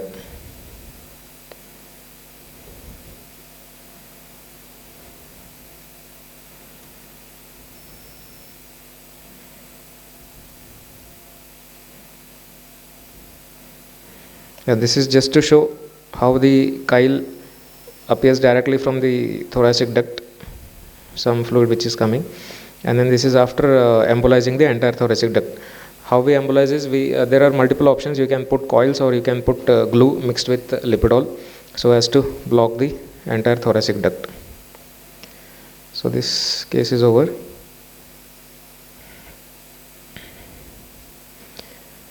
Yeah, this is the post-procedure CT. We can see that some of the lipidol droplets and the glue has come into the right thoracic cavity, this part. So there was leak, obviously there was leak on the right side. This confirms that there was injury to some of the side branches, if not the major thoracic duct, some side branches were injured, which was the reason for chylothorax. So that has been sorted out. Similar case, CA esophagus post-esophagectomy with right-sided chylothorax. This I had just included to show how we puncture the thoracic duct from the anterior approach. So we use a 22 gauge Chiba needle directly from the anterior abdominal wall perpendicularly. Once the thoracic duct is visualized, go perpendicularly and hit the thoracic duct and hit the bone also. So you can see there is displacement of the dye within the thoracic duct once the duct is entered.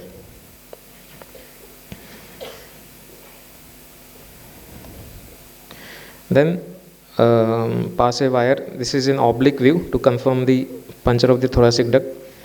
Pass the wire.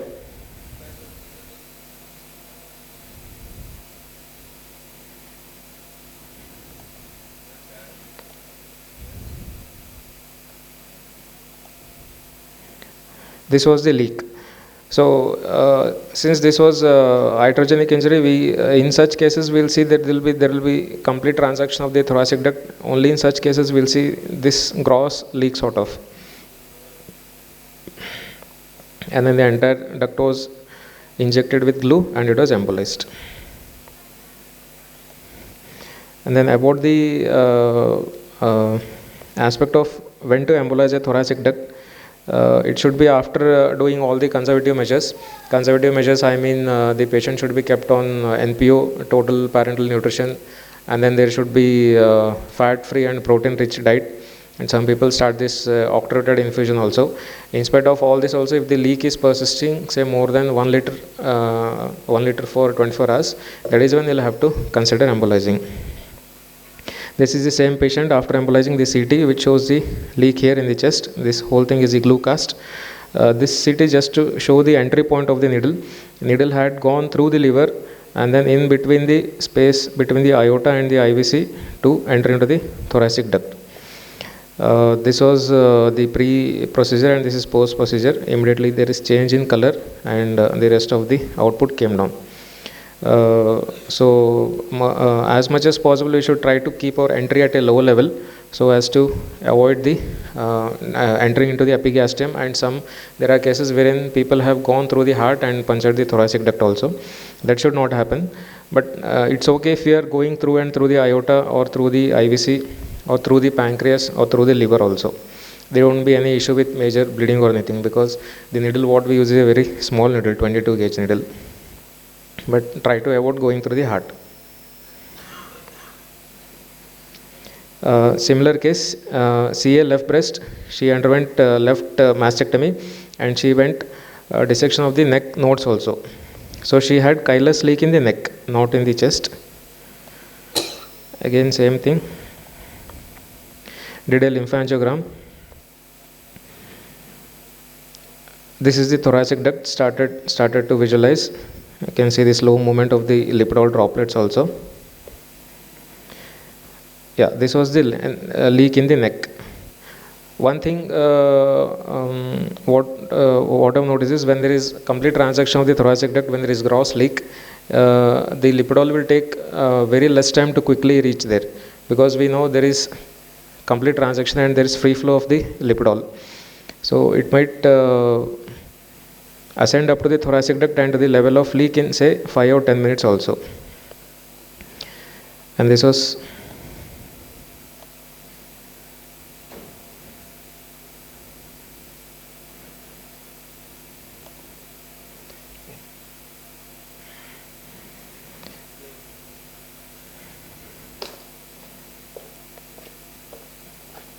again same thing.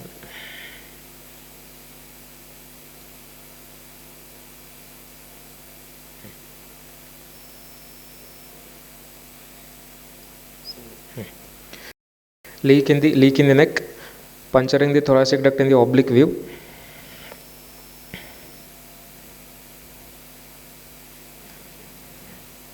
This is the next step. Sometimes it's not possible to pass the wire into the thoracic duct. As I said, the size of the duct is almost like a silk thread. Puncturing itself is difficult, and then once punctured, passing wire is also difficult. So in such cases, what we can do is, if we are sure that the needle is inside the thoracic duct, we can inject some contrast and see. Like here I have injected some non-ionic contrast, the ordinary CT contrast. So the dye is freely going into the thoracic duct. So in such cases, directly at that level only we can inject glue and lipidol to embolize the entire duct. Even if there is some extravasation which is happening outside the tissues, that is okay. So if you are not able to pass the wire, then directly embolize by puncturing the duct itself. Generally we take 2 to 3 attempts to enter into the thoracic duct. This is the same patient post embolization. The entire lipidol and glue cast is seen in the thoracic duct. This was her left large chyle leak in the neck, and then we see there is some lipidol deposition also, confirming that the leak was here. And this case, the entry was through the duodenum and into the thoracic duct. Similar case, those were post-operative cases. This case I want to show because this patient had chylous leak, not because of an surgery, but post-chemo radiation. He was a case of NHL. There was a relapse with mediastinal adenopathy, for which they gave chemo and radiation, following which he had chylothorax. So went ahead with lymphangiography, same. What we notice here is large nodes. So this was a case of lymphoma. He had recurrent metastasis everywhere. So this patient took maybe some 10-20 ml of lipidol on both sides. So initially the dye gets deposited in the nodes, and then after it ascends upwards.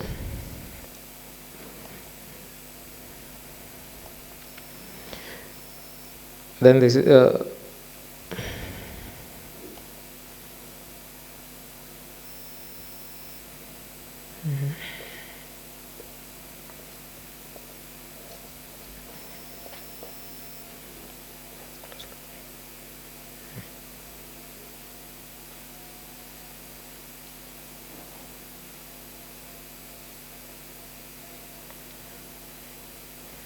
this is again after embolizing the entire thoracic duct. Here we won't see any definite transaction of the duct, but what we see is many metastatic nodes in the mediastinum.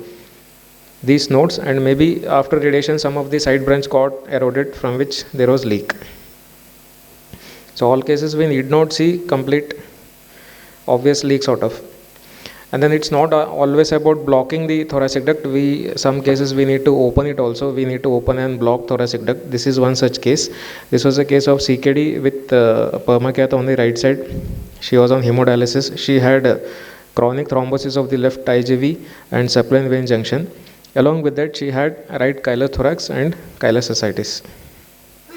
So we went ahead with a lymphangiogram. This case, we injected the lipidol for more than 1 hour. In spite of that also, there was extravasation on both sides, but the dye was not ascending upwards beyond the upper abdomen level.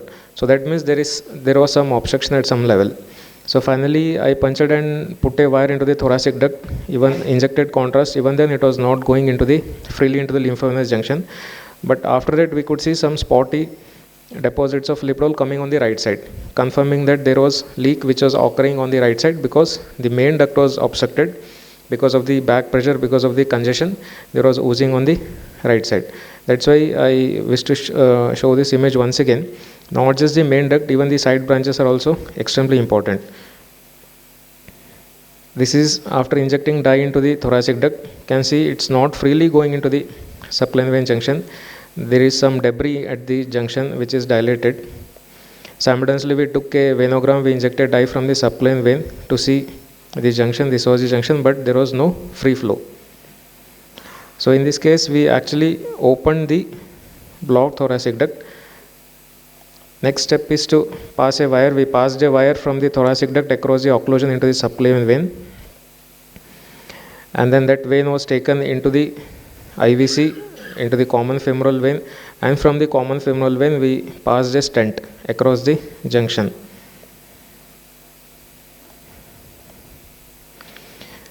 The stent was deployed exactly at the lymphovenous junction, and after deploying, once we injected the dye, we see there is some free flow. So this was a case of thoracic duct recannulation. Because of obstruction, she had chylothorax on the right side. This is a post-procedure CT. The stent is seen. Here is the stent, the entire lipidol cast, and then we can confirm that the lipidol droplets coming as ascites on the right side and some droplets on the right side, which was the cause for her chylothorax. Quickly moving on to other types of lymphatic interventions, we have this hepatic lymphangiogram. I did only in one patient. Some patients of non-iatrogenic chylous leak, it can be chylothorax or chylous ascites. This commonly occurs, as I said, due to lymphatic congestion in multiple causes. Liver cirrhosis and portal hypertension is one cause, wherein the extensive load of the lipids get filtered from the liver into the intestines. From there it leaks. Similarly, there is even the mesenteric lymphatics also. In conditions like protein losing enteropathy or congestive heart failure, wherein the lymphatic congestion is the reason for chylous leak. In such cases, suppose if you feel there is leak from the hepatic parenchyma, just do a lymphangiogram, puncture the node into the liver parenchyma, just adjacent a portal vein radical. That is where the lymphatics lie, and then start injecting the contrast. Then we could see the tiny string of bead appearance. Obviously, this was not very easy. Initially, there was so much of extravasation. Some lipidol went into the biliary radicals also. And then later on, we could see the portal lymphatics coming up to the duodenum. Background, we could see the thoracic duct also. So this hepatic lymphangiogram was done after doing the conventional lymphangiogram. And in such cases, it can be therapeutic also. There is no need to additionally inject glue or anything. Just lipidol itself is going to lie down there. Eventually, it will get fibrous and the lymphatic leak will stop. Just for completion's sake, this last case I want to show. This patient, this was a patient with CA cervix post hysterectomy. She had bilateral pelvic seromas. Initially, those were thought as seromas. Multiple times, at least 3 to 4 times, they were aspirated, but it was recurring. Then we considered it to be lymphocyl, but the color was not obviously like a chyle sort of. So one thing to remember is the fluid, the lymphatic fluid which ascends from lower down upwards, once it crosses the intestine and once it crosses the liver, that is when the maximum chyle gets entered into the lymphatic fluid. That is where it becomes chylous. If there is leak in the pelvis, it need not be chylous always, it can be serous also. So this case, in such cases, there is no need to do an lymphangiogram or anything. Since it's a large cavity, we can directly aspirate and then we can do some sort of sclerotherapy with alcohol or polydecanol, whatever. And this right side, obviously because of multiple times of aspiration, it had got infected and it had become into a pus sort of. Later on, eventually, we did sclerotherapy on both sides, multiple at least 2 to 3 times. Then eventually, size of both the lymphocytes came down. The reason for treating these lymphocytes was they were enlarging in size and they were causing compression of the common femoral vein, leading to recurrent DVT. That was the indication in this patient. So if we see the different pattern of lymphatic disease involvement, what we see commonly in our clinical practice is extravasation. Extravasation is like obvious leak, which is most commonly post-operative or iatrogenic. We can categorize that as one type. Here, gross leak on the left side of the chest, leak in the neck, and gross leak on the right side. Other type is wherein there is no iatrogenic injury or there is no thoracic duct transition. In spite of that, patient has chylothorax, chylus leak. It can be in the abdomen or it can be thorax also or localized also. That what we can call as, we can say it as spotting sort of. So that we have seen in cases of lymphoma, post chemo radiation, even though the leak was not demonstrated, the patient recovered fully with lymphangiogram and embolizing. Likewise, nodes in the mediastinum. And then this was our case of thoracic duct obstruction, which I had showed, which you had put a stent, the spotting leak on the right side. There is this one nice article which is published in 2023. They have also classified the lymphatic disorders into two types. One is gross lymphatic leakage, second is lymphatic congestion. Leakage secondary to chylothorax, the iatrogenic, all those things, and congestion secondary to other causes that I have mentioned. So thank you everyone for patient listening. Hope I have tried to make this topic simple, which is actually difficult for me also. I am also still learning on it. Thank you. It was a good topic, and anybody if has any question can ask. Okay, no question. Thank you. Next speaker.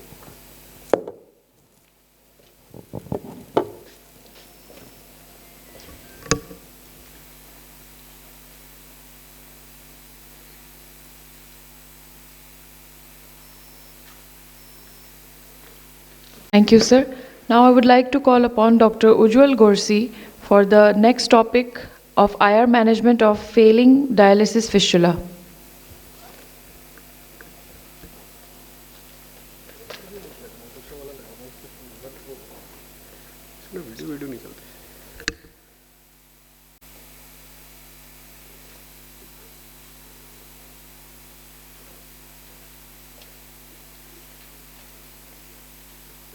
Keep it brief.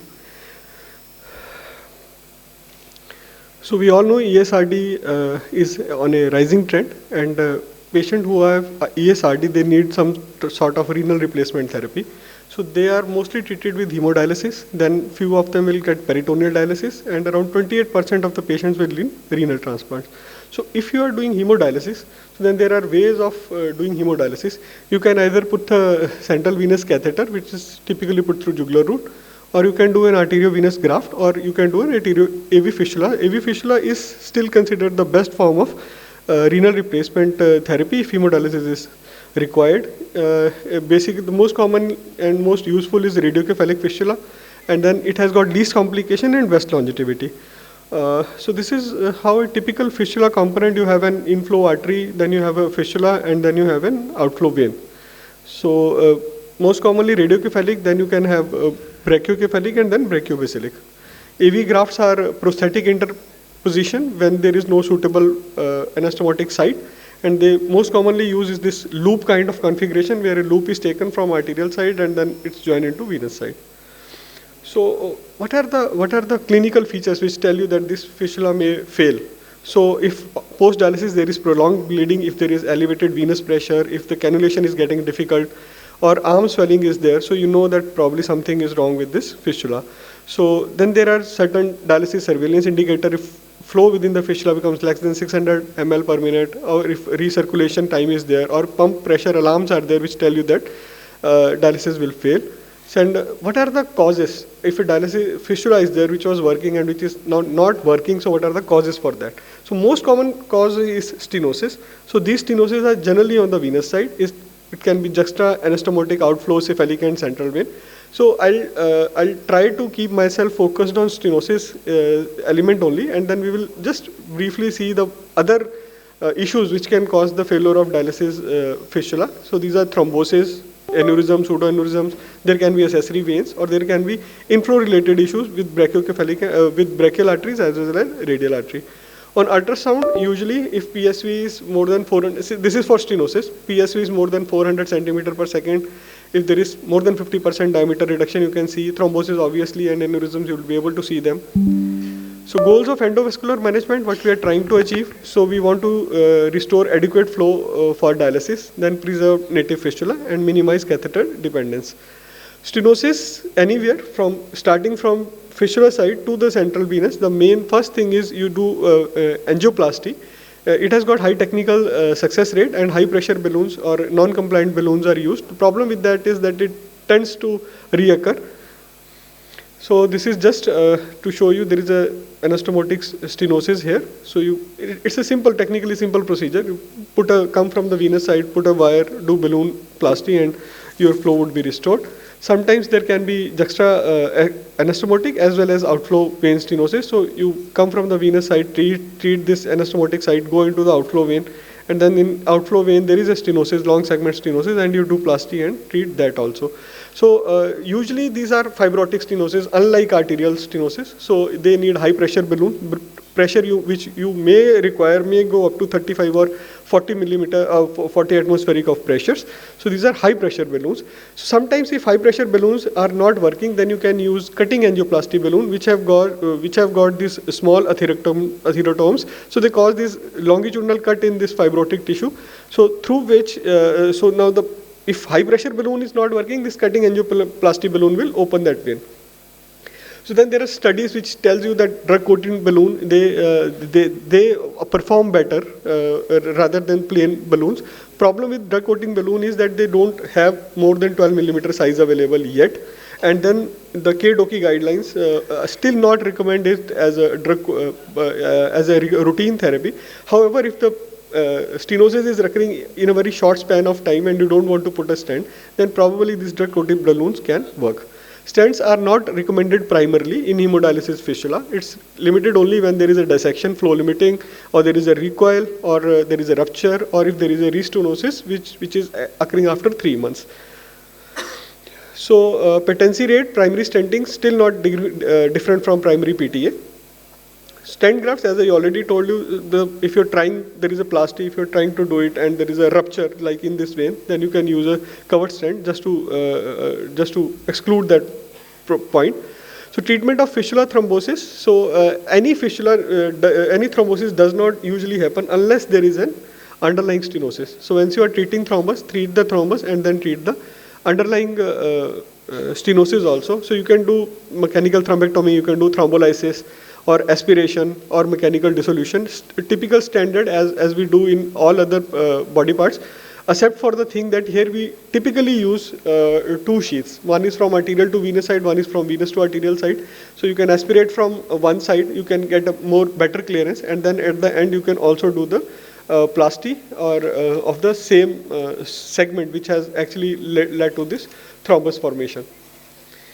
So then there can be accessory veins. If they can be surgically ligated, because these accessory veins are not getting the fistula to the blood to flow only into the outflow vein. So you can ligate them. If ligation is not possible, you can put a coil or plug over there. Sometimes you can get aneurysms and pseudoaneurysms. If they are large, they need surgery. If they are small, a narrow neck, you can inject thrombin, or you can put stent graft if surgery is not feasible. Cephalic arch stenosis is the one which is notorious. It tends to come back again and again. It tends to get rupture because it is cephalic arch is at the location where this vein pierces the clavipectoral fascia. So there is a sharp turn, number of valves are there. So higher blood flow, brachiocephalic fistula. So these all leads to recurrent stenosis in cephalic arch. So this is the one patient. Here we can see there is a stenosis, and we did plasty. You trying to use 2 balloons rather than opening it directly with usually typically 10 mm balloon would be required. So you do pre-plasty with 6 mm balloon, then you do plasty, and then after that you can see the result. There are small collaterals which have disappeared. So central venous system, it consists of what is central veins. So it is basically the intrathoracic segment of subclavian vein, jugular vein, brachiocephalic and SVC. So what is the cause of central vein stenosis in hemodialysis fistula patients? So if the patient has been long-term central venous catheter, so it tend to damage the intima. Then other foreign devices like PICC line sports, if they are inserted, so they tend to damage the intima, and when this now fistula is formed, there is so much of blood which flows into these damaged veins. So it tends to get stenosis and occlusion. So patient typically present with ipsilateral limb swelling and problem with dialysis. Clinical symptoms, most commonly is swelling and inadequate dialysis performance. Endovascular interventions, still what we do and which is recommended all over is primary you do plasty. If there are issues with plasty, then you will think of other things. So I'll just show you a few examples. This is a patient, so you see so many collaterals, but you don't see any obvious stenosis. But if there are so many collaterals, patient is having symptoms, and you have to try and find out this cause of the stenosis. So you put a catheter here. So now you can see there is a junction between subclavian and brachiocephalic vein. There is short segment stenosis, and when you put a balloon, just see the tightness of this stenosis. You can see that there is a very tight waist here. So using, I think, 12 balloon, we opened this, and this is, you see, all the collaterals have disappeared, and we get a free flow blood into the venous system. So another patient, similar patient, he had already underwent venoplasty. So this is now a little difficult because we don't see the vein beyond it. So there is a chronic, this is a complete occlusion. So still we can just find that probably this is the nib here. This is the area where we should try and interrogate. So we could pass wire, do a plasty, and then we get good results. So even if it is a chronic occlusions, if your results of venoplasty are good, don't stent. It's not that stenosis, plasty, occlusion, stent. If results of occlusion, plasty are good, don't stent.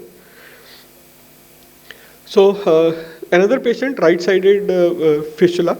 Here again we can see that there is a complete occlusion of right brachiocephalic vein. We don't see anything beyond this point. There are extensive collateral. We tried coming from above multiple times. We couldn't succeed.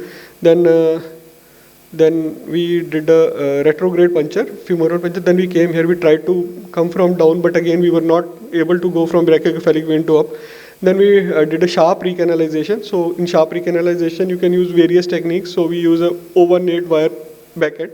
So that just gave us some space. And then once we got this space, so we put a snare here and targeted this snare, and then using that snare which we had targeted, we just, you can pull down that wire. So if you're not able to cross antegrade, go retrograde. If not possible, then do a sharp recanalization.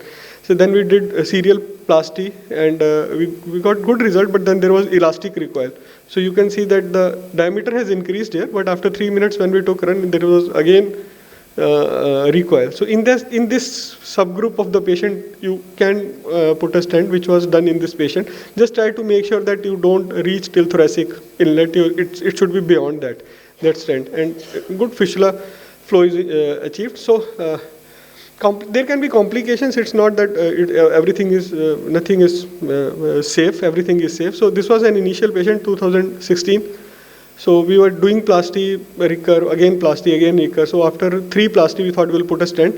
So when we took this patient, so we did plasty, and then we put stent. So after deployment, stent stayed there for some time, but then it migrated into SVC. Then after 3 minutes, it migrated into heart. So you can see stent lying horizontally into the heart, and this was open. So we had great difficulty. So this is the stent here. So we took a wire from above, we took a wire from femoral vein, and then we cannulated this stent from one end to end, and then by using both these wires, we straightened this stent, and we tried to get it back into the SVC, but we couldn't. So we implanted it into, we left it into IVC, and then did the plasty of brachiocephalic vein. So the rare complications, but you should know that this can happen. Sometimes these veins can rupture, you can put stent graft. Sometimes the stent fracture can happen. So you need to put another stent. So this was the stent IVC, which was patent. So take home message. Maintain surveillance of these patients of hemodialysis fistula. Ultrasound is the one which we will be doing most of the time. Endovascular is first, and PTA is the cornerstone. Just balloon angioplasty. If it doesn't work, then dab cutting, balloons and stent, all this can be applied. Thank you.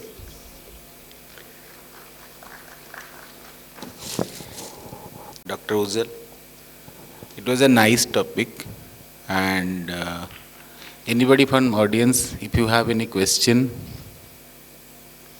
No question. Okay, the next session is IR in critically ill, that is cancelled, and we'll go for lunch now. After 1 hour lunch break, we'll sit for the topic imaging approach in pancreatic lesion by Dr. Tanvir Singh. Okay, thank you.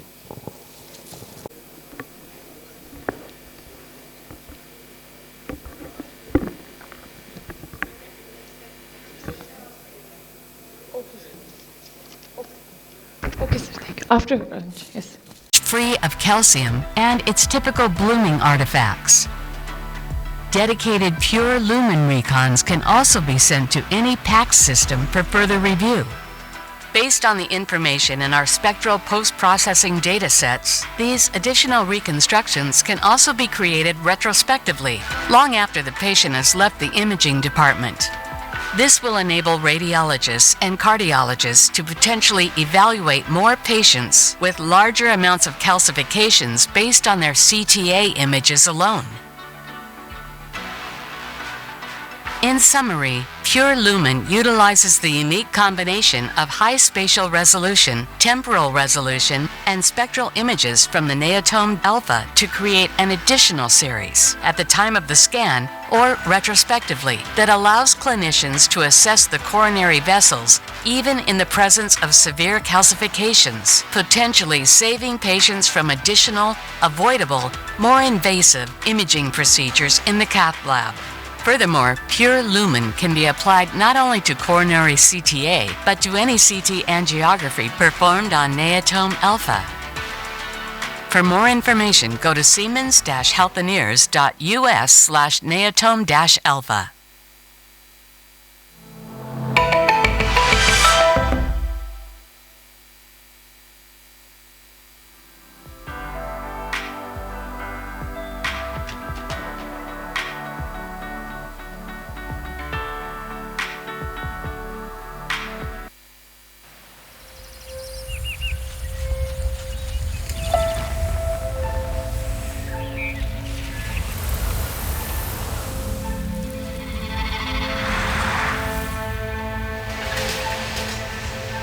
நான் எம்ஆர்ஐக்கு அணுக வேண்டும். Ma fille mérite l'accès à l'IRM.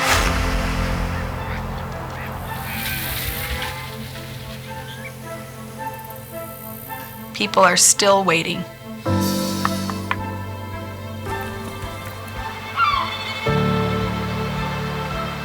İnsanlar hala bekliyorlar.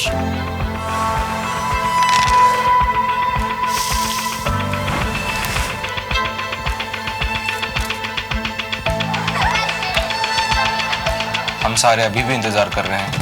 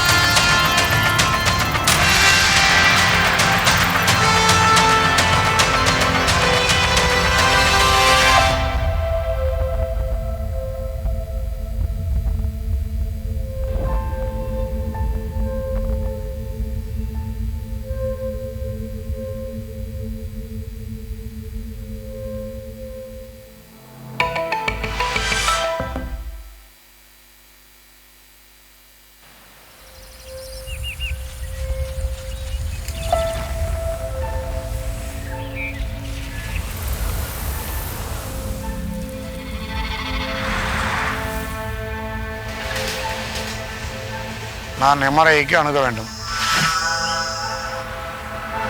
Ma fille mérite l'accès à l'IRM.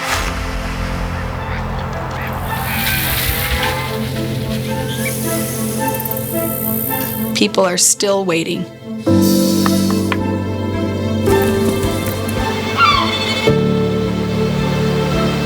İnsanlar hala bekliyorlar.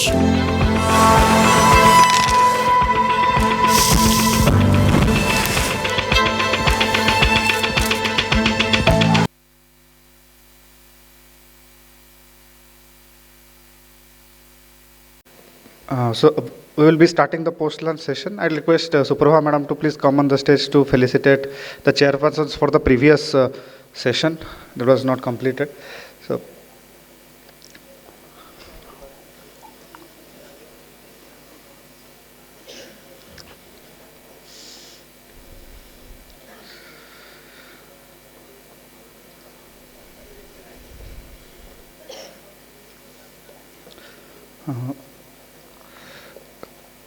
First, I'd like to call Dr. Nihar Ranjan Mohanty sir to please come on the stage.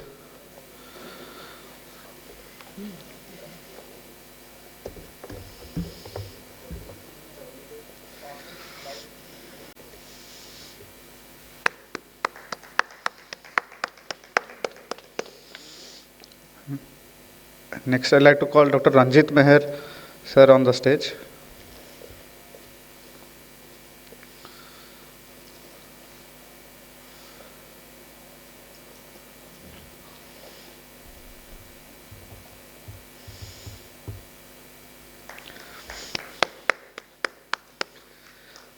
Next, Dr. Tanmay Datta, please come on the stage. Sir, please stay back for a common photo.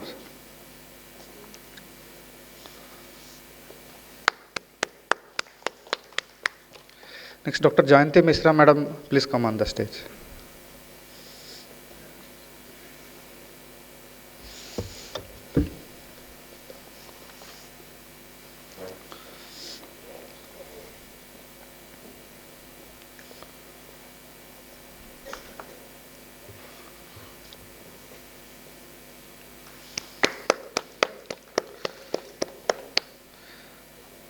And finally, our speaker, Dr. Somsaran Bedgiri sir, he has come from Kottayam all the way for this nice presentation on lymphatic interventions. Please give a big round of applause for sir.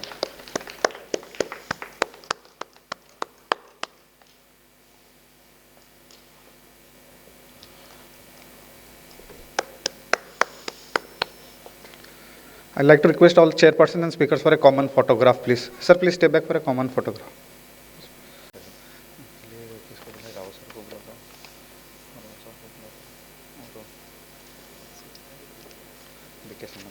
Interventions. So for that chairperson, I'd like to call Dr. M.V.K. Rao sir on the stage, and Dr. B.K. Samal sir, please come on the stage, sir, for chairing the session. For the first session, for the first presentation, pediatric interventions, Dr. Swati Das, Associate Professor, KIMS, Bhubaneswar.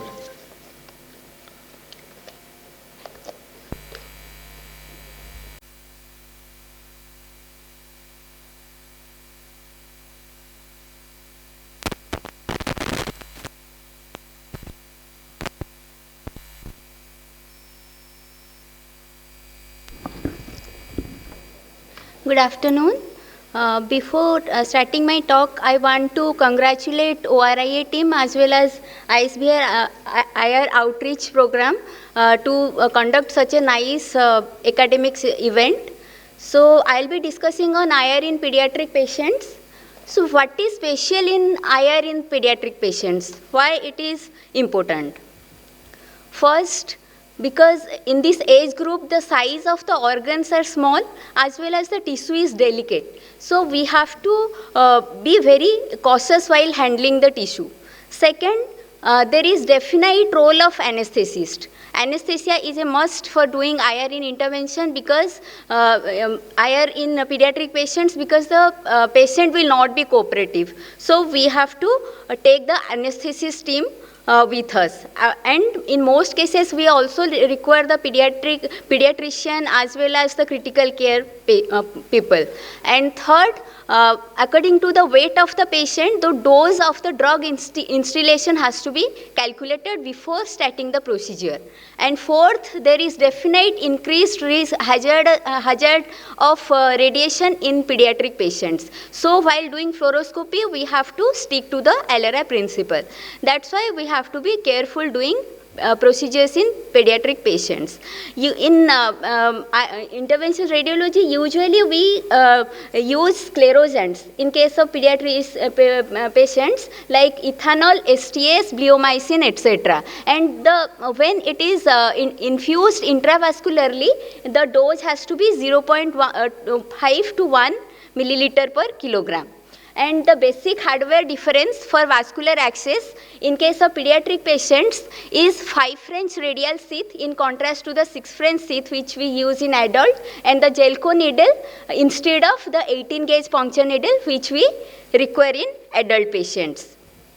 So there are a very vast range of procedures which we can do in pediatric patients. So I'll discuss one by one. This is a 7-month-old child who has a large mass in the left neck and the supraclavicular region. As we can know, this is a lymphatic malformation, and I did percutaneous sclerosant injection under ultrasound guidance in pediatric OT. The procedure was simple. I injected 7 units of bleomycin diluted with, after aspirating around 60 ml of fluid, and the procedure the patient tolerated well, but after 6 days the patient presented with stridor and the increased swelling of the lesion. So the patient managed in ICU by administering steroid. So that is a usual side effect which can be seen in case of large lesion, and it was near to airway. However, he was managed successfully, and now he is 11 months, and we can see there is gross reduction in the size of the lymphatic malformation. So these are various vascular malformation like hemangioma, AV malformation, venous malformation, lymphatic malformation we can see in pediatric patients, and mostly venous malformation can be managed with percutaneous sclerosant injection, but for high flow malformations like AV malformations, endovascular glue embolization is required.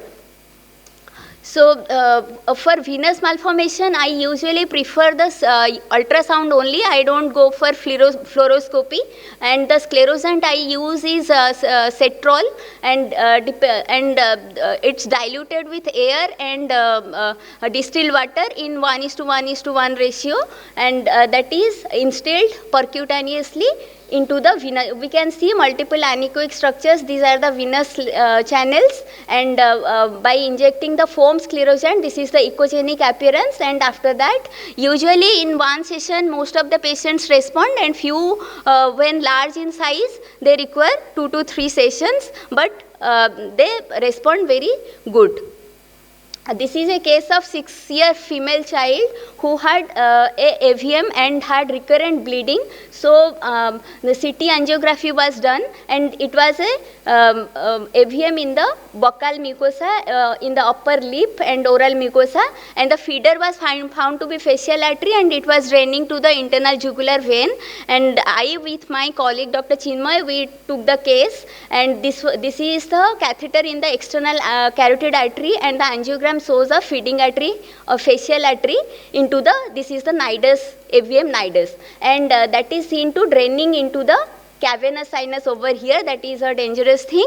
So after occluding the drainage, the microcatheter was taken up to this nidus, and 1 ml of 50% glue injected into the nidus, and this is the post embolization angio. We can see there is disappearance of the blood. So AVM can be managed endovascularly. So for in case of trauma in pediatric patients, mostly patient present with fall from bicycle. So this is a patient who had a fall from bicycle and managed in outside hospital with 8 units of blood transfusion, then referred to our hospital. So there we did this CT angio, and there was a pseudoaneurysm originating from the right anterior posterior artery. So we did angiogram, catheter angiography shows a pseudoaneurysm from this right posterior sectoral artery, and we did coil embolization of the pseudoaneurysm, and the patient could be successfully treated. This is another case who had fall from bicycle and had tachycardia, pain, abdomen, hemoglobin fall, and CT angiography revealed this is a laceration at the midpole with hematoma and pseudoaneurysm in the kidney, and again he was taken for catheter angiography where there was a large pseudoaneurysm from midpole, and we did coil embolization, and the patient could be saved. Sometimes even iatrogenic injury to the patients can be seen, like this is a case who had a large calculus in the pelvis and hydronephrosis, for which percutaneous nephrostomy was done by us. After that, the right PCNL and digestending was done, but on POD3 the patient developed hematuria, for which CT angiography done, which didn't reveal any bleeding, but because pediatric patient we wanted to confirm, so we did angiography, catheter catheter angiography, which even selective angiography didn't reveal any extravasation. So it is confirmed. So patient managed conservatively and discharged. This is a case who had upper respiratory tract infection followed by liver failure. So we did plug assisted percutaneous liver biopsy, but following which patient again developed large hematoma. So CT angiography done and didn't reveal any bleed, but we did catheter angiography to confirm and there was no bleed. So patient managed conservatively and got discharged. Sometimes also post thoracic surgery there can be lymphatic leak. So I haven't encountered case, but as our previous speaker, he discussed many good procedures for lymphatic leak. We can access the inguinal lymph node in the right groin region and both bilaterally, and we can do embolization of the leak as we have already listened. So in pediatric age group, we can do basic oncological procedures like image guided biopsy for tissue diagnosis, as well as placing the vascular access lines like PICC lines. But sometimes it can be dangerous because if the lesion is located to any vital structures or like vessels, we have to be careful. So I am showing two examples. Like this is a large heterogeneous lesion in the abdomen, which can be either lymph node or neuroblastoma, and the treatment depends upon the tissue diagnosis. We did biopsy from the lesion and it came out to be neuroblastoma, and according to that the patient got managed. Similarly, another case who had fever, and in ultrasound there was multiple lymph nodes in the abdomen, and we did a biopsy for that and it came out to be lymphoma. So the patient was managed accordingly and got proper treatment. So apart from that, for unresectable malignancies, for metastatic disease, there are also advanced oncological procedures like ablation and transarterial chemoembolization. So TACE is mostly available for the liver tumors as well as retinoblastoma and aneurysmal bone cyst. I am showing two cases of liver tumors. So hepatoblastoma is the most common liver tumor and HCC is the second most common. If in unresectable cases, if we can do multimodal strategy like chemotherapy, systemic chemotherapy, then locoregional therapy, then the patient can be converted into, can be made surgically fit. And we should know that the maximum dose of lipiodol in pediatric patients is around 15 ml, and dose of doxorubicin, if we do like TACE, then it is like adult, we can give up to 50 milligram. So this is the dose for TACE. So this is a 2-year-old female patient.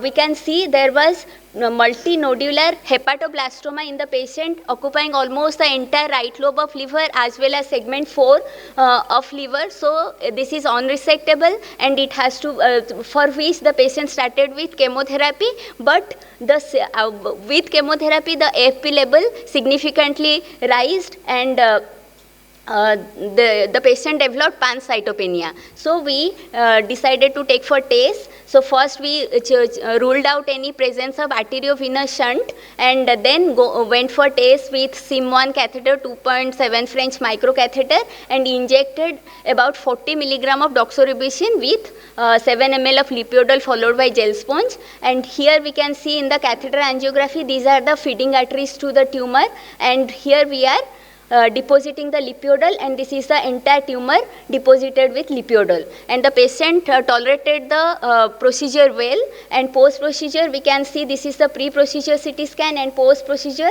the tumor shrunken to a greater extent, and this is the pre-procedure FLR, the future liver remnant, was only 15.3%, which was increased to 26% post-TACE, and after that the patient underwent surgery successfully, and the AFP level also decreased to 11, and the patient is doing well. This is another case of HCC in which there was a large tumor in right lobe of liver, and there was feeding artery from the right hepatic artery. There was also right portal vein thrombosis, and our our tumor board decided to go for TACE. So for this patient, we did TACE. We can see this is the right hepatic artery. These are the tumor blurs, and I deposited lipiodol into the entire tumor. But even depositing this much of the right lobe of liver almost by lipiodol, the patient tolerated the procedure well, only managed with antibiotics and paracetamol, and the patient got discharged, but the follow-up is yet awaited. Sometimes even bone tumors can be managed by percutaneous ablation and sclerosant injection, so that we can save the patient from major surgeries. So there are also good procedures in pediatric patients. Hydroreduction is a very simple procedure we all do, but it can also save the patient from major surgeries, and it is very useful. Like this is a case of intussusception, ileocecal intussusception, and for which we took for hydroreduction. This is a 2-liter saline bottle which is connected to the Follis bulb, which is retained into the rectum, and this saline chase, it's gradually entering into the ileum, and this is the post-reduction intussusception.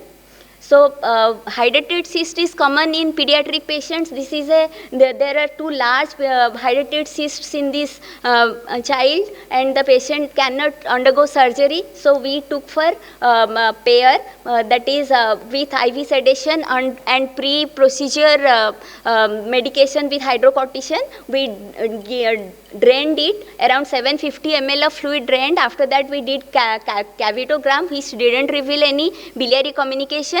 So injected alcohol into it, and after 2 days the output was nil, so catheter removed, and then the other lesion was addressed in the similar way, and this is the follow-up. So we can see there is gross reduction in the size of the lesions. So pair can be helpful in pediatric patients. And in case of neonatal cholestasis also, the diagnosis is very important to go for Kasai procedure, because only liver biopsy or HIDA scan may not be helpful to detect the presence of, to rule out the diagnosis. Like this is a case in which HIDA scan was non-excretory, but the gallbladder size is normal. So there was a conflict whether it is biliary atresia or not, because HIDA scan is non-excretory.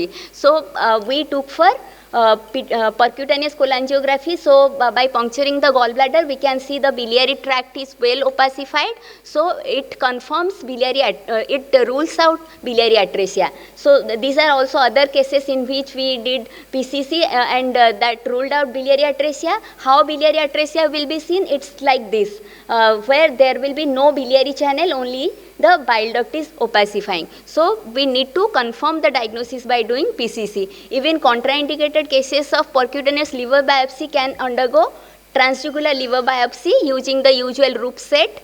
And like partial splenic embolization is also helpful in cases of hypersplenism and sinistral portal hypertension. Like this is a 2-year-old child with EHPBO and repeated hematemesis. The patient was not a candidate for shunt surgery, and for which I did partial splenic embolization. We can see this is the entire spleen showing the angiogram, the all vessels, and here the partial the lower part of spleen is embolized, and after that the patient, and even we can see the spleen size also grossly reduced. So after that the patient responded well and didn't develop any hematemesis. And of course this is drainage of fluid collection is very important in case of IR, and very promising, gives promising result. We can also help the clinicians, surgeons particularly, by draining the infectious fluid. So this is a case of pancreatic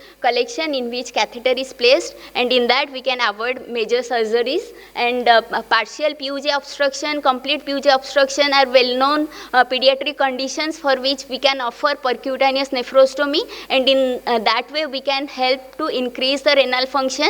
So these are many procedures which we can do in pediatric patients. Even for CKD patients, permacath insertion can be done through which repeated dialysis can be offered. So at last I want to speak, pediatric intervention is, we have to do it carefully, and it's always a teamwork. We have to involve the anesthetist and critical care people as well as pediatrician to treat the patient successfully.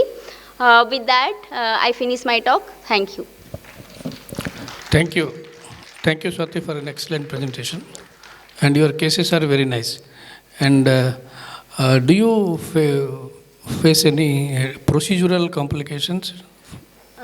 So for pediatrics, we do usually less cases for pediatric patients, but sometimes we can, because the arteries are small, means thinner in caliber, so we may face the problem of spasm of the arteries or dissection of the arteries. In that case, we have to prevent it by taking a thinner diameter of the catheter. Like I use 2.7 microcatheter, we can decrease it up to 2 French microcatheter or 1.7 French microcatheter, and we should not go much deeper into the vascular channels. So in that way we can prevent the spasm, and we should always take help of the pediatrician and the anesthetist to give successful result.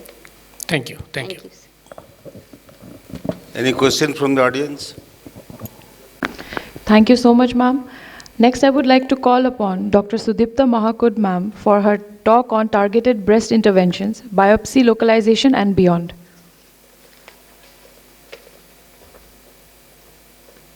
Good afternoon, respected chairperson and all the faculty, senior faculty and all the residents.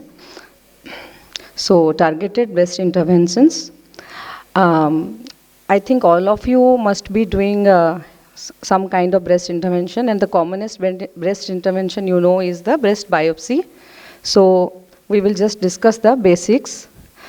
You must be knowing that breast cancer is the commonest cancer of women in India, which accounts for 26.3% of all newly diagnosed cases and 23.5% of cancer deaths. So the treatment that depends upon the histopathological confirmation. Once the histopathological confirmation occurs, then only the treatment will start. And the treatment is planned according to the receptor status, which is determined by the immunohistochemistry study. So for that, we need to obtain tissue sample. For that, we need the targeted biopsies. Then the advent of these newer techniques, the increased use of neoadjuvant chemotherapy, introduction of increased breast conservation surgeries due to this rampant use of increased use of NSCT. So because of this, again, this multidisciplinary approach, personalized treatment of breast cancer, and the increase in the breast conservation treatment, only the radiologists, this scope is increasing, and they play a key role in targeted diagnosis and intervention. So we will go to various common interventions like core needle biopsy, VAB, etc. So this I have obtained from the IJRI. Here they have clearly summarized what are the image-guided breast interventions. Most common is the breast biopsy, tumor localization, and other for like some therapeutic drainages or palliative treatments. So the biopsy techniques are the core needle biopsy, vacuum-assisted biopsy, which is mostly for the microcalcifications. Core needle biopsy is the standard of care, and sometimes FNAC is done. FNAC, which is done with a very thin needle, 20 to 22 gauge needle, and it is very less traumatic. But there is a chance of high false negative rates, and it cannot differentiate in situ from invasive cancers. And the material for IHC study is not sufficient. So it is of limited use. It should not be done in case of a lesion. Biopsy is the standard of care and primarily indicated for the BIRADS 4, the suspicious lesions, or the BIRADS 5, which are highly suspicious lesions.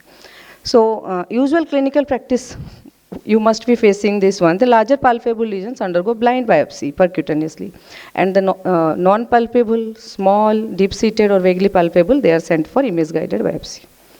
So why image-guided? Because high accuracy you will get, and it is minimally invasive than the excisional biopsy. So the guidance modalities are ultrasound, which is most commonly used. Everyone must be using real time and there is no radiation. We all are comfortable. Another one is stereotactic, which is mammographic guided. So it uses X-rays, radiations, and it is commonly used for microcalcifications and architectural distortion, asymmetry or mass, which is not seen on ultrasonography. If anything is visible on ultrasonography, we prefer it by ultrasonography.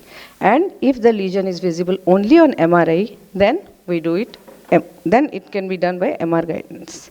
And the blind biopsy, it has high false negative, repeat biopsy rates, and there may be sampling error. Like from where we are taking the biopsy sample, we don't know. So even if it is a palpable lesion, it should undergo image guided biopsy.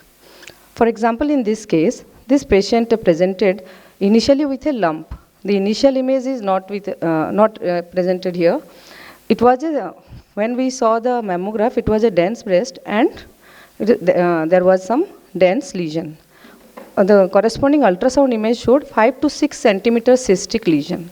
So we thought it is a cyst. Then we just did one FNAC and it came out to be benign. But patient was having this, again she was a close follow-up, so she came again. She told, I am having vague lump. So we had also, because of the dense breast, we did one MRI, and in MRI we saw that here there is some asymmetric, although there is no mass lesion, but asymmetric enhancement with type 2 or 3 curve, and this is clumped non-mass kind of enhancement we found. So then again we did ultrasound, the cyst we saw, and here we could see by correlating with MRI, there was some isoechoic type of lesion.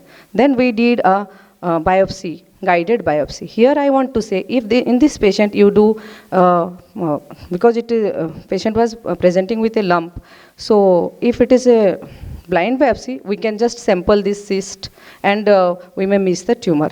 And after that it came out to be invasive lobular carcinoma. Now coming to the core needle biopsy. So how you do, this is very important for the residents, how you do this. You have to have a sterile tray. The procedures always should be sterile. So sterile tray with betadine, with gauze piece, all things sterile. Then you should have this, we use this 2% local xylocan infiltration. Then do this biopsy with this high frequency linear probe, and the sample has to be kept inside the formalin bottle. And when you take the sample, you see that these cores will either settle down or will be semi-floating. You have to check that also, because if they are floating, they may be just fat. Now coming to the local anesthesia, we use, many things are used, but commonly what we use, I will say that lignocaine, 2% mostly is used. So you should know how much lignocaine you have to inject, and you should use a thin needle. So maximum you can use 15 ml of 2% lignocaine. And if it is with epinephrine, then you can use little more, because epinephrine is vasoconstrictor and there will be no systemic absorption. Then which needle you will use, which biopsy probe. So there are many biopsy probes in the market. You have to use the 14 gauge. Please remember this, it is a thicker one, 14 gauge, because in rest of the body you use the 18 gauge mostly. 14 you use, it is an automatic. And at least 4 to 5 cores you take. So now coming to the vacuum assisted, still it is not very commonly practiced, but it is a newer technique introduced in 1990s, and it gives faster and large core biopsy, and the needle is a thick caliber, 11 to 7 gauge, depending on the vendor. So you can get, because there is a motor which rotates the needle, so it rotates by 360 degree, and you can get around 12 to 20 cores of tissue with a single insertion even. So it uses the vacuum to obtain the biopsy, and with that same needle you can just irrigate the cavity with saline and local anesthetic agent. So continuous irrigation will prevent formation of hematoma. And one thing we must keep in mind, if a smaller lesion is biopsied, then it may completely come out with vacuum. So one marker clip placement is essential through the same needle. So this is a representative image from the, I think this is from AIMS Delhi. They have in the Indian Journal of Imaging. So here you can see this is a very thick probe, thick needle. This is the vacuum apparatus, and here either stereotactic they can do, or they can do it by, you can do it by ultrasound guidance. And here you can see in this, here we are having a lot of sample collected. So coming to the detail, you can see this is the tip of the needle. Here you can see the aperture. Here you can see first positioning. After that, from these openings, there will be vacuum, which will vacuum suction this lesion target into the needle, then into that aperture. After that, the inner needle will cut it. So transection of tissue. After that, this will be transported to the outer collection chamber. And this procedure, this can be, when it will be repeated, we can get a lot of tissue, and so one tissue, this may disappear also, so one marker clip has to be put. Now this is a very important, nice diagram. It is very recently published in 2025 in European Journal of Radiology. I think you should read it. Here they have emphasized the empathy in action while in doing these breast interventions. They are saying how we can improve this anesthesia technique, and the patient comfort, the communication with the patient is very important. All these things they have mentioned. So one thing is the stereotactic, that means the mammo guided or radiation guided. So either the patient will be sitting in this sitting, and the breast can be compressed. After that, this with this you can insert the biopsy gun and you can take. But here the patient is able to see, the head is turned to that side, so maybe patient will be apprehensive. There is another prone stereotactic technique. Here patient cannot see the needle. Now coming to the clips, these marker clips, these are available commercially. Their shapes are like this. So now with this neoadjuvant chemotherapy, what happens is the tumor may completely disappear. And after that, we will not be able to find out the radiological complete response, not be able to find out the tumor. So we don't know what to operate. So when this tumor is detected, one clip is placed before the starting of the NACT. So how this was one, you can see this is the abnormality here, dense lesion. So this is how this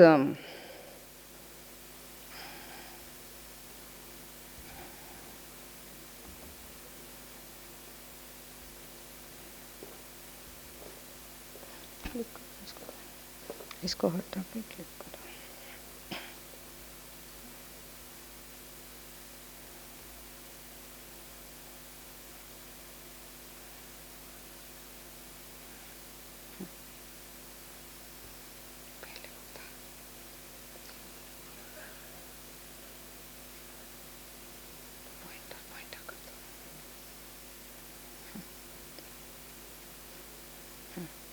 So, and this is how this clip is placed. You can see. Now the clip is deployed in the center. This is a large lesion. Here you can see the clip is, this is seen very clearly in ultrasound. This can be seen, again it has to be checked in mammography.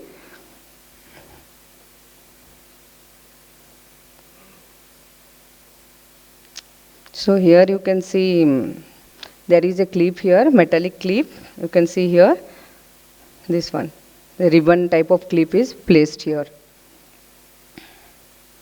Now coming to the localization technique, because after NSCT, what happens, the tumor may shrink. There may be some non-palpable lesions which are detected early and they are eligible for breast conservation surgeries. So if they are not palpable, the surgeon is not able to operate them. So what happens is we have to localize them. So the standard localization procedure is wire-guided localization. And recently, newer advents are the non-wire-guided localization. So these are the commonly available wires. One is the Copan wire, J-tip, and this is wire available commercially, all these things available. So what we do is, the wire guidance has to be done just one day before or the same day of surgery, because this wire may dislocate.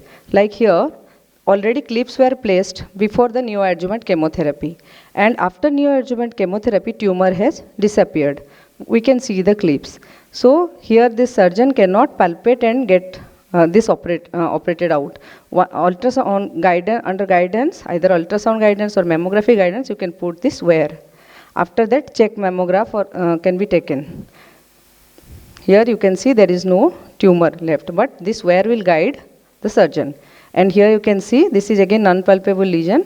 This is post-excision mammogram, the lesion and the wire.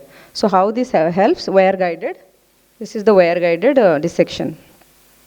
Then very minor complications like pain, bleeding, and it may sometimes rarely be hooked to pectoralis, but scheduling is a problem and inadvertent pulling out.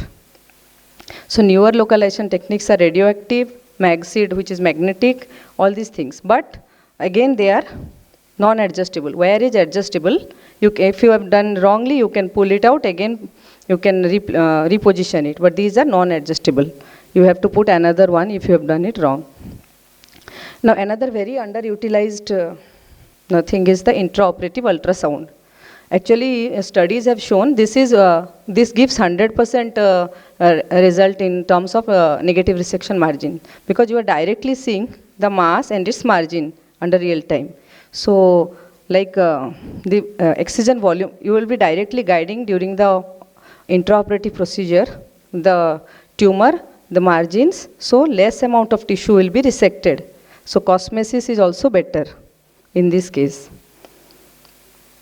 So beyond biopsy nowadays, these are upcoming cryoablation, RFA, microablation for small cancers, and mostly if the patient are older patients with comorbidities, then they can be used, and VAB for benign lesions, because benign lesions operation is like if you do a surgery, it's cosmetically not good, acceptable. So beyond biopsy, nowadays people have started doing also, if it is a less than 2 centimeter benign lesion or a lesion with predominantly cystic component, then the results are good. 95% to 100% resection rate is obtained. Clip placement should be done after removal, because that will guide in future also the site which was biopsied. And if you will not see in the ultrasound the lesion will disappear, then you can say that it is removed. And the hematoma, pain and ecchymosis are common complications. So I discussed about the core needle biopsy, which is the most important intervention till now, which we are doing. But you should know how to do it. Don't use these semi-automatic guns. Please use automatic guns, and that too 14 gauge caliber, so that you get good cores. With at least 4 to 5 cores, you obtain for adequate tissue for this tissue sampling and IHC. Thank you, sir. Thank you, Dr. Sudipta, for an excellent presentation. Thank you. Thank you, sir. With this, we come to the end of this session, and I would like to call upon Dr. Adya Panda, sir, to kindly felicitate our chairpersons and our speaker. I first will felicitate Adya sir for he has judged the posters. We had 50 around 60 posters, and the judgment was done by Adya sir. So this is for felicitation of sir.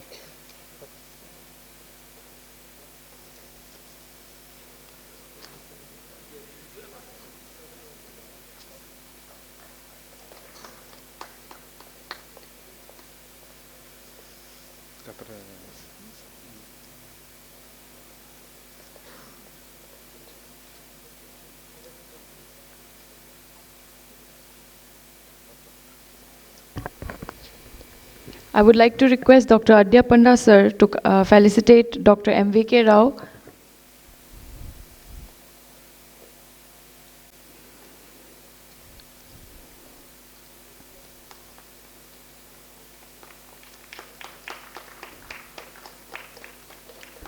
Dr. B.K. Samal.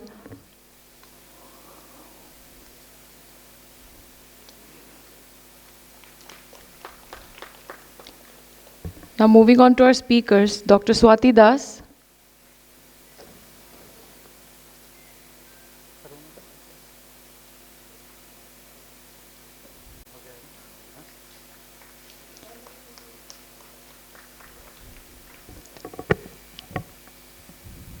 And Dr. Sudipta Mohakar.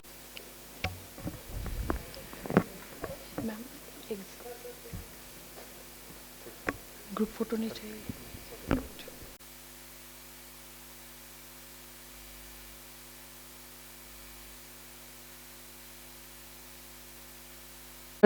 The talk on imaging approach in pancreatic lesion, as well as the workshop on contrast enhanced USG.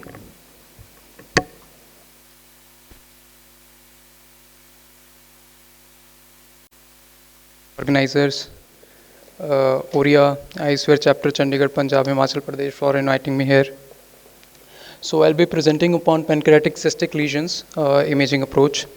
I have restricted myself to presenting cystic lesion. As such, pancreatic lesions is a very vast topic which cannot be covered in 15 minutes. So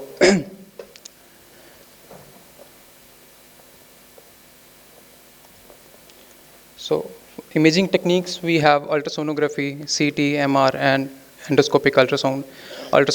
Sonography is usually the initial imaging modality, and however CT and MRI are the main workhorse, as CT provides high spatial and temporal resolution, and it is widely available. But to characterize cystic lesions, MRI is definitely superior modality, and it is an effective tool which can help in detecting a communication of a lesion with the pancreatic duct. And endoscopic ultrasound is usually an adjunct modality which is not only helpful in diagnosis, it can also help in fluid aspiration and tissue and sampling for further diagnosis. So the protocol for CT and MRI, we have a biphasic CT, a late arterial or a pancreatic parenchymal phase, which is done usually after 40 to 45 seconds after start of contrast injection, and a portal venous phase, which is done at 70 seconds after the contrast injection.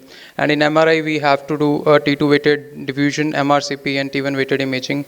And MRCP is the main sequence where we need to look for a ductal communication with the ductal communication of that cystic lesion. So comparing MR versus CT, MRI is usually more sensitive in assessing a septa, assessing a ductal communication, and assessing a cystic nature of the lesion, and CT is definitely better for assessing a calcification, and MRI is usually more diagnostic than CT. Endoscopic ultrasound, as I've already mentioned, it is adjunct modality, and it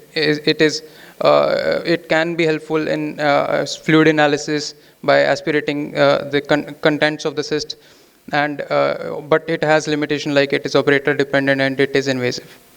Now, categorizing cystic lesions, this is a broader classification. The majority of cystic lesions which we see are the pseudocysts. Pseudocysts, majority of them are seen. And in cystic neoplasm, we have common ones, and sometimes we see cystic degeneration of solid tumors, which include cystic nets, PDAC.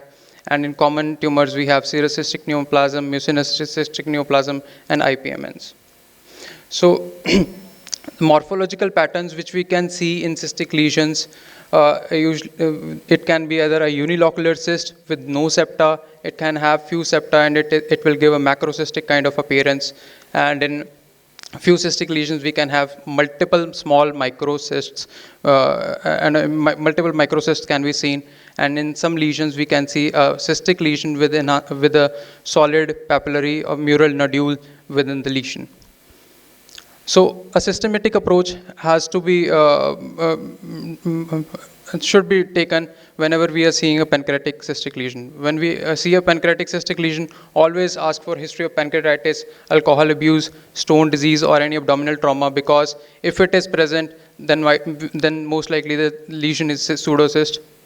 And if there is no history of pancreatitis or trauma, and if the cyst has internal septations, calcification, central scar, we might be dealing with a cystic neoplasm, which we need to further characterize. In cystic neoplasm, we can have mucinous cystic neoplasm. These are usually unilocular cysts, and they are usually macrocystic in nature, and they can have calcification, that too in periphery. And in microcystic lesions, we can have serocystic neoplasm as well as IPMN. To differentiate these, we need to look for the pancreatic duct communication, which is best seen on MRCP. So I'll be coming directly to the cases. Case number 1, she's a 47-year-old female who presented with complaints of pain, abdomen, and there was no history of trauma or pancreatitis. What we see here is a hyperenhancing lesion in the head region of the pancreas, and in the portal venous phase there was some suspicious washout. And in the coronal image, the hyperenhancing lesion is best seen. So there is a hyperenhancing lesion which appeared more solid than cystic, and it was in the head of pancreas. No calcification was seen. On this CT, we might be thinking that we are dealing with a solid neoplasm, so it could be an aggressive lesion. But we did an MR, which it revealed it to be a completely cystic lesion, and there was no communication with the MPD. So the possibility of serocystic neoplasm, mucinous cystic plasm was kept, but the age group favored more in a possibility of mucinous cystic neoplasm. Serocystic neoplasm are usually seen in the age group of 60 to 70 years, and they have central calcification, scarring. So a mucinous cystic neoplasm was possibility kept. But on histopathology, we got the final diagnosis. It was a serocystic adenoma. So learning point here is sometimes serocystic adenomas, the microcysts are not well seen on imaging, but these microcysts are so densely packed, and there's fine septations that may not be seen well on imaging, and those septations will show enhancement, and they can mimic neuroendocrine tumors as well. So a serocystic adenoma can give hyperenhancement, and it can mimic certain neoplasm like neuroendocrine tumors. So coming to case number 2, she is a 21-year-old female who presented with a pain abdomen, and there was no history of trauma. She was evaluated with CT and MRI, and on biphasic CT we saw a well-defined cystic lesion in the arising from the body and tail region of pancreas, giving a claw sign with the pancreas. What we see are multiple thick septations and few papillary projections. And on MRI, these are opposed even weighted image, where we see hyperintense contents within the cystic lesion, suggesting that there might be hemorrhage, and septas are better appreciated on T2 weighted images. And also to note that there are no calcifications seen in this on CT within this lesion. And on contrast, we can see that these hyperindense contents got subtracted on subtracted images, and on dynamic contrast images, we are seeing enhancement within the solid component. So a possibility of a pseudopapillary epithelial neoplasm was kept because she was a 21-year-old female, no history of trauma, pancreatitis, and a well-defined lesion was seen. On histopathology, it revealed to be a solid pseudopapillary epithelial neoplasm. So coming to next case, she was a 38-year-old female who presented with abdominal pain, and on ultrasound showed a solid cystic mass in left upper quadrant. Now this lesion, if we see, if compare with the previous case, this lesion is almost of the similar morphology, but the point here to note is there are multiple peripheral calcifications, but those peripheral calcifications were absent in the previous case, it's a predominant cystic lesion with thick enhancing septations and peripheral calcification, which is a characteristic feature of mucinous cystic neoplasms. And this was the final diagnosis. So, next case was a 30-year-old female who presented with multiple pancreatic cysts. What we see on imaging, there was a hyperenhancing lesion which was seen in the body region of the pancreas, and there were multiple cystic lesions seen in the tail region, and also there was a hypodense lesion seen in the tail region. So this lesion was is of almost a similar morphology which we saw in the first case, and on these lesions were further characterized on MR, where we are seeing multiple cystic lesions within the pancreas, and the hyperenhancing lesion is also completely cystic in nature. So multiple cystic lesions in the pancreas. We thought that it could be syndromic association, and these cystic lesions turned out to be serous cystadenomas, and also we did an CNS imaging. We did a contrast enhanced scan of the brain where we found a well-defined enhancing lesion in the left cerebral hemisphere, which was a angioblastoma. So these all features fit in the diagnosis of von Hippel-Lindau syndrome. So coming to the next case, she was a 21-year-old female with a mass under evaluation. She found to have a large mass arising from the tail of the pancreas. If we compare the previous lesions, we see a well-defined T2 hypointense capsule-like structures in the periphery of the lesion, and there is some heterogeneous stroma within the lesion. And on contrast images, we are seeing this capsule around the lesion, which is showing hypervascularity, which is seen on these contrast images. So, this was diagnosed as a neuroendocrine tumor, and there was the patient underwent resection and was diagnosed as a neuroendocrine tumor. So coming to the next case, he was a 54-year-old male presented with abdominal pain, and ultrasound revealed a cystic lesion in the pancreas, for which he was further investigated. What we are seeing here is there is a focal dilatation of the MPD with abrupt narrowing, and there is some ill-defined thickening in the dependent part of the MPD. And on MRCP, there was a communication with the main duct as well as the side branch was also dilated. So a diagnosis of a mixed branch IPN was given in this patient, and there was no enhancing component or mural nodule. So this patient underwent resection, and it was diagnosed as intraductal papillary mucinous neoplasm. So this is a summary of features of different lesions. In serous cystic neoplasm, they are usually multicystic, which the multicystic nature may not be well appreciated sometimes on imaging, and can give enhancement pattern of just like a neuroendocrine tumor. They can appear hyperenhancing. So we have to be very careful about that. And mucinous cystic neoplasm are exclusively seen in the females, and they occasionally show a mural nodule and enhancing septations.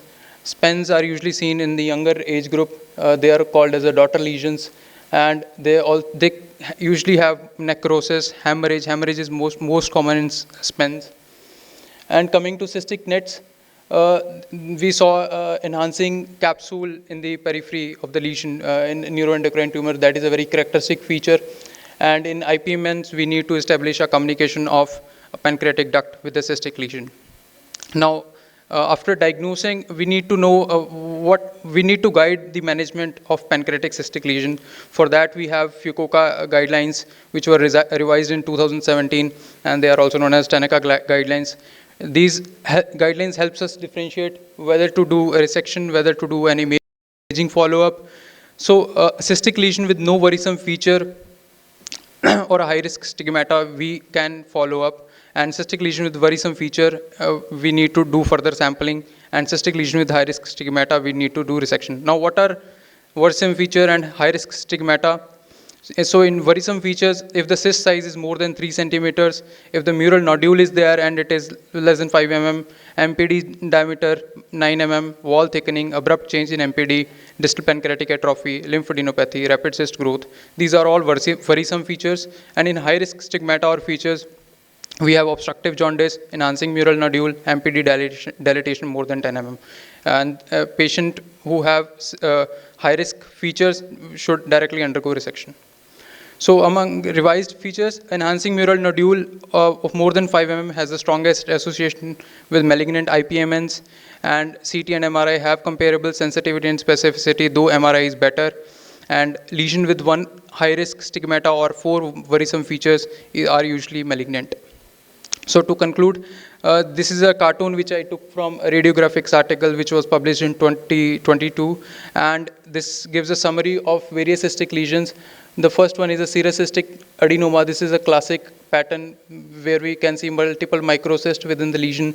There is a central scar or stroma. Mucinous cystic neoplasm are usually macrocystic. The cyst size is usually more than 2 centimeters. And in branch duct, in the main duct and the branch duct IPMNs, we usually see a communication with the pancreatic duct. In solid pseudopapillary epithelial neoplasm, we see hemorrhage, necrosis, and heterogeneity.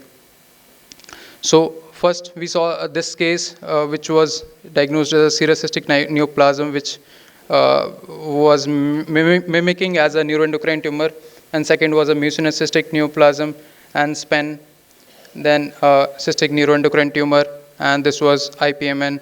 And as we progress, this is sequentially there is an increased risk of malignancy, maximum in cases of IPMN. So these are my references, and thank you.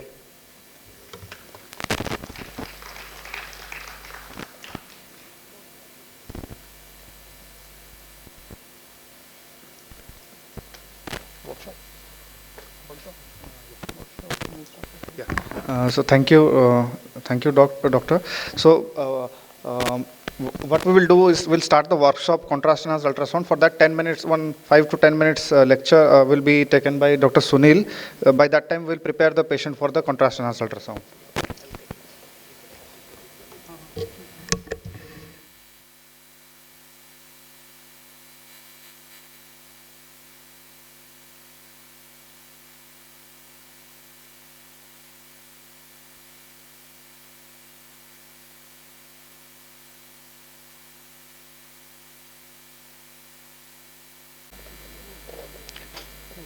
Good afternoon, everyone. At the outset, I'm thankful to Team ORIA team for giving me this opportunity to share this platform with you. My workshop is on contrast enhanced ultrasound, but we want to first discuss about these basic things about the contrast enhanced ultrasound. So what are these ultrasound contrast agents? As we all know, these are basically the microbubbles, air-filled microbubbles. So what are the composition of these microbubbles? Generally, we use SonoView contrast agents, and this is one of the microbubble particles of the SonoView contrast agents. As we can see, these are the air-filled microbubbles. The gas inside are gas-filled microbubbles. So the gas inside is the sulfur hexafluoride, while the outer core is made up of phospholipid molecules. If we see the size of these microbubbles, these are 3 to 5 micron in size, less than the size of the RBC. And the gas which is inside it, it is inert and high molecular weight, and it is not with having a low liquid solubility. And these encapsulating shell are either lipid or protein coating, which are highly elastic. So because of this property, their size are usually more than the size of the iodinated contrast and the gadolinium contrast. So these microbubbles, they stay most of the time within the vessels, and they do not cross the endothelium and enter into the interstitial spaces. So there is no extravascular or interstitial accumulation of these contrast, and these usually cleared by the lungs, and their half-life is approx 5 minutes, and there is no renal clearance. The re-injections can be given in every 10 minutes. So what are the physics behind these contrast enhanced ultrasound? So as we can see, these are basically the microbubbles, and whenever sound waves strike over these microbubbles, they get compressed. And there is a compression and rarefaction. They compress and they expand also. That generates some harmonic frequency, the harmonic signals that is captured by the transducers, and that converted into the increased echogenicity of these microbubbles. So this is how the ultrasound waves, as it comes, so there is a compression of these molecules and they expand also. So because of this, there is a non-linear movement of these microbubbles that generate the tissue signals. And there is a strong backscatter signals is generated. So what are the advantages of contrast-enhanced ultrasounds? First of all, these are real-time. They are radiation-free. There is much higher temporal resolutions. That's why they are effectively eliminate all the motion artifacts. There is high contrast resolutions. It is said that the negative predictive values of these contrast-enhanced ultrasound in excluding the presence of flow in the lesion is close to 100%. So the enhancement dynamics can be studied on all the arterial, portovenous, and delayed phases. So we can characterize the lesion whether it's a benign or malignant lesion. There is no need to predefine scan time points or to perform any bolus tracking. They have excellent tolerance and very rare side effects profiles. There is no nephrotoxicity, no hepatotoxicity, and there is very low allergic adverse reactions. So the drawback is that they allow for characterization of limited number of observations per examination. So they are not optimal for the disease staging. So how these ultrasound contrast agents are prepared? As we know that these are the sonoviews. They come in this packet form, and there are guidelines which is mentioned in this. These are the powder form sulfur hexafluoride, these particles. They comes in an amorphous forms, and this is the mini spike transfer system. And we take a 5 ml syringe with normal saline. We open the mini spike cap, and through this we connect these normal saline 5 ml syringe, and we connect it with these vial. We inject the normal saline into the vial, and we vigorously shake them for at least 20 seconds till the time there is a milky appearance of this contrast agents appear. So we withdraw usually 1.8 to 2.4 ml of these contrast agents, and we inject them. So what are the conditions or indications in which we can use it? In GIT cases, like for the imaging of focal liver lesions, to differentiate between the benign versus malignant lesions. In imaging of various pancreatic tumors or endocrine tumors, differentiation of vascular or avascular component of the lesions, the cystic masses differentiation, whether it's a complex cyst or simple cyst. Even in the ablation procedures, where after the ablation, we can see that there is no residual enhancing component is there. Regarding other procedures, like imaging of carotid, in renal procedures like renal artery stenosis, renal trauma, even renal tumors, they all can be assessed. Even it can be injected into the cavities, like in abscesses, or to check any communications, is there any fistulous communications with any artery or vein, that can be assessed. Even the localization of the tip of the catheter sometimes is difficult on the ultrasounds. That can also be assessed through these contrast agents. Other urological applications, imaging in prostates, to selectively to reduce the number of the coarse from trus biopsies. Those which is enhancing lesions can be targeted. Even the vesico-ureteric reflux can be done through these to avoid the radiations. Bosniak lesions can be further assessed. Even in CA endometrial cases, and even in the subserosal fibroid, these can be used. Thank you. So we will demonstrate you a live case, and this is a case of a pancreatic tumor with multiple liver mets. So we will show you how to do this contrast and ultrasounds.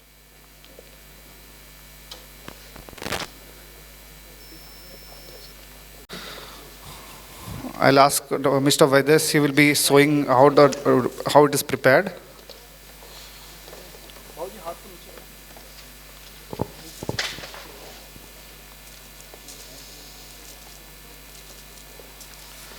So we have an indeterminate lesion in this patient in near segment, near the gallbladder fossa. So do you have the slides, CT slides?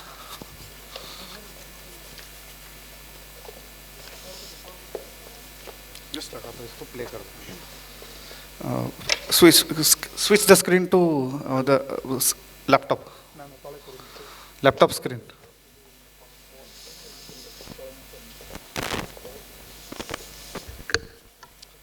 Let's start. You need saline, no? So you can show this plunger first. What comes with the set? So what comes with the set is? Yeah, this is the vial containing sulfur hexafluoride gas, and it has a phospholipid cake below. Okay.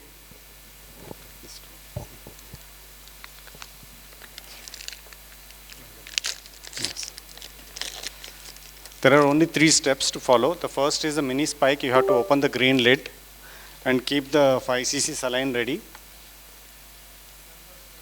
Just ideally you take a lower lock syringe. This is not a lower lock syringe. If you don't take a lower lock syringe, what will happen is you may have this entire system disintegrated. Take a lower lock syringe always. Yeah.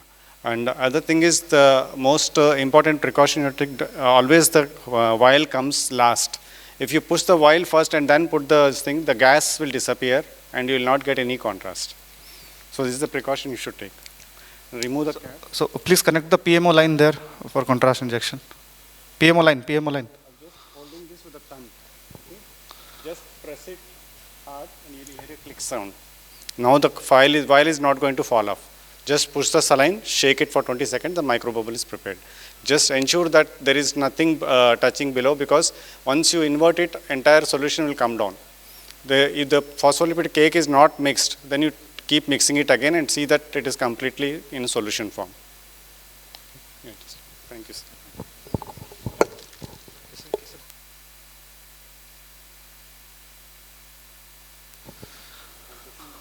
Slide, laptop slide.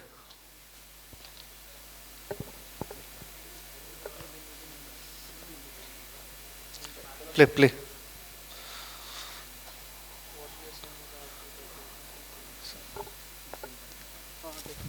So you can see chronic pancreatitis, pancreatic head lesion, US biopsy, breast cytology was done. Pancreatic ampullary CA is proven. So patient has few lesions in segment 4 and 5 probably.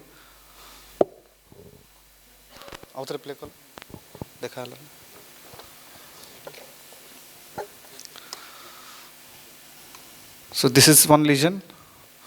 So you'll always have doubt in this biliary malignancies whether it is a cholangiotic abscess, resolving cholangiotic abscess, or metastasis.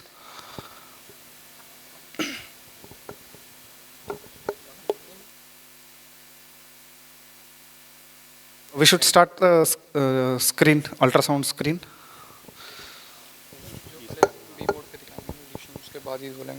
So what we are seeing is a hyperechoic lesion in the segment 4, which I am demonstrating on the B mode. Is it clearly projected on the screen? So this is a lesion in segment 4. We will characterize this lesion on CUS.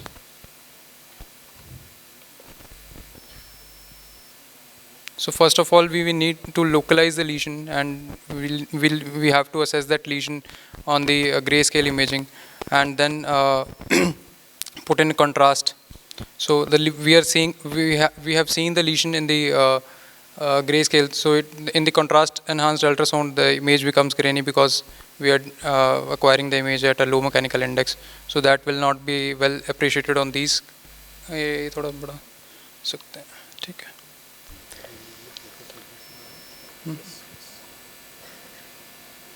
So image on the right side is the ultrasound image, and on the left side is the low MI image. We'll keep it around 0.2 to 0.3 mechanical index.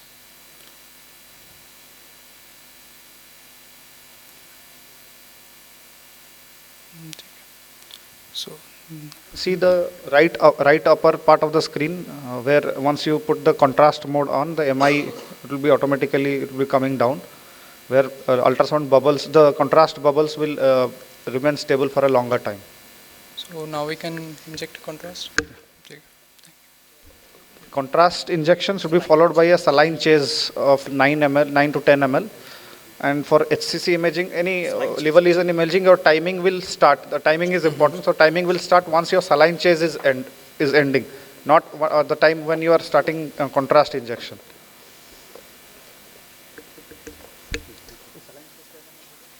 हाँ chase बता देना जैसे chase होता है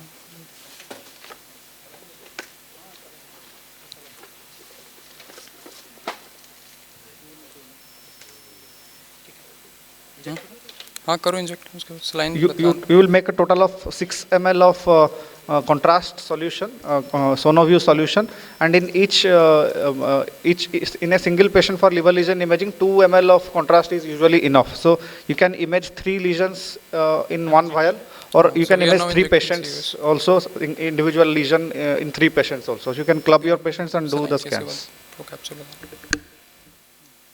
Saline chase. Okay, saline chase.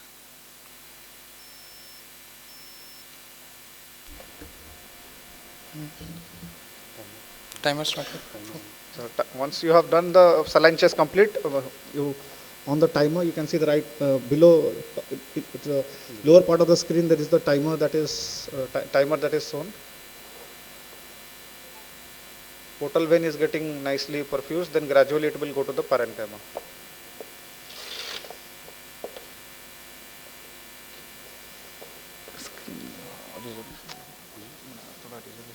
Lesion. So this was the lesion. And this is उसमें तो दिख रहा नहीं इसमें कौन सी है इसपे कहाँ है? You try to focus the lesion on the grayscale and see the enhancement pattern on the contrast map. So this was the lesion, a hyperechoic. So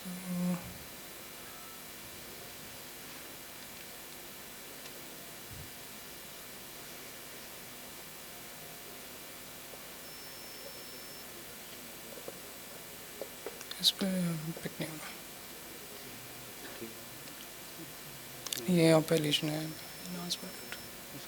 pro capture है इस पे ठीक ठीक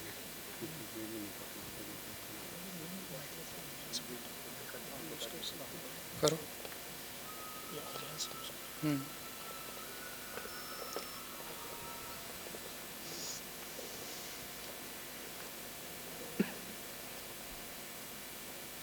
So this is not the ideal lesion, is it?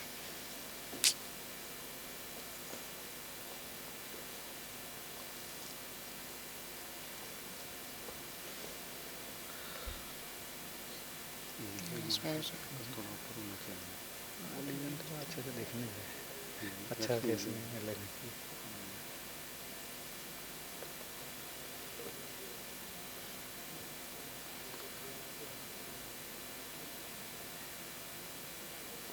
Photo तो दिख रहा है उसमें लीशन नहीं है समझ आ रहा है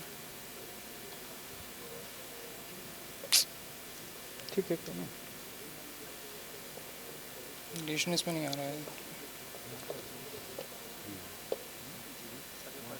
जी भी तो कॉन्ट्रैक्टेड है ना वो लीशन बी मोड पे तो आ रहा है इस पे नहीं आ रहा ना ठीक है कोई नहीं ओके इतना वेस्कुलर नहीं है लीशन नहीं वेस्कुलर नहीं है हाँ सेव कर लो उसको So for the initial 1 minute you take continuous loops. So after 1 minute of your scan, every 30 seconds you save the still images. So that way you'll have a cine loop of images for the first 1 minute, where you can ideally assess, after taking the scan, you can assess the washout, early washout, and or arterial enhancement. After 1 minute of scan, at every 30 seconds up to 5 or 6 minutes, you take save the still images, and then you can collect those images. Then again analyze your washout criteria and enhancement. Maybe because the lesion is hypervascular, so we are so not able since to pick this lesion is hypovascular, not a ideal, actually not an ideal lesion to show here, but still whatever lesion we are seeing on grayscale, we are not showing any differential enhancement, but still we have to wait till 5 minutes to see if there is any washout. Timer हम दोबारा start कर दो उसमें 2 minute 3 minute हो चुके हैं अभी 2 minute पे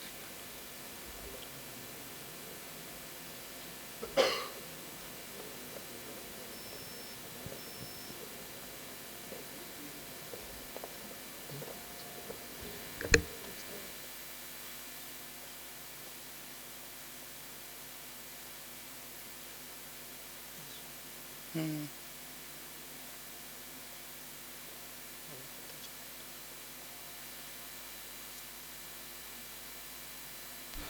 So what our intention was to all young radiologists is you don't shy away from not advising a contrast ultrasound for any indeterminate liver lesion if you are finding it on cross-sectional imaging. You can easily, or any patient, any of your patient who has deranged KFT, who is not able to undergo a contrast scan, you can advise a CU contrast enhanced ultrasound, and most of your machines will have this contrast enhanced ultrasound. Like you can do a CUS scan to determine or diagnose your liver lesion. It's a very safe contrast agent. There won't be any, mostly won't be any contrast reactions.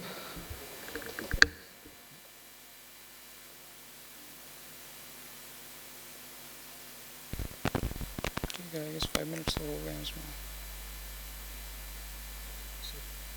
नहीं.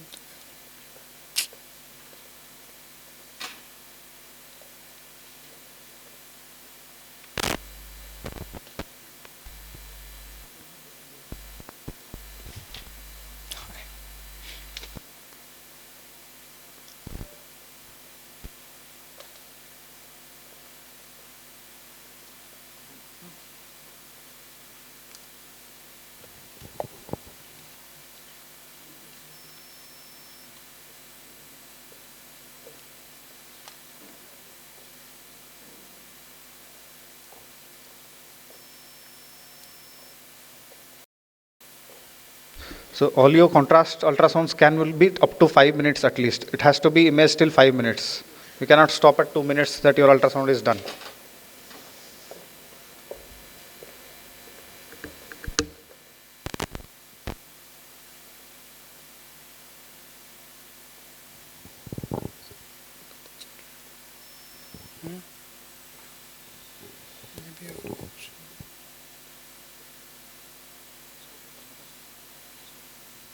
पता नहीं suspicious है but इसमें नहीं आ रहा है. नहीं आ रहा तो क्या करें हम. So it is like most likely a hypovascular metastasis which is not showing any enhancement or a typical metastatic pattern. Metastasis usually show early wash-in and then they can show washout. So we can have 4 types of pattern depending upon washout, whether it is mild washout or marked washout, early or late. If they have early washout and that is marked washout, that is very typical of metastasis. Early and mild is also will be seen in cases of neoplastic etiologies, but late and mild washout is a characteristic feature of an HCC, and late marked washout is is also a feature which is seen in the metastasis.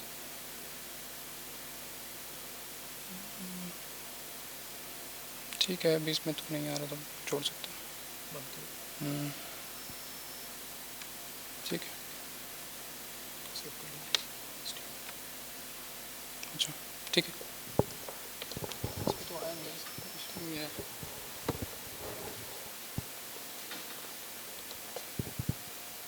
Legion इसमें तो दिख रहा है, इसमें नहीं आ रहा है. Sir इसमें वास्कुलरिटी थोड़ा देखिए जैसे 2D से. छोड़ो कोई नहीं. Just to check. नहीं उससे कुछ नहीं है. लीजन तो है इसमें, बट वो लीजन करेक्टरिस्टिक शो नहीं कर रहा है actually on CUS, which we expected. It's okay.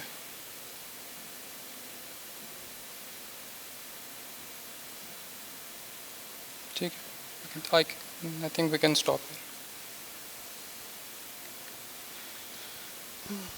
ठीक है.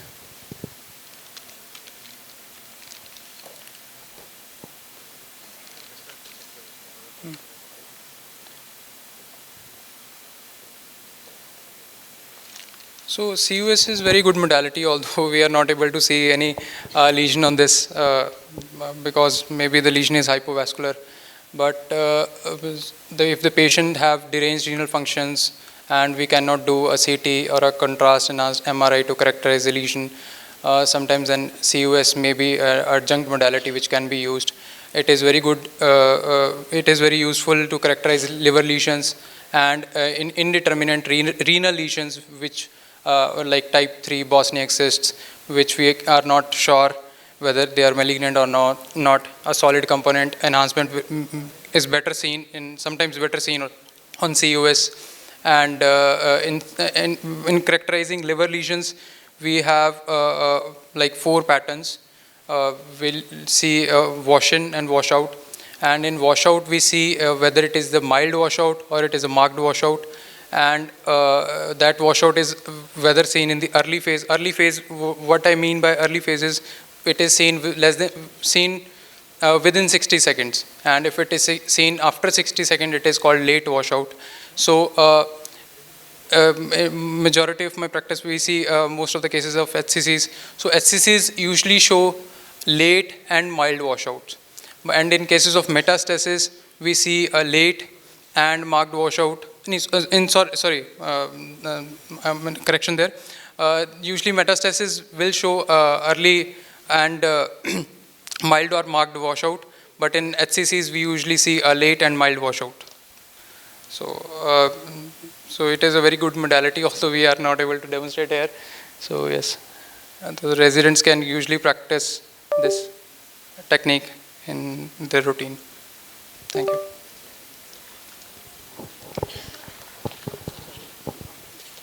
चला ही नहीं यार इसमें. कोई बात नहीं, हम elastography करेंगे. So we have a hemangioma case, saved image that we will show you, saved case.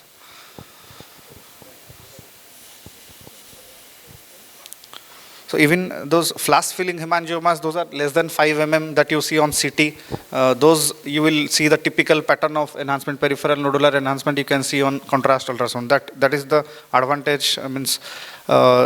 Flash filling hemangioma, usually less than 5 mm or 10 mm hemangiomas won't have those typical peripheral nodular enhancement on CT. You'll see it a single flash filling, but on contrast ultrasound they will show those peripheral nodular pattern of enhancement.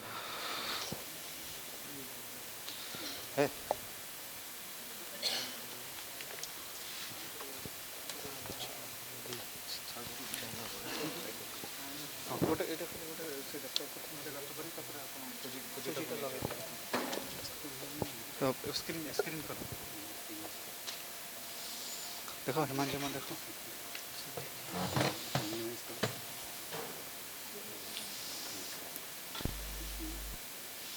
So you can see a hyperechoic lesion around 3 to 4 centimeter.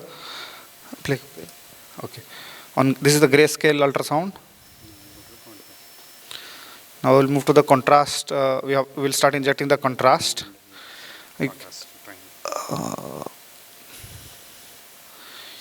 You see the time on the screen. You can see upper part of the screen, the time, that is C, and the low mechanical index. You can see peripheral nodular enhancement.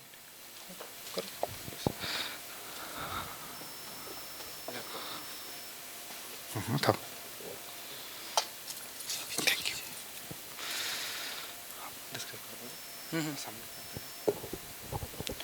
So this is a lesion we are seeing. If we see timer is okay. So the lesion is showing a peripheral enhancement, and there is a central non-enhancing component seen within the lesion. And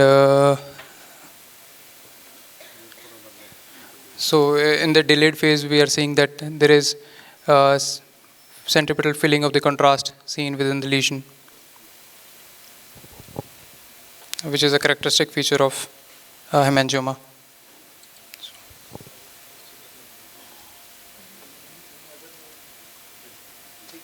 haemangioma ही है. Okay, ठीक है. Okay, so I think you have some idea of how to do the contrast ultrasound, how to prepare the contrast sonoview and lesion to show. But see, there is don't have to be don't have to take that precautions like CT, doing a contrast CT. So next time you get a liver lesion, you should not shy in advising a contrast ultrasound or doing a contrast ultrasound. So we'll move to the next workshop, that is liver elastography. Dr. Tarvinder and Dr. Sunil, please please join.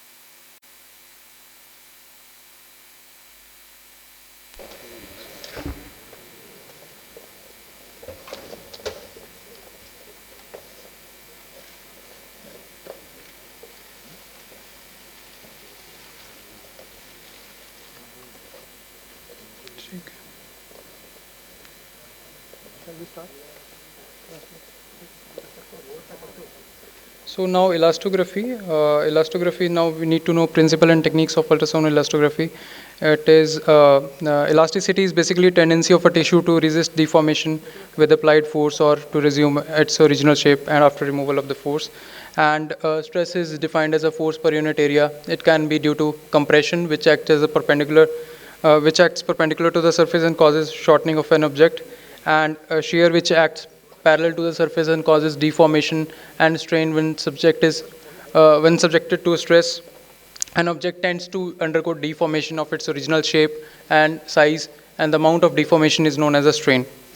So there is a Young modulus that helps us decide tissue stiffness or elasticity, and it is expressed by Young modulus, the ratio of compression pressure and resulting deformation strain, and it indicates how difficult it is to deform tissue via compression or shear.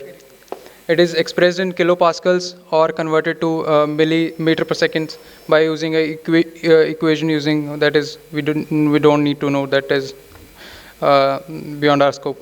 So Young's modulus elasticity is basically stress upon strain. We are measuring a deformity in the tissue, which we which can be due to compression, strain.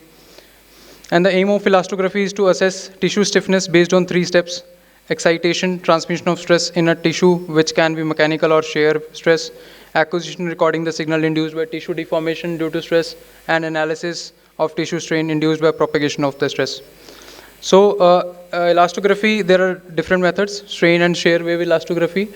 And classification wise, we have static or quasi-static strain imaging and a dynamic shear wave imaging. In dynamic shear wave imaging, we have transient and continuous, and we will be demonstrating a continuous shear wave imaging today. So in shear wave imaging, rationale is shear wave propagation is proportional to tissue elasticity, and normal liver is viscous, not favorable for wave propagation. And fibrosis and pathology increases the hardness of a tissue, favors more rapid progression of propagation of shear waves. So there are 3 technical approaches: one-dimensional transient elastography, point shear wave, and 2-dimensional shear wave elastography. So optimal conditions to do an elastography are: a patient should be fasting, and he or she should have 10 minutes of rest, and arms should be above head. A careful assessment of LFT value should be done. A dorsal debicutus or a supine position, and breath hold in neutral respiratory position. So we should not ask the patient to take a deep inspiration or deep expiration. He should be in a neutral respiratory position. And ROI placement is beneath the Gleason's capsule, that is approximately 2 centimeters. And ROI placement should be done in such a way that we should avoid major vascular structures or biliary structures. And so this is about patient positioning, which I have mentioned. And usually elastography is done in right lobe of liver, 5, 6, 7, and 8 segments of the liver. And so these are the recommendations. Patient should fast at least 4 hours. Measurement should be taken at intercostal space with patient in supine or slight lateral decubitus. Measurement should be in the neutral breathing, and measurement should be taken at least 15 to 20 minutes below the liver, 15 to 20 millimeters below the Gleason's capsule. And region of interest can be positioned closer to liver capsule if reverberation artifacts are avoided. But it is recommended that it should be below 2 centimeters below the liver capsule. And results can be reported in millimeters per seconds or in kilopascals. Mostly they are reported in kilopascals. And in most systems, ARFI push pulses 4 to 4.5 centimeters from the transducer, which is optimal location for obtaining measurements. And major potential confounding factors when we do elastography includes liver severe inflammation indicated by AST and ALTs. That is why LFTs should be done prior to elastography. And 10 measurements should be ideally be obtained on shear wave elastography, and final result should be expressed in median together. And fewer than 10 measurements with shear wave elastography can be obtained at least 5. However, IQR by median, it's a parameter, should be within the recommended range, that is less than 30%. And for 2D shear wave elastography, five measurements should be obtained when the manufacturer quality criteria are available, and the final result should be expressed as a median together. And the most important reliability criteria is IQR by median, that is should be less than 30%, and adequate B mode liver imaging is prerequisite for point and shear wave elastography. So advantages of shear wave elastography over the standard fibroscan. It is because it is not influenced by the body mass and ascites, and it gives anatomical guidance, and we can localize the structures better, and better staging of fibrosis, low technical failure and high accuracy, and evaluation of deeper tissues.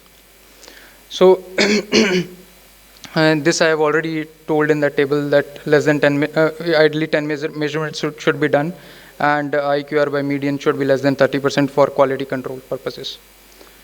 So this is another modality which we will not discuss, point shear wave elastography, and this is also point shear wave elastography. We are saying shear wave elastography. I'll skip on towards the shear wave elastography.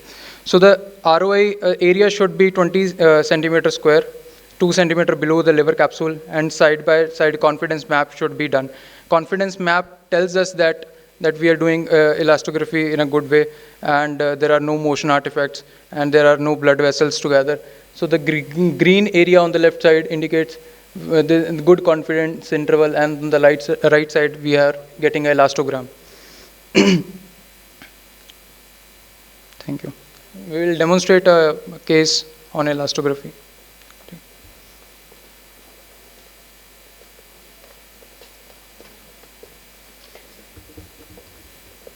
Seeing the liver through intercostal space. In a longitudinal plane, we are seeing the this is segment 5.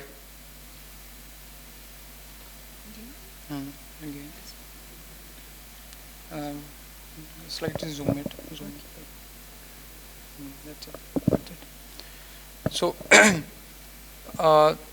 before doing elastography, we should identify an plane to get a maximum window, and this liver capsule should be in a horizontal plane, and then we have to make sure that patient is in normal respiration and not holding deep breaths or not exhaling deep.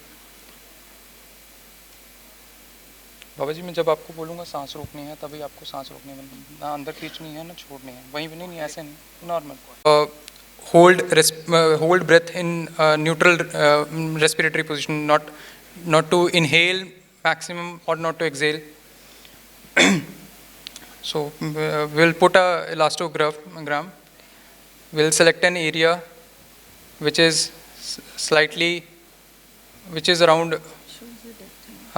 Okay.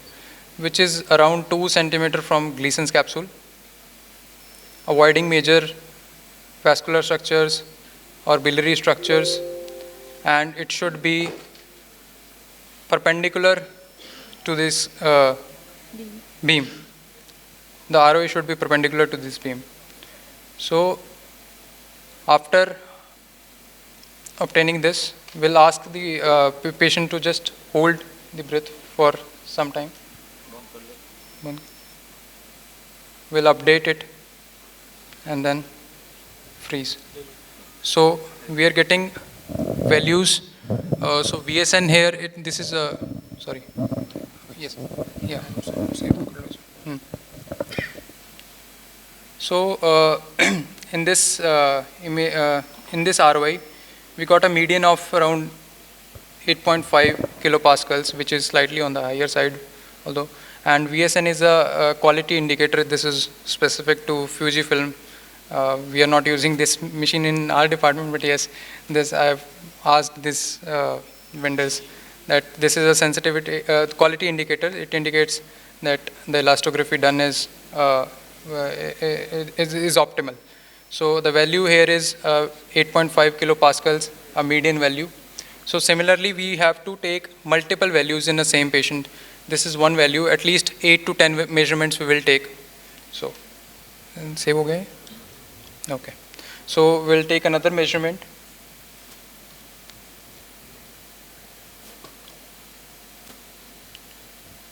Beam.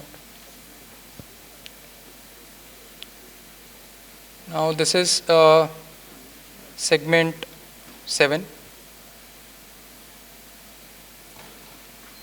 So again, we'll fix a plane and then put a ROI. ROI. Okay. सांस बंद करो. Touch this.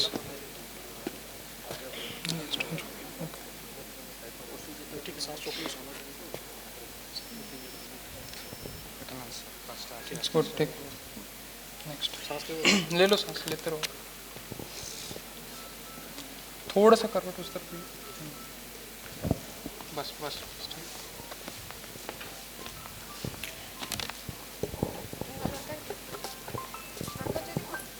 SWM. सांस रोको बाबा.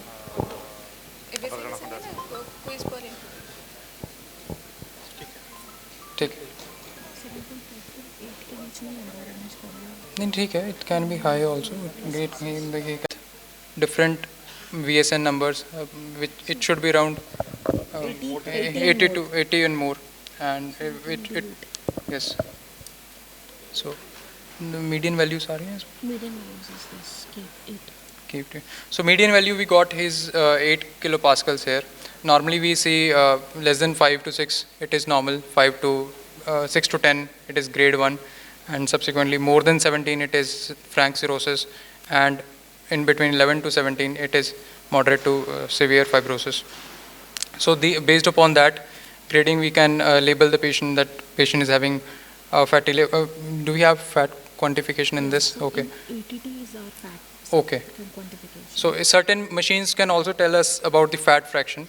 Just on the grayscale imaging, just we can in past we used to label it as grade 1 fatty, grade 2, grade 3, but now there are definite objective criteria which are based upon the fat quantifications, and we can characterize the grading of fatty liver in a patient. And also along with that we can based upon the elastography we can measure the stiffness value of the liver. Less than 5 it is normal, 5 to 10 it is grade 1, and more than 17 it is frank cirrhosis, 11 to 17 it is moderate to severe type of fibrosis. So do we have anything else? What I was telling about that there was a control map that is seen in SWE. So do we have SWE?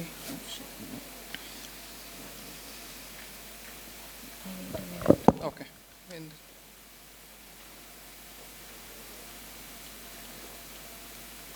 SWE.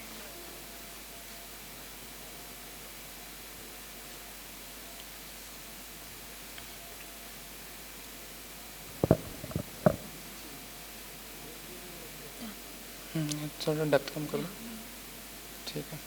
So this is side by side. On one side we will get a control map, and on other side we will get a elastogram of the same patient. Yes, freeze it. नहीं वो elastogram नहीं है, control map नहीं है. Okay, ठीक.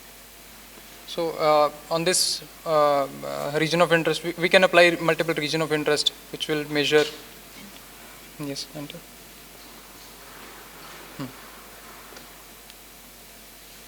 So ideally we should in one box we should use only 1 to 2 one ROI, but yes, we can, this is for demonstration purpose, we can apply multiple ROIs. And यहाँ पे median. Yeah, so this is the median. So we are getting a median value of around 5.43 kilopascals. And do we have IQR by median, which tells us IQR by median? 0.43. Okay. No. IQR by median, which is percentage, just to tell whether it is. Report में check करो.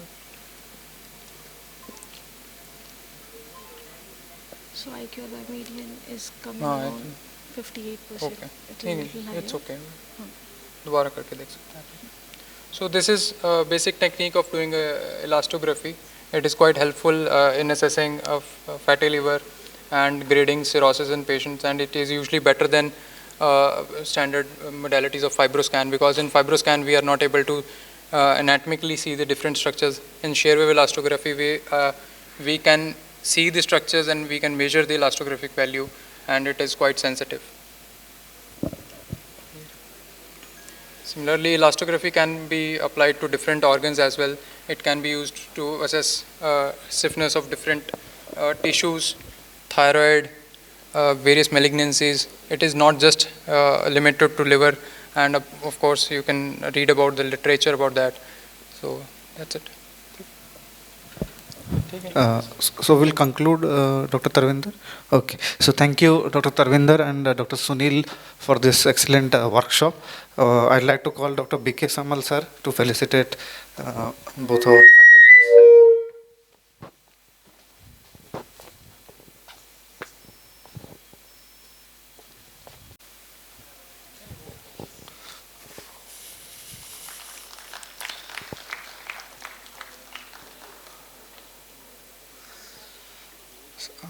Next, Dr. Sunil. Sir, आपका कुछ pen drive?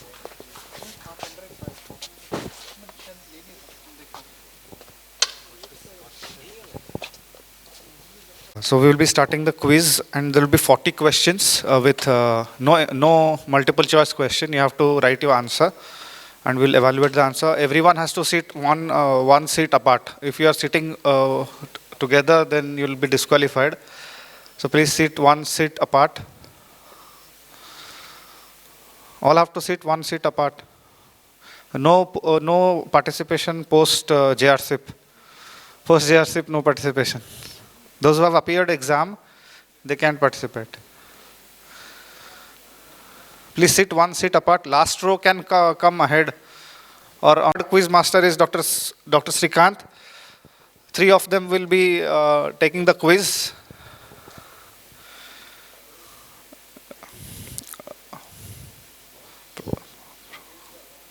'51st Annual State Conference. So all residents have got the page and pen. All have got the pen.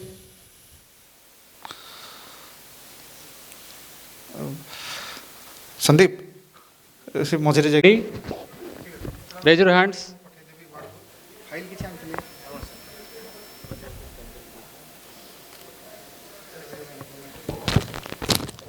So there are some rules.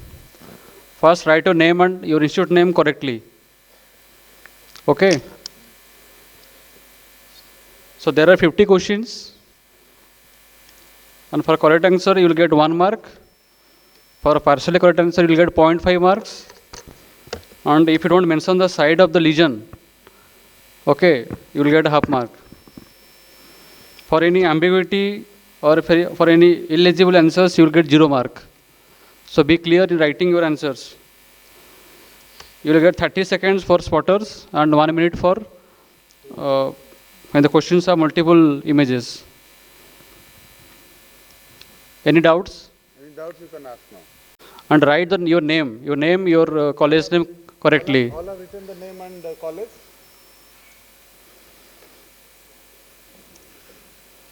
If your answers are very illegible or not understood by the quiz master, you will get 0 mark. Okay? And write the side of the lesion, right, left.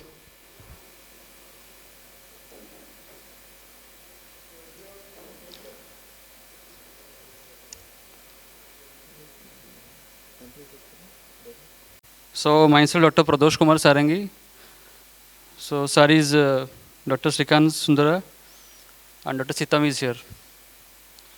So I will be basically discussing the diagnostic part and they will be discussing the international part.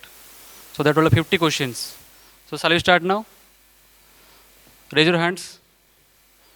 Okay.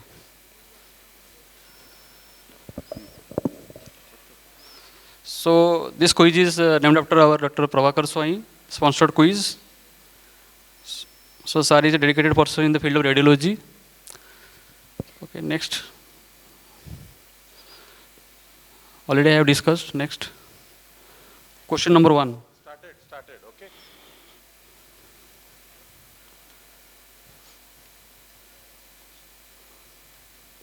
Timer. Clock.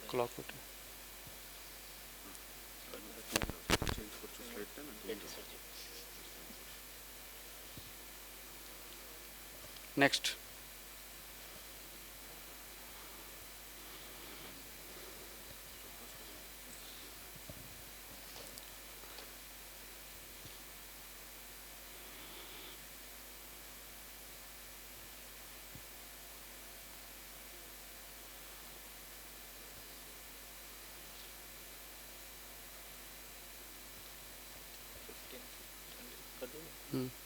Next.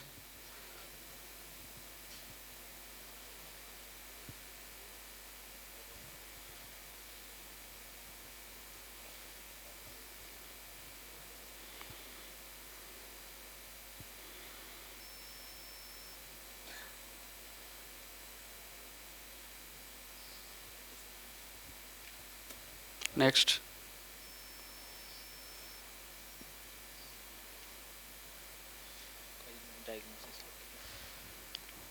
Diagnosis in this case, chest X-ray, CT, MRI, right the side of the lesion also, right, left.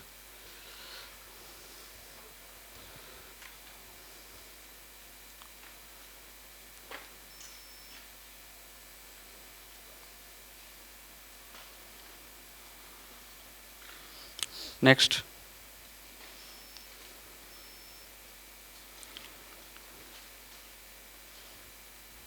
This is soft tissue swelling in the right thigh. This is USG image.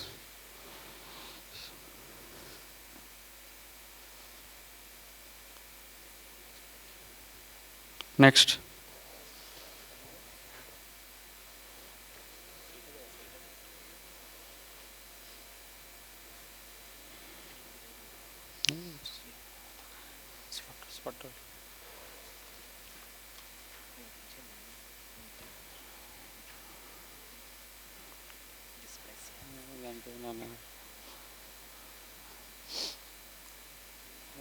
Metaphyseal, bone in bone appearance. Next.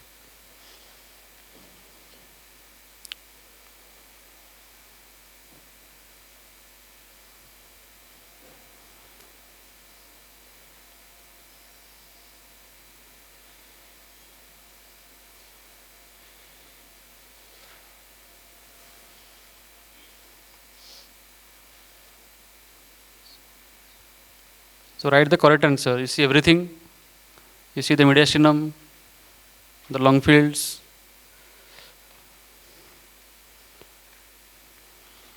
Next.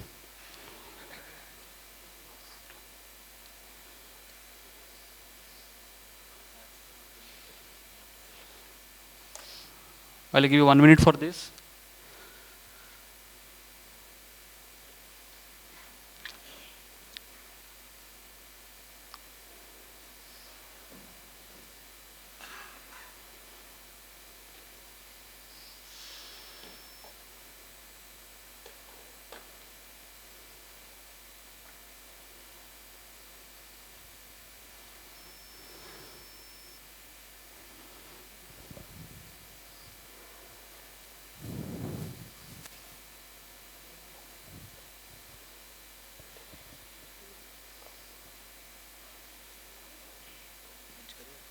One minute. 1 minute.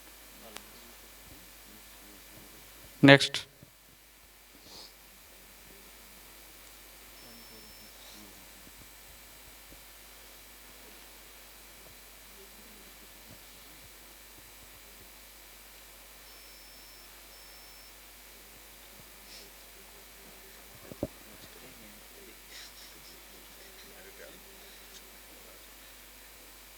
Next.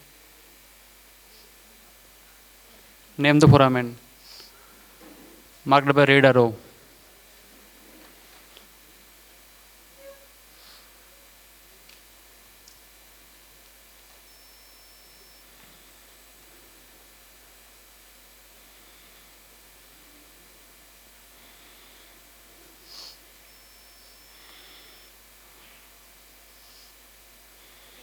Next.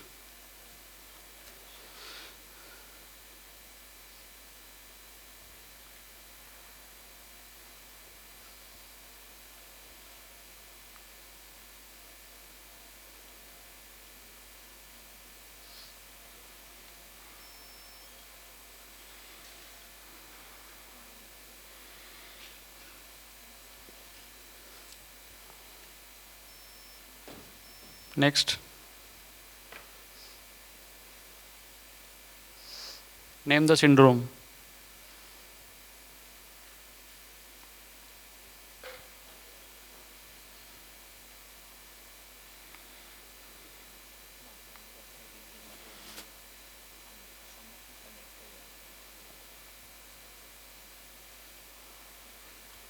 Next. Which of the following is not a content of the space? Marked in red.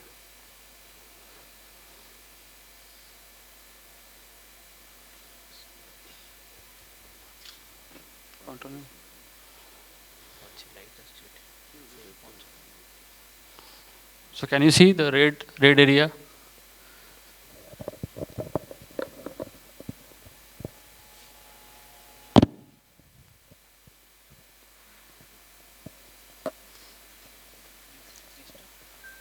Next.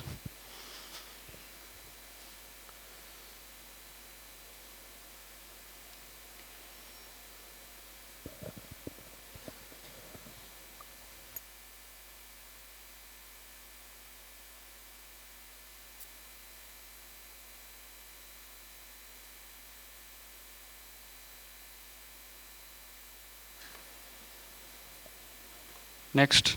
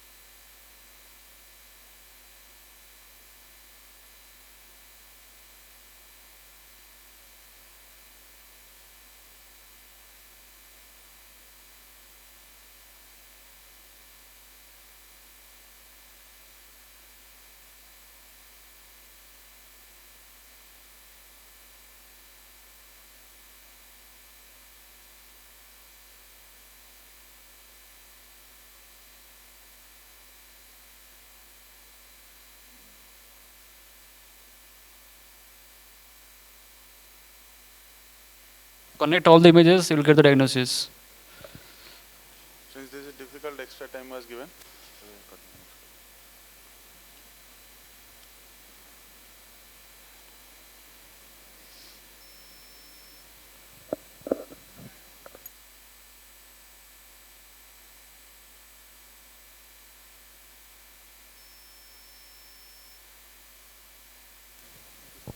This is skeletal dysplasia. When mind doesn't know, I cannot see. I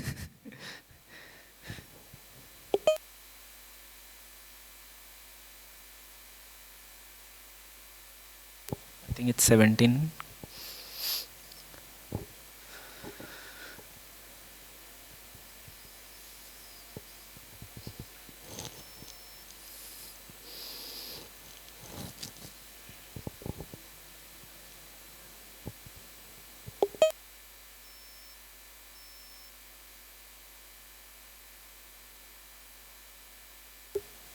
Next question is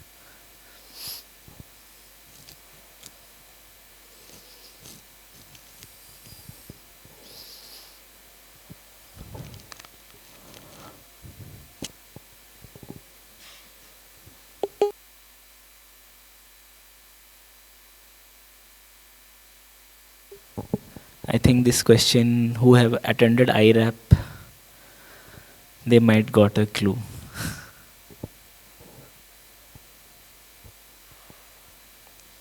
So connect each imaging from diffusion, flare, SWI, TOF, and something perfusion.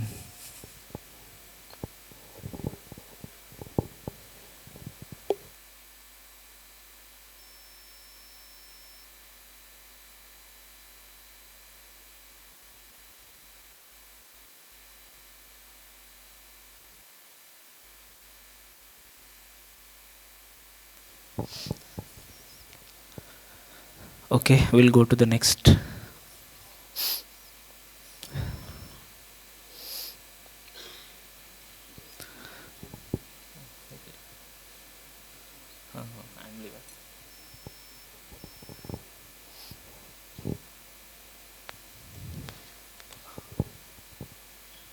Next.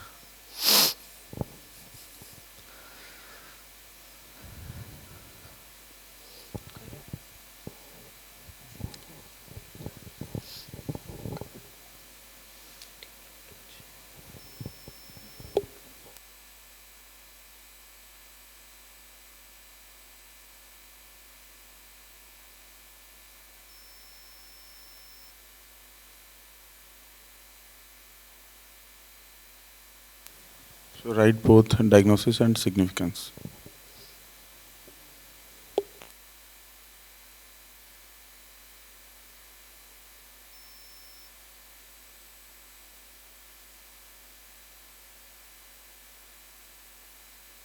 Next.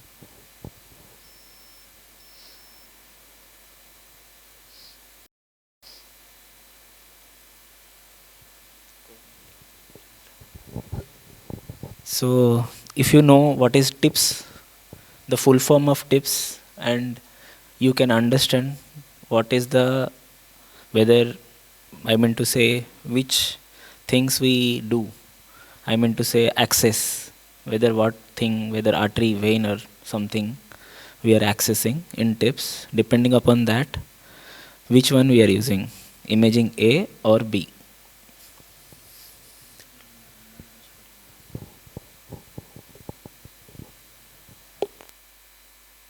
I think it is understandable, right?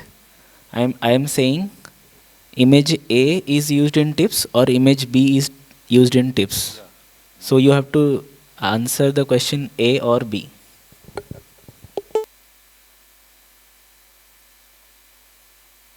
Okay, next question.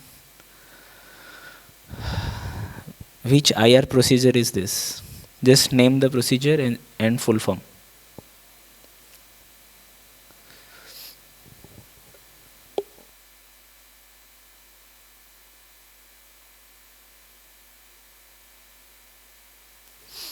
Similarly, this is again one of the hepatic IR procedure we are doing, but here I am not the question is key, what is this? What is the imaging? What we are imaging? Sorry, it was written which IR procedure. So what is the imaging? What we are doing? Even the IR procedure name also there. Something called, like for example, we are doing angiography. So what is this? Venography, photography, or something else.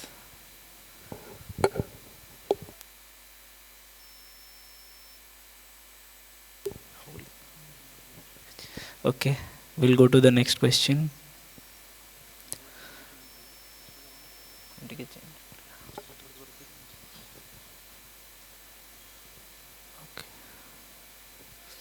So there are multiple findings here. Go through all the images, T2, flare, diffusion, SWA, contrast, and MRS. Even something arrow mark is also there. Post flare contrast also there.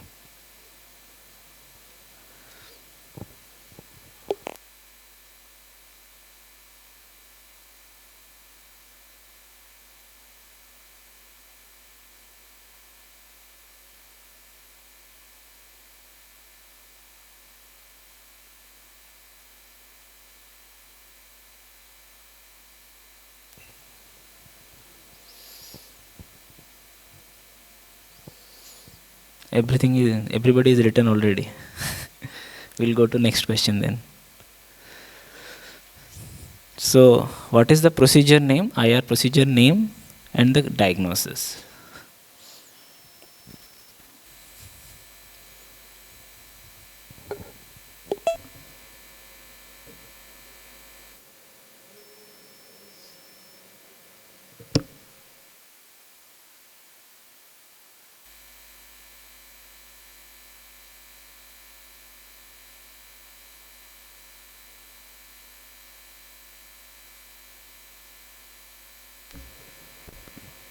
Next.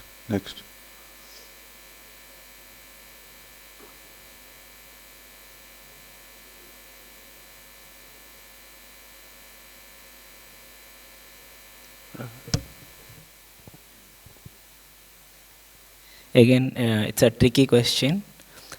You have to know the anatomy, then we can guess. Or something you should have listen, might be think.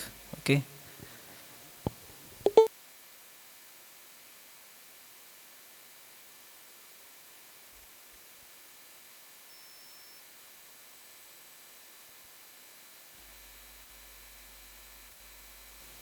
So, is one of the intervention procedures. Okay, we'll go to the next question.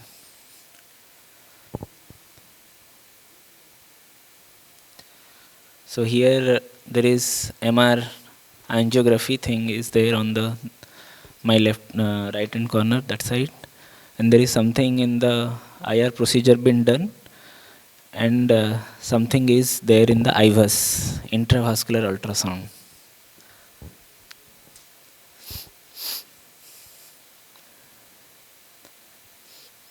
Something is compressing something.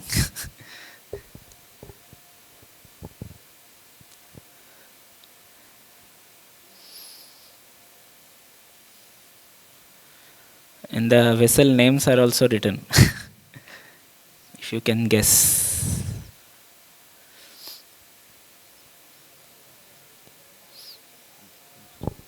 Okay, next question.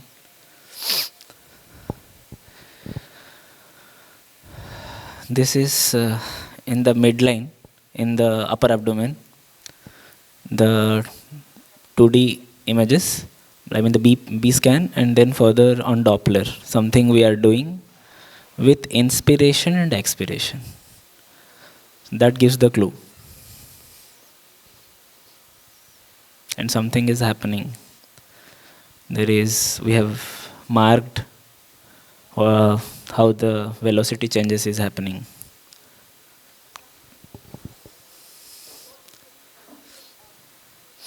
To add upon one image, this one.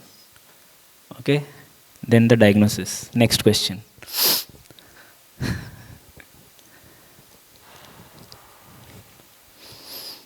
This is another IR procedure.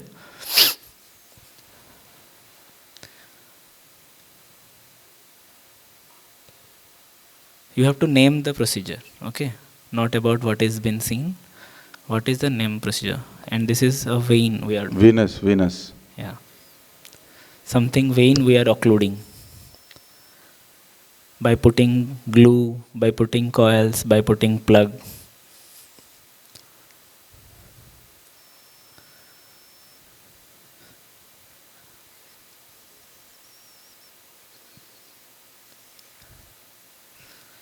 Okay. Okay, next question then. Again,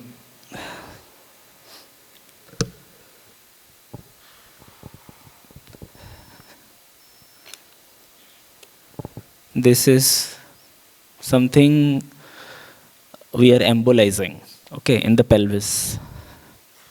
One is pre-embolization image, another is post-embolization image. You have to name the IR procedure.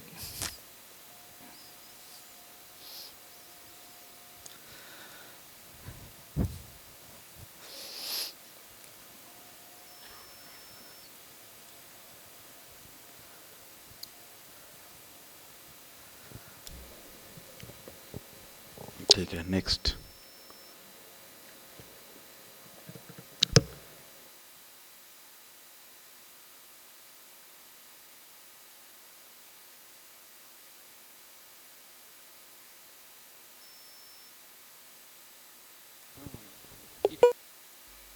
If you see the anatomy, you will understand, you can guess.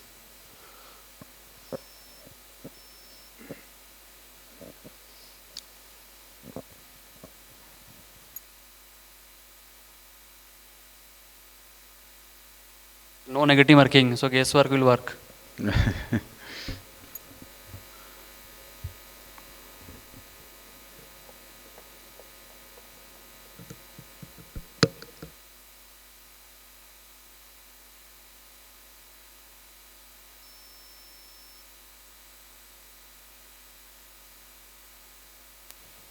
This is we want what are the procedure is done actually. Even you can write a diagnosis. If you write a diagnosis, that's even better. So here that's happening in the midline. Okay, something we are imaging. Some vascularity is there, some arterial feeder is there, some veins are coming, but it's very typical.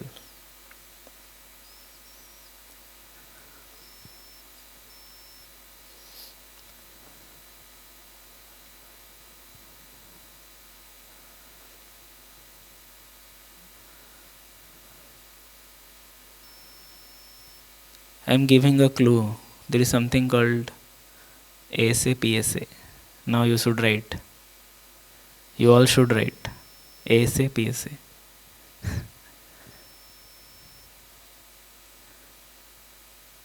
Okay, next question. So you have X-rays, MRIs. This is syndrome.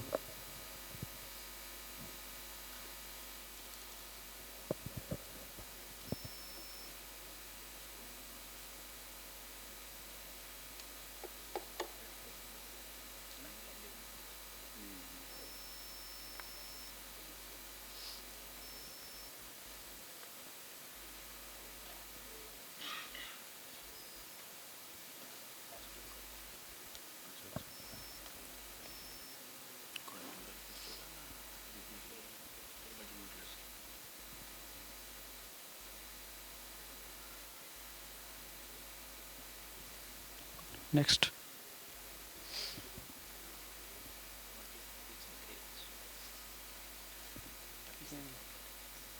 So here write the diagnosis.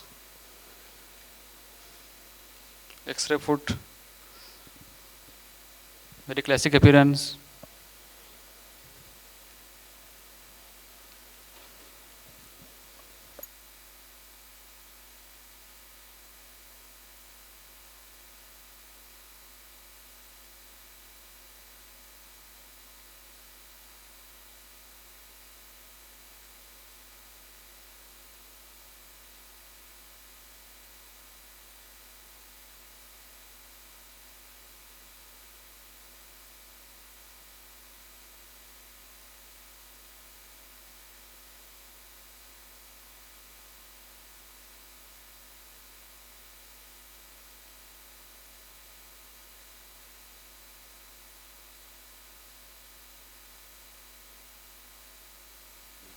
Next.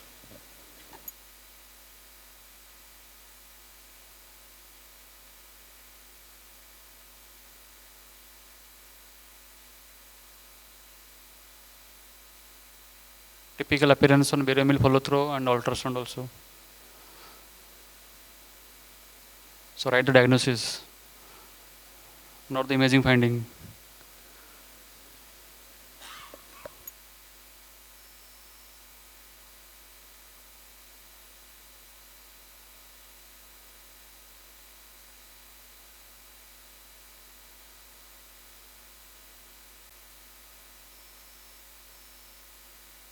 Next.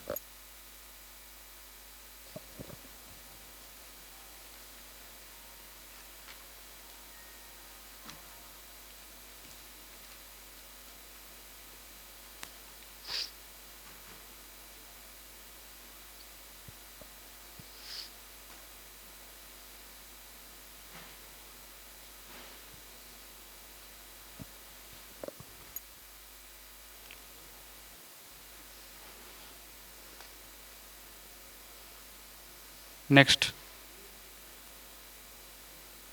Again, this is a spotter.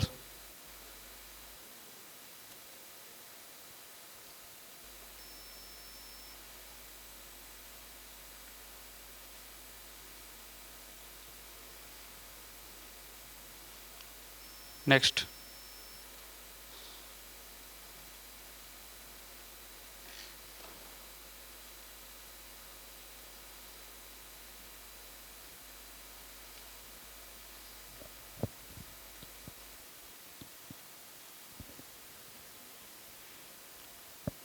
Next.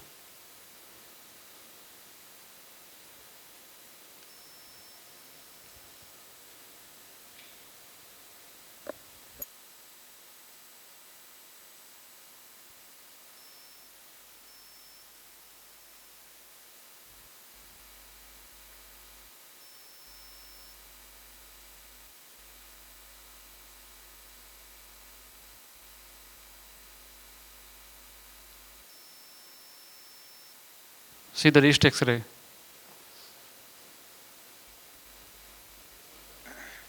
Next.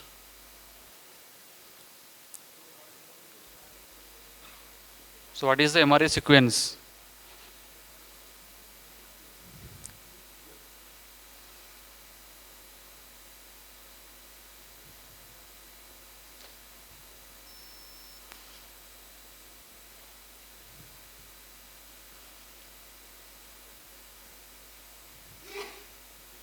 Next.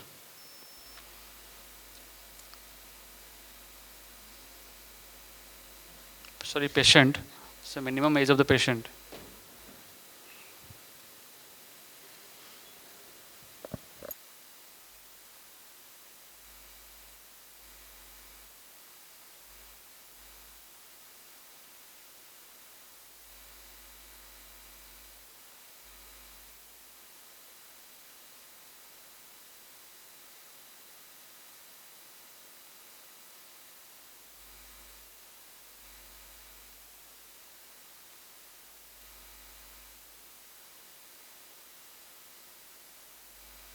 Next.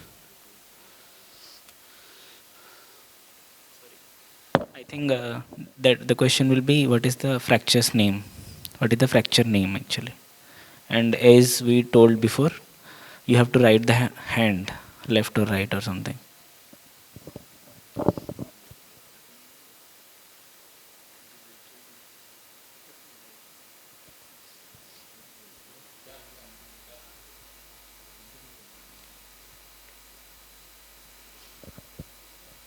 So it's a named fracture.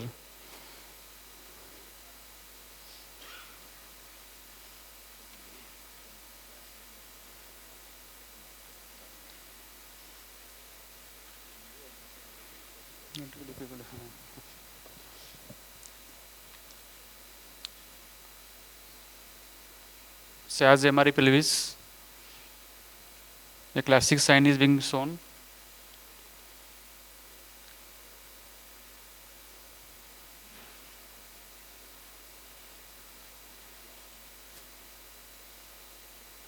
Next.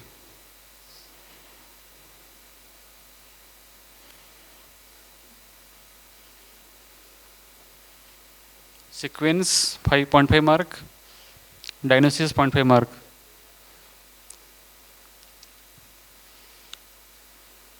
Which MRI sequence? And what is the diagnosis? Next.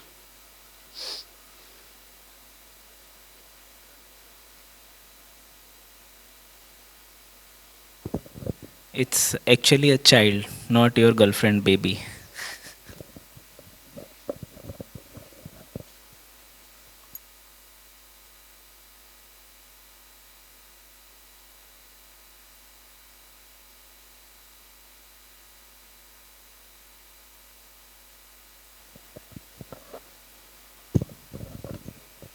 So there are multiple findings.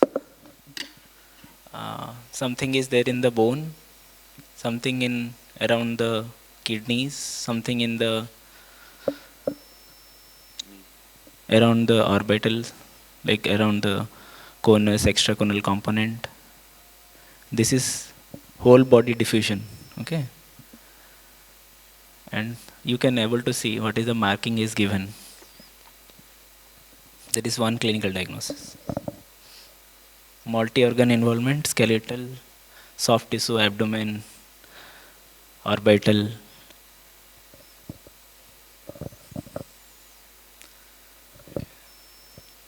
Final next 3 questions.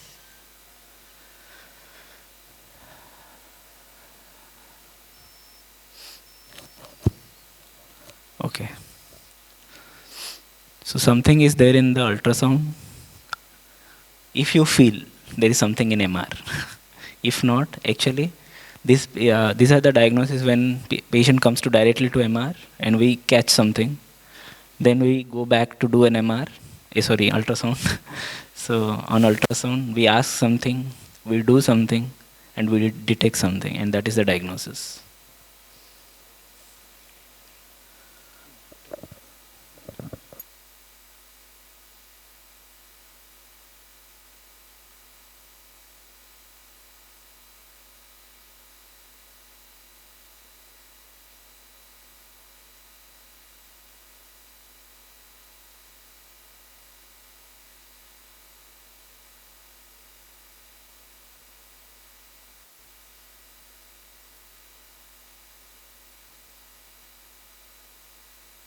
So name the sign and the clinical diagnosis. Breast MR now.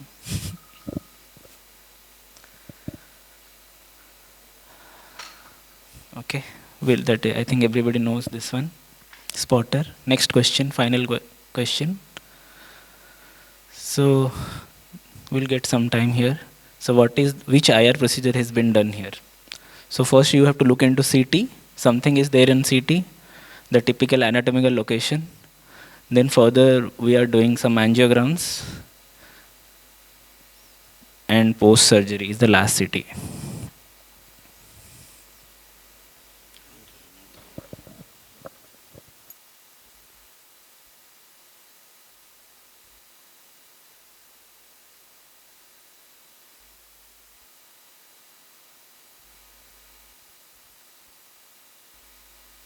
Here, diagnostic as well as IR procedure is done, so accordingly, right.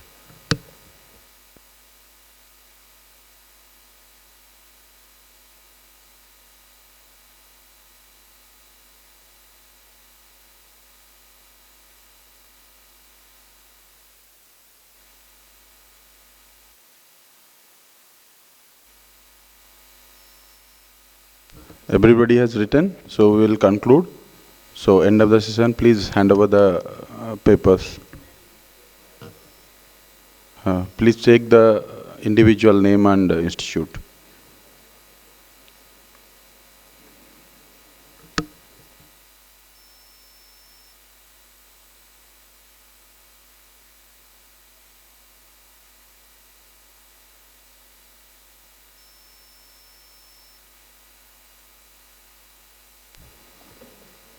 So now please hand over the papers. So our evaluators will be Dr. Manoj Naik, Dr. M.B.K. Rao sir, Dr. Nagraj sir and Dr. Arun Prakash sir.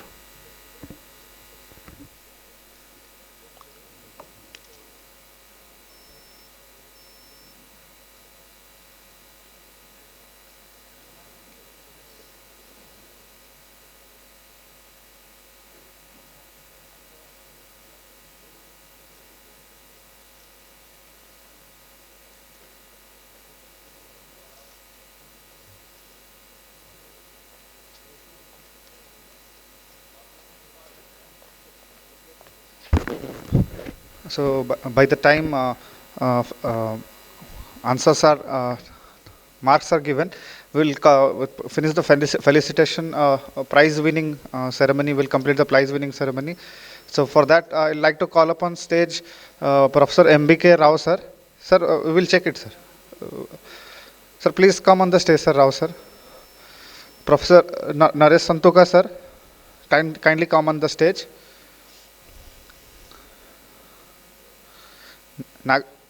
Professor Nagarajan sir, please come on the stage. So we'll start with felicitation of the quiz masters. They will explain the answers after this marking is done. So for felicitation, he has designed the quiz. A big round of applause.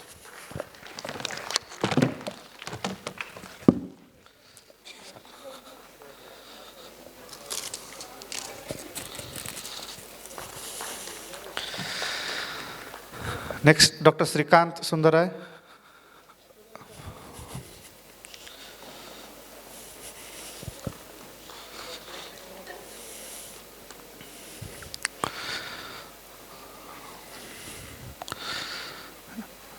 A big round of applause for Dr. Srikant.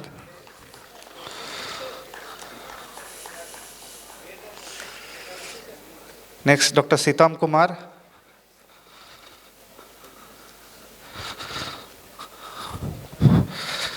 So,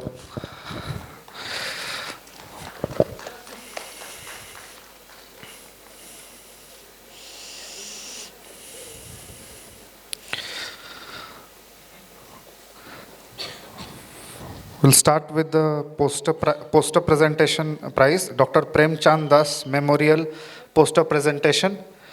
We have 6 prizes for poster presentation.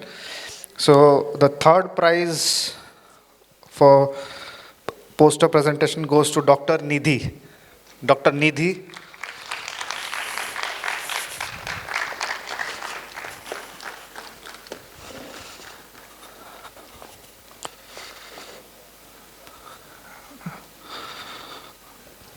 Dr. Nidhi from, her topic was on uterine AVM. So please.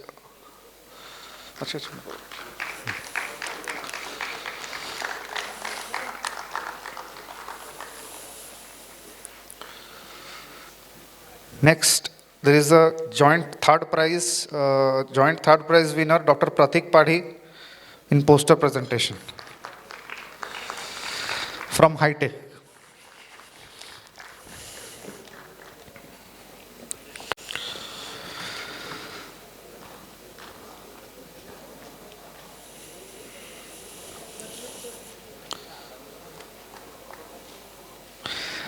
Joint third prize winner in poster presentation, Dr. Ananya. Dr. Ananya.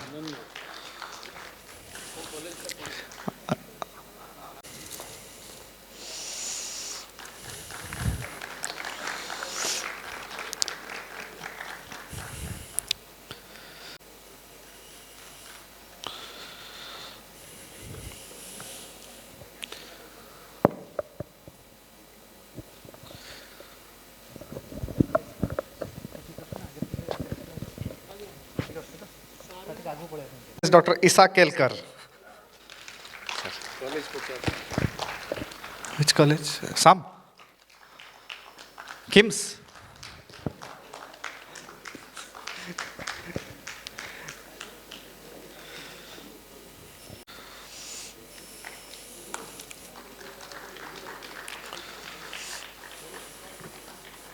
Topic was BT rats, brain tumor rats.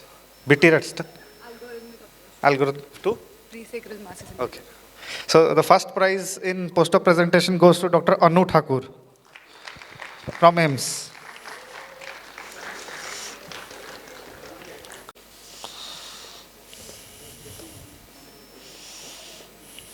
She is Anu's batchmate, colleague. She is receiving on behalf of Anu. So we'll move to Professor S.N. Sahu Memorial Oral Paper Presentation. So the third prize in oral paper presentation goes to Rasi Arora, Dr. Rasi Arora.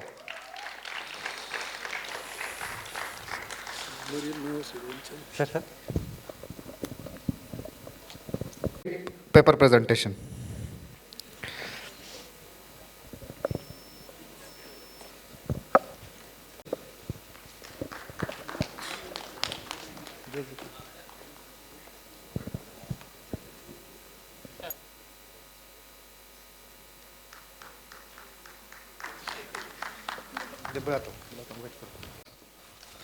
Joint third.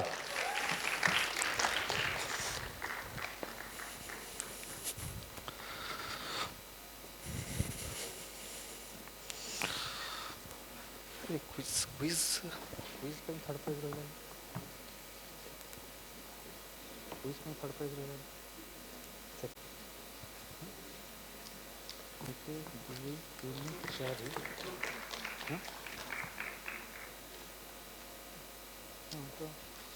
So joint third prize for oral paper presentation goes to Dr. Bharat.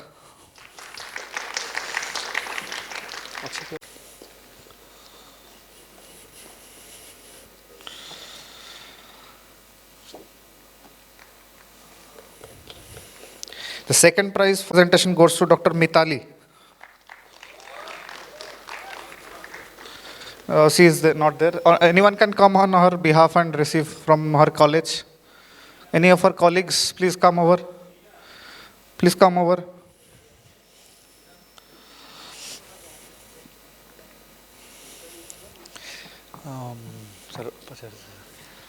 Which college? Which college?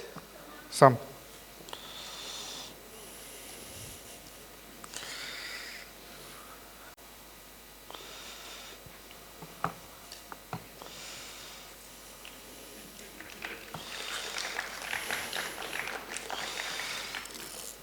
The joint second prize winner for oral paper presentation is Dr. Harsh Agarwal.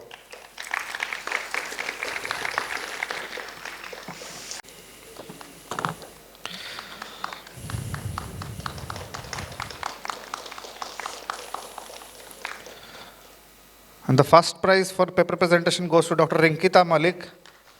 Her presentation was on radio mix.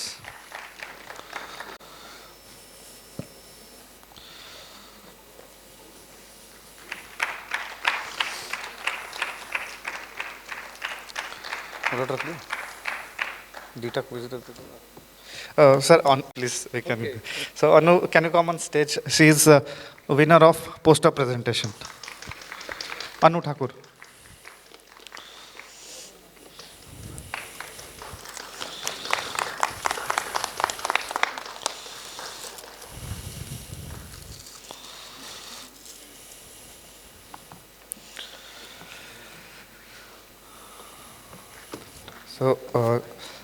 Thank you, sir. Sir, we'll just evaluate the quiz and then distribute. Can you take your seat?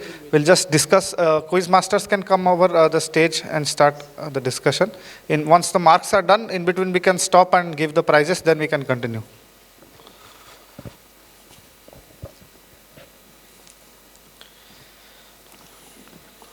Before I start, I want to know how was the quiz? Is it difficult? Very difficult? Out of 10, how much difficulty score will give? 10 out of 10? Okay, this is again spotter. Answer? Answer, please. You can shout now. This is MR artifact. क्या answer इसका? More artifact. Or zebra artifact. This one? Carnarvon disease. So NA peak is there. Be louder. Hirayama disease. Hirayama disease. ठीक है. Again. Mass is in which compartment? Postterminational mass. So CT you see some calcification. T2 store hyperintense. Extended neural foramen. Answer. So now we will have calcification this much. It's a neurogenic tumor. It's a ganglion neuroma. Soft tissue swelling. What is the pattern seen here? Pseudotestis appearance. You see some hypoechoic areas, filiform hypoechoic areas, and some echogenic areas. Okay, so this is classic appearance of epidermal inclusion cyst, also known as pseudotestis appearance. This spotter again, answer. Bone in bone appearance, marble bone disease, क्या है ये? Metaphyseal flaring. Nobody answered it. Yes, you're right. Tell me. Osteopetrosis. You can shout. What is there? You shout. Just CT scan. What is the pattern? NSAP and what is diagnosis? Is some kind of CTD. You see the esophagus which is dilated, fluid filled. So this is most likely scleroderma related NSAP pattern. This question is slightly tough, but many have answered correctly. Which questions I have, which answers I have checked. So this in a talk, sir has told once. So I think Sandeep Budgil sir, one case he has shown mycotic aneurysm, reaching up to this thing. Bleed is there. So this is mycotic. So it's intracranial mycotic aneurysm. One clue is that this aneurysm is very peripheral. Okay, so it's not this is not varus aneurysm. So INR is 3.0. INR is raised, but definitely we are not giving anticoagulation for this. So anticoagulation and is not the answer. AV malformation is also not the answer. There is no signs of AV malformation. Cavernous malformation also not the answer. So treatment, you have to go and embolize that. Okay. Aggressive bone lesion, ameloblastoma or adamantinoma. What is the foramen? Foramen rotundum. Again spotter. Bilateral medial thalami, Wernicke encephalopathy. So what is the first image showing? Second image, renal angiomyoma, tuberous sclerosis, lymphangiomatosis, then bone sclerosis. So this is tuberous sclerosis complex, right? Carotid space, what does not contain? Answer? Hypoglossal nerve. Phrenic nerve. Answer is C, phrenic nerve. 9, 10th, 11th, 9, 10, 12 are the part of carotid space. This one, Madhura foot. What is the sign on USG or MRI? What sign has been shown here? You see a echogenic spot inside a hypoechic area. What is circling dot sign? Okay, and also history, you see this is a farmer regular worker, long-standing foot swelling and multiple sinuses. This one, you don't know this one, this is sputter. What do you see in the liver? A bright area, bright spot. And there is a mediastinal mass, lung mass, and you see a left adenal lesion is there, metastatic lesion. This is focal hepatic hotspot sign. Hot quadrant. Hot quadrant sign seen in SVC obstruction. Answer? Dysplasia. Correct. Again, very simple sputter. Dilated superior ophthalmic vein. Which side?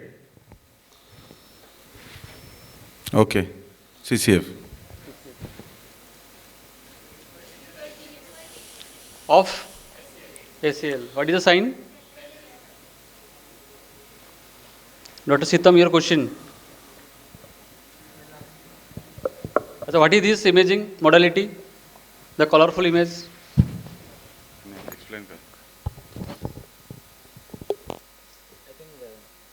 We detailed discussion in IREP, right? There is something in diffusion restriction happening. Okay, and that day I was talking about how deoxygenated blood and oxygenated blood in SWE. So if you compare this corner, no, it's white out.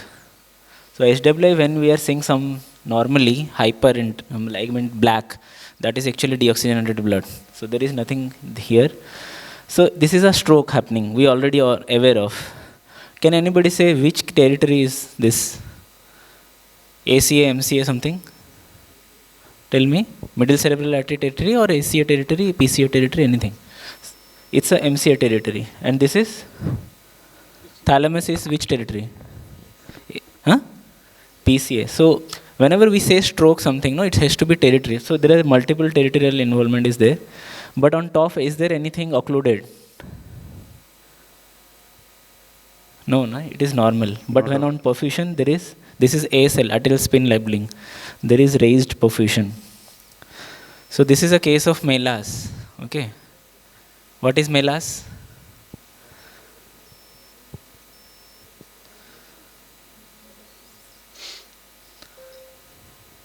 Bolo. I will not say. You should search and know. Next question. Okay. Yeah. So this is, yeah, What is the pattern?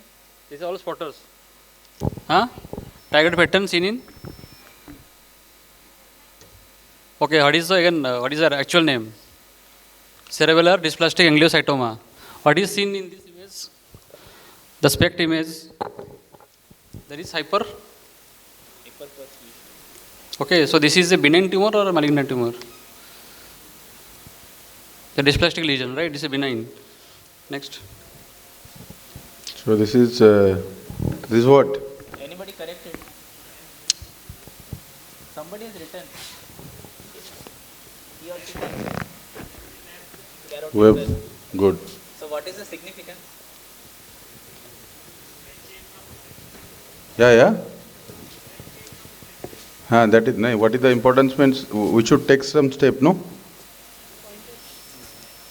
So we have to do stenting, okay?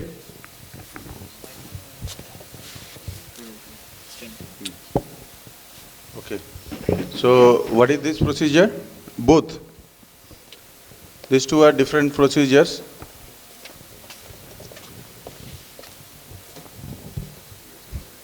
Tell.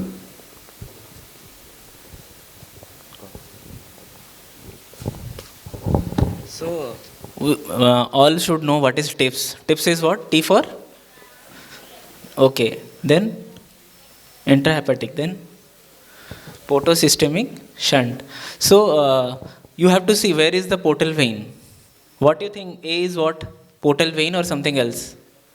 Huh? It is a portal venography. So, answer is A. Then what is B? What is Huh? B? Something is leaking down, right? Portal vein normally they won't come. They will be like towards. Adjacent to portal vein. So that is actually B is a biliary cholangiography. Okay. So that's why A is the answer. Next question. I will go fast. Okay. So this is what? TACE, transarterial chemoembolization. So lipidol with chemical, like that is what it is showing. Next. So this is percutaneous. PTBD. No. Okay, that is the procedure name. What is the name of the, like that is photography. This is what? Percutaneous cholangiography. Okay. Next. This is, anybody written fungal? How many have written fungal? Okay. Anybody written actinomycetes? Is there written? Nocardiosis, anybody written? So the typical finding is there are multiple things are there. So normally fungal will have very small, less chances it can go that much. So if it is happening convexal multiple, that is actually going to nocardiosis. So it's a proven case of nocardiosis. Next. What is this? So the name. Tuberous sclerosis, previous question it was. So what is it? Somebody has written tuberous sclerosis here, but it is not tuberous sclerosis actually. It is a part of? No, you can't see, no, only So what liver previous question it was there, not tuberous sclerosis. So what is it? Yeah, it's an angiomyolipoma. So you have to write renal angiogram and angiomyolipoma. Okay. Okay. Then this is, I think if anybody corrected, then I will just have a dinner with him. No, I think this is very difficult. We should have told ki it is venous procedure or something. Yeah, they can come and assist me in my lab. Huh?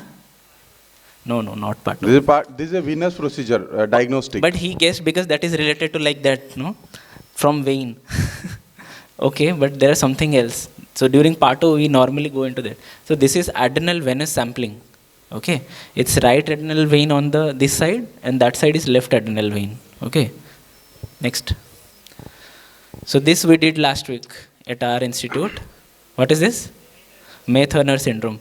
So if you can see IVUS, inside the vein there is something artery, internal, like common iliac artery is compressing. And post-stenting you can see well about the vein. Okay, it's a May-Thurner syndrome. Next. So this, anybody correct it? Anybody? He or she can come to my lab again. Huh? Median Arcuate syndrome. Okay. Mals. It's very good. So this is angiographic finding. Yeah. Next. Anybody? Patient presents with male infertility. Again the same. Varicocele embolization. Okay. Next. This is uterine artery embolization for myoma, not AVM. Okay. So uterine fibroid embolization. But uterine artery embolization also we will take for, no problem. Next. This is counterpart, male, prostatic artery embolization. So you can see half lemon shaped. Okay. So next. Anybody correct it? Again they can come to my lab. Yeah, it's a spinal angiogram, no doubt, but it's not a dural AVF. But if somebody has written spinal angiogram or fistula, whatever, It's very good. So it comes in the midline, okay? The spinal cord is in the midline. So I told there is a clue for ASA, PSA. So ASA, PSA related to, so everybody should write spinal vascular malformation. Next. This is very difficult. I think if somebody says, then Pradosh sir will take him. Any guess? Yeah, partly correct. Sappho syndrome. Okay. This is eponyms for like. See, when you say sternum MRI image, okay, what is the most common joint to be affected in Sappho? Sternum, clavicle, ribs. Okay, so if you corroborate all the findings, there is osteitis, okay, and sclerosis. So all these features fit into Sappho syndrome. Okay. Again, I think almost are done correctly. Bolo? Huh? No, actually, what happened? That's a little bit my side may be wrong. The thing is, you have to see both sides. No doubt, you are looking into only this one to lose a leaky candy or something. But you see, multiple things are involved. Okay, multiple fractures. That never happens very early. Okay. Maybe I don't, but Maybe this you is can a. give him Sir, approach also. A little confused, so full mark. okay. Okay. This is actually we given neuropathic joint. Okay, sarcode joint. And this fracture dislocation is what? On the right side? Something between the first web. Lisfranc fracture. Okay. Next. This is again spotter. Whirlpool. Coruscant Whirlpool, okay. But what is the diagnosis? Malvolus, correct. Next. Actually, you have to say malrotation. You have to, only malrotation is not going to help. Okay, you have to say this one. And this one? Internal hernia. But you have to write the internal. Write paraduodenal. तुम्हारा exam अभी है क्या? This is? Yeah, this is? Sarcoid. Better we should have written pulmonary sarcoidosis. Okay. This is breast in breast. Hamartoma. Correct. Classic rickets. This is arterial spin labeling. There is something called labeling is already written. So arterial spin labeling. Okay, next. Anybody written 4 months? Age. This is just tricky because these are the thing we decides. Okay. So actually it's a minimum is 4 to 5 months. Okay. It can go to above also, but the minimal age is 4 to 5 months. Next. This is Barton's fracture. Intraarticular. Huh? Next. अच्छा होगा if you write deep pelvic endometriosis. What is the sign shown here? What is the MRI sign? Something called mushroom sign. Next. That okay, fine. This is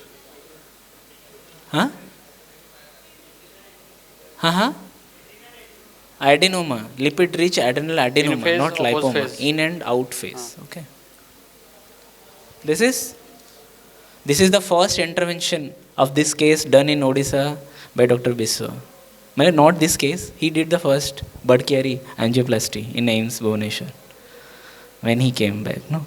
So it is a Budkyari syndrome. What is the liver sign? Panore kon pokucho? Gua, nutmeg sign. Okay, acute BCS, ascites. That's why I have written baby. Next. Okay. Anybody corrected? I think most of people have written, right? Hairy kidney sign.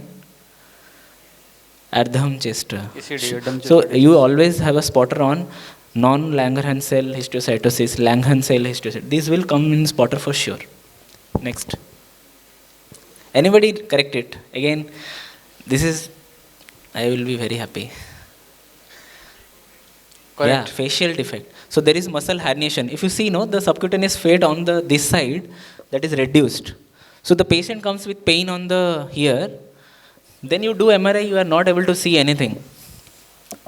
Then you ask, okay, bhai, cuff karo, stretch karo. Then they will be pop out of the muscle from the subcutaneous, like from the facial defect. So this is muscle hernia, myofascial defect. Next. Appreciated, no? This one. ये तो सबको ही आता है, but no one seen it ever. Linguine sign, okay? Intercapsular rupture. Yeah, keyhole sign. And the final. Okay. What is this? JNA embolization. And I'll say, everybody should write whenever spotter happens in the next coming exam. We should write full name: juvenile nasopharyngeal angiofibroma. You should write right, left, everything. Okay. So this is a pre-embolization, and then the last image is post-resection. I think by this we are completing. Sir, checking is complete. So what is the sign in JNA? Holman Miller sign. What is that?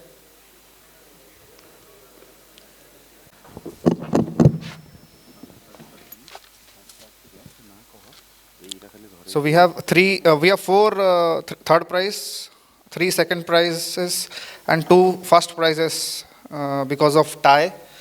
So I'd like to call MVK Rao sir, Adya sir, Nihar sir, Manoj bhai, or Dr. Arun, Naresh sir, please, everyone, please, Santuka sir, please come on the stage. Quiz masters also be on the stage, both of you.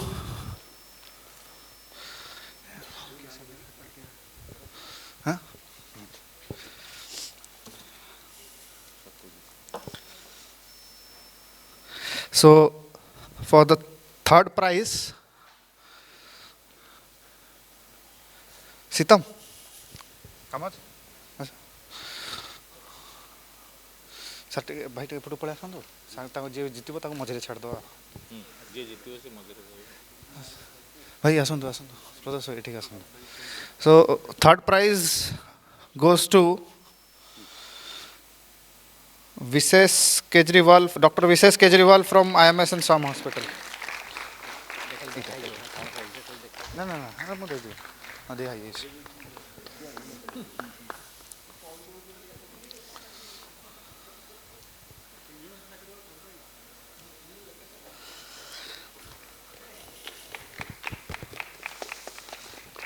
Joint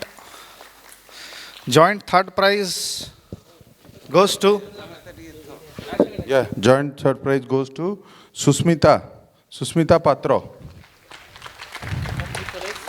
AIMS Bhubaneswar.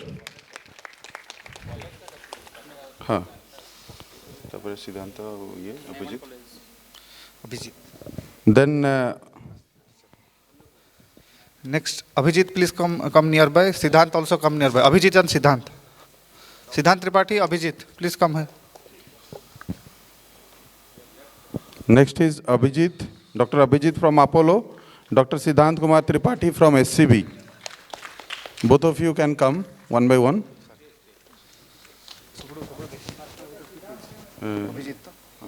Abhijit. These certificates I will provide you later on. These extra certificates I didn't have. So those who have not received these certificates, just message me, I'll send you. Dr. Abhijit.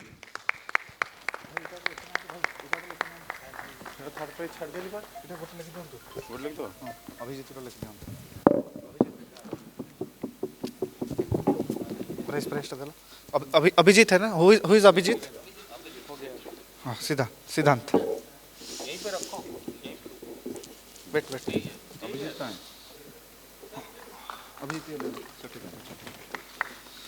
So second prize, joint 3 winners are there. Joint second prize goes to Dr. Satyajit from SCB MCH.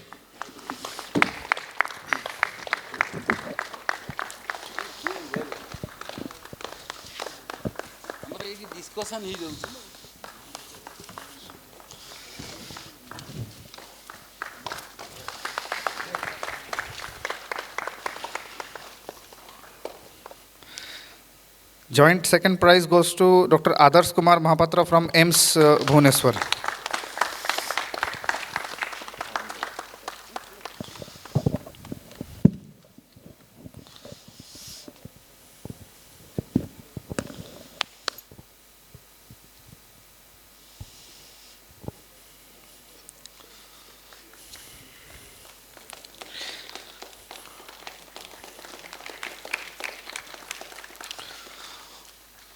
Joint second prize, next prize in second position goes to Dr. Mayank from IMS and Sam Hospital.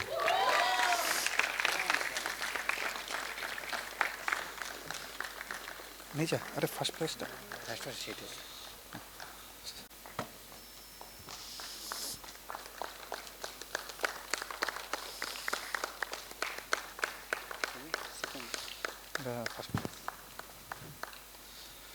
we have two first prize winners.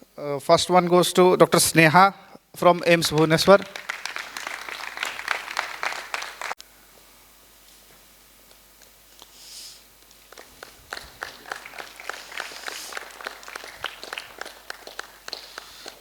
And first prize goes to Dr. Harsh Agarwal from AIMS Bhubaneswar.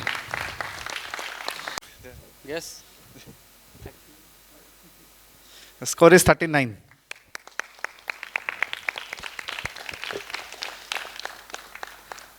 So with this we come to the conclusion of the ceremony. Please everyone come on the stage, just we'll take a group photograph and then disperse.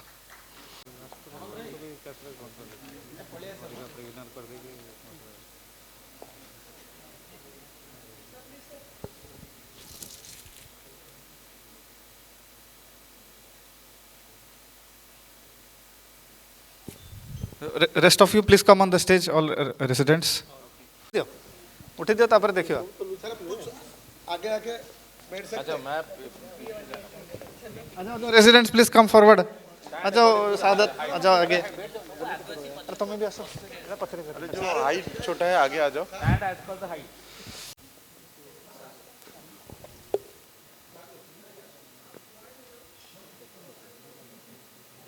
अरे wide मत करो जितना आ रहा है उतना करो ना wide क्यों करा रहे हो आसा आसो प्रसन्न बाबू ऊपर को आसो संतोष ऊपर को आसो संतोष गुड़ा